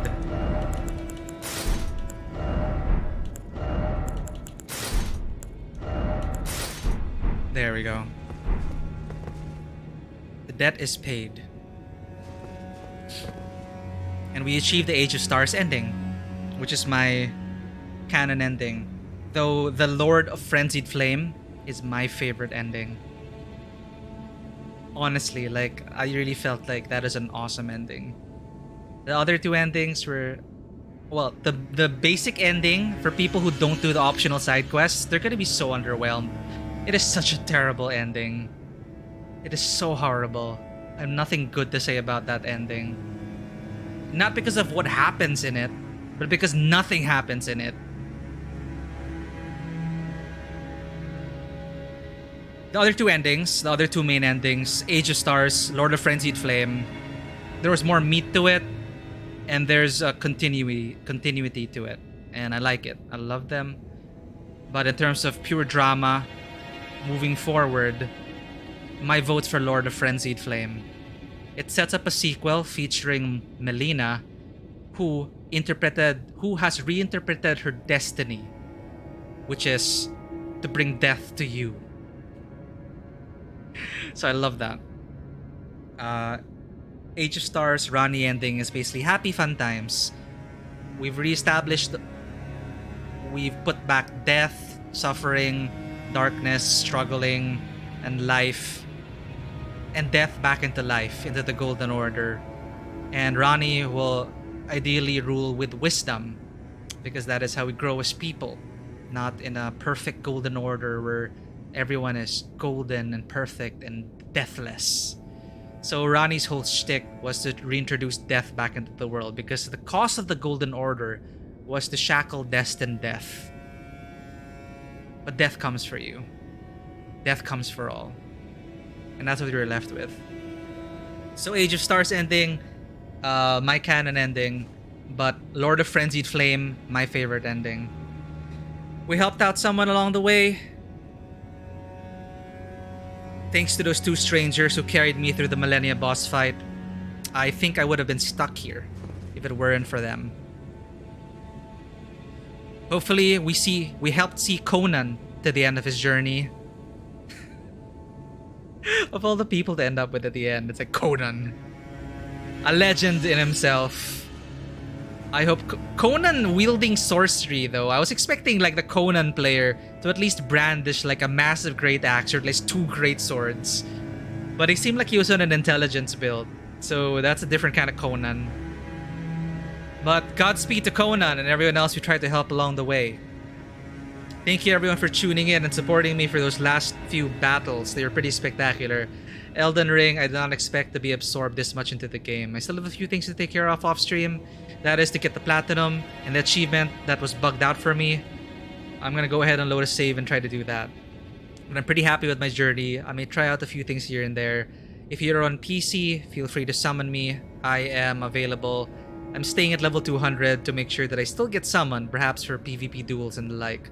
Perhaps I'll explore that side of it. PvP is so swingy here. There are obviously some meta builds, and you have to build against the meta or be the meta. But I've seen some clips of PvP, and it seems pretty wild. Connection issues aside, that's something I might tap into while the game is fresh. Perhaps I'll see how my build fares. But I know that people are deleting people in PvP with like super meta builds. But that's the nature of these things. Over time, people are gonna settle of what the meta PvP level is, but right now, the game is super healthy that I don't have any problems being summoned at level 200. But I'm pretty happy with all the equipment we got. I missed out on a lot. I missed out on a volcano manor. So if I feel motivated enough, I might do that in my new game plus. Because there's a lot of rich lore behind that as well in the volcano manor. It's just I happened to kill their lord. What did I expect? I went in there, they gave me a quest, I killed their lord. Of course they were gonna vacate the manor and I wouldn't be able to continue the quest. So consequences. But yeah. This is a game that demands you, if you wish to get into the lore, to piece it to yourself, to look, to explore, to read the item descriptions, and to piece together the loose threads on your own.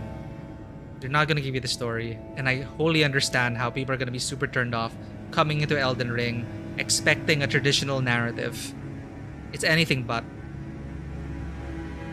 Honestly, I feel my preference would have been it delivered a bit better, a bit more coherently.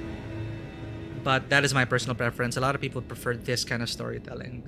All that said, I think it's a very compelling world.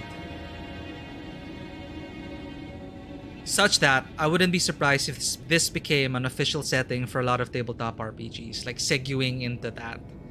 It is such a compelling world, ripe for people to have jolly cooperative tabletop RPG fun in. It's such a compelling world to continue to explore and create your own stories in, with the mythos that Miyazaki and Martin ended up making. There were a lot of impactful moments. It's just a shame that less than 5% of players are ever going to see those outcomes. To be fair, it's only been 2 weeks. And only, apparently, according to the Steam achievements, less than 5% of players have cleared the game. And less than 1% have gotten the alternative endings. How wild is that? We'll give it some more time. We'll see where the percentages settle at. But from the very first boss, you can already see a sharp decrease in completion. Such is the nature of this game. And a lot of people were hit hard in the face, not expecting a Souls-like experience. But hey, it is super rewarding and did not expect to love it this much. I'm still surprised that it got perfect scores all over the place, honestly. It's a solid 8.9 or 9 for me. Like gut reactions right now coming into it after all the endings and paying off my debts. And I'm just more disappointed by the fact that majority of the people won't be able to witness what kind of stories buried under all these layers. It's a shame. But if you enjoy the game, if the gameplay itself, you don't care about the story, it's still worth playing. Definitely. And I know a lot of people will just come here for the gameplay. So to all those people who I tried to help along the way, I hope they got their Millennia clears. For sure, we got Conan that clear. And I can rest easy now and turn off the game. A Longford always pays her debts. What's next for Elise Longford?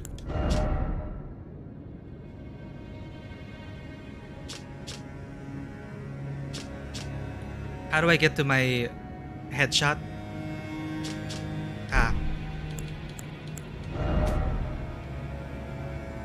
And so ends the journey of Elaine Longford.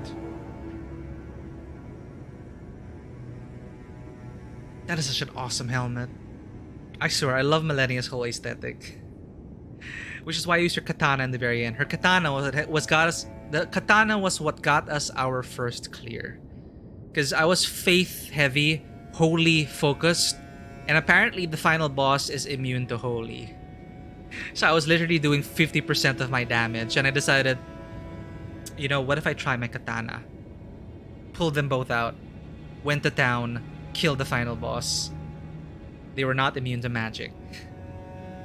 So that is a wise choice, and thanks to Millennia's Blade, we were able to dual wield our way to freedom.